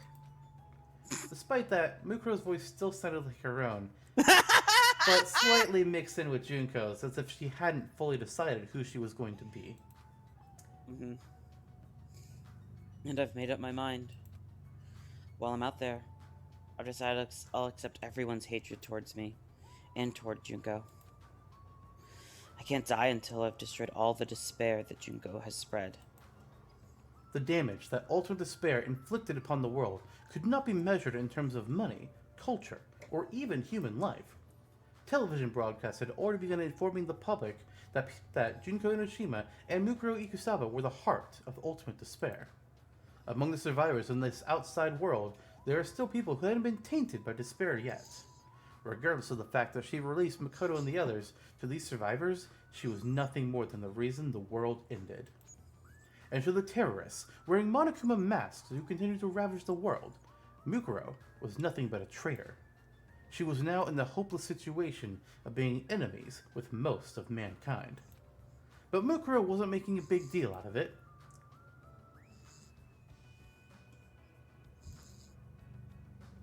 I'm going to try not to kill anyone who comes after me for revenge. Wouldn't it just be safer to just turn yourself in? Wondered Yasuhiro. Well, you might just get executed instead. But you could live to be an old lady if your trial keeps getting pushed back.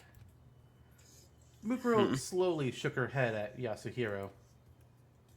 Laws, justice, these things no longer exist. Is it really that bad out there? Maybe we should just stay in here. Byakuya glared at Yasuhiro with contempt. Ignorant idiot should just shut up. Yes, you should. Your fate won't change whether you stay in here or not. Though he was shocked to learn that Togami Corporation had been destroyed, Byakuya continued to remain firm and proud, even toward Mukuro. You are a rare asset. Continued Byakuya. So I will let you live for now. Depending on your actions, I may consider forgiving your crimes after I've built a new world. Only a Togami could boast that they're capable of forgiving the crime of ending the world.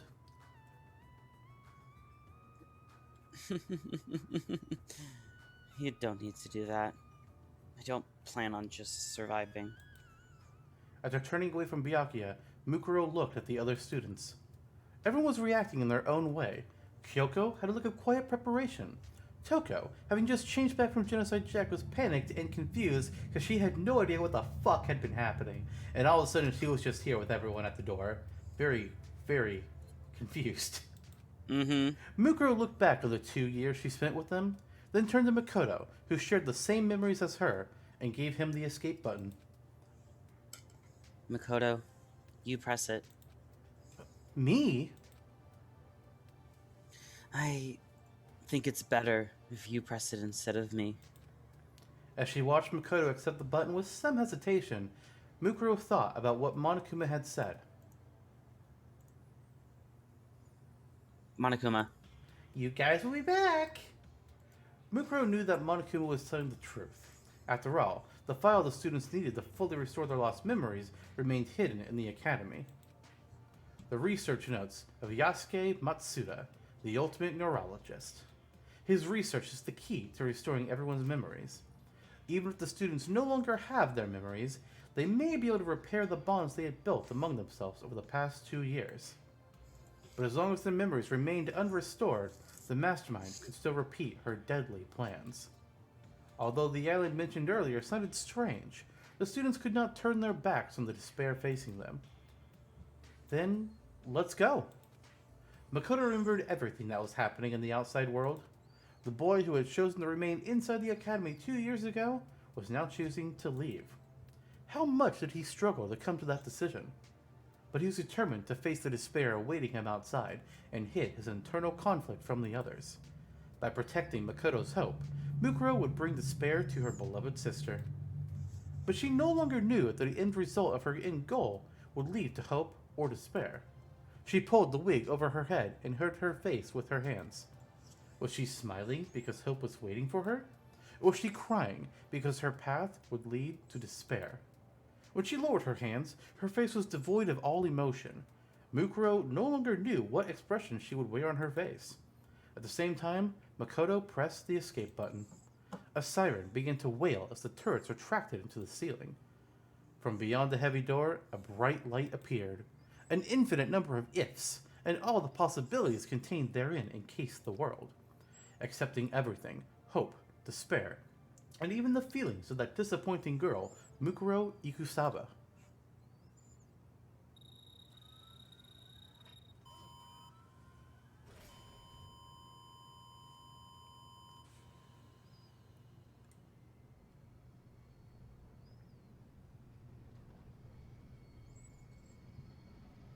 It does seem kind of strange though, because I know that this is because it's a previous asset from the first game for this one that was in the second as a thing.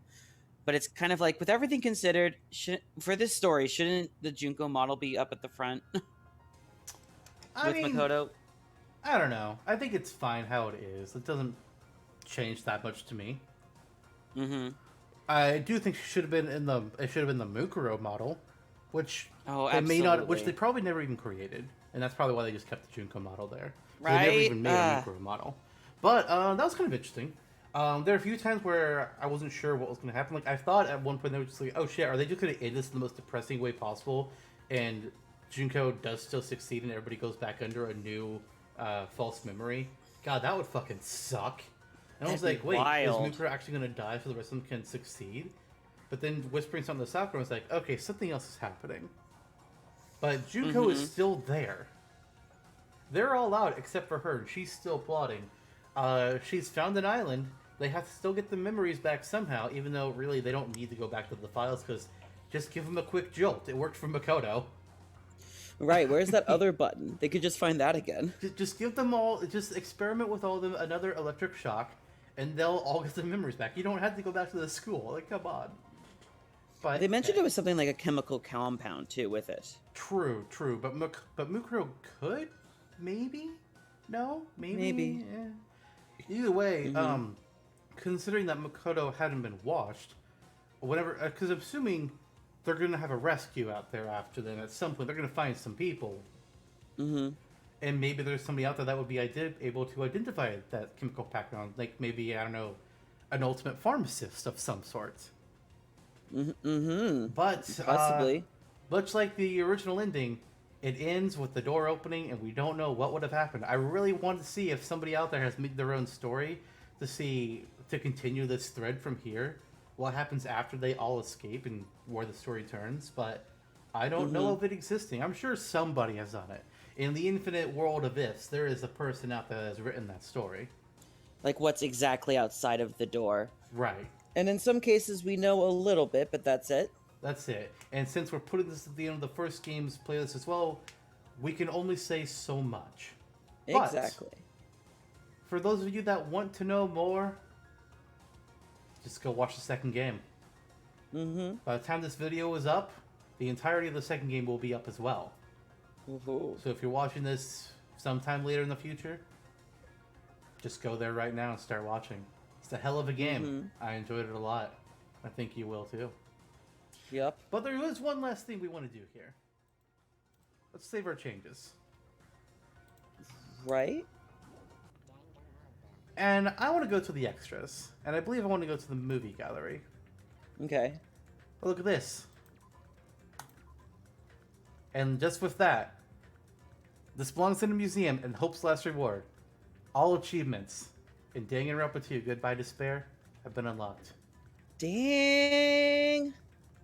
And I just realized I'm gonna have to 100%. cover up part of that screen because there's spoilers in there for the people who've only seen the first game.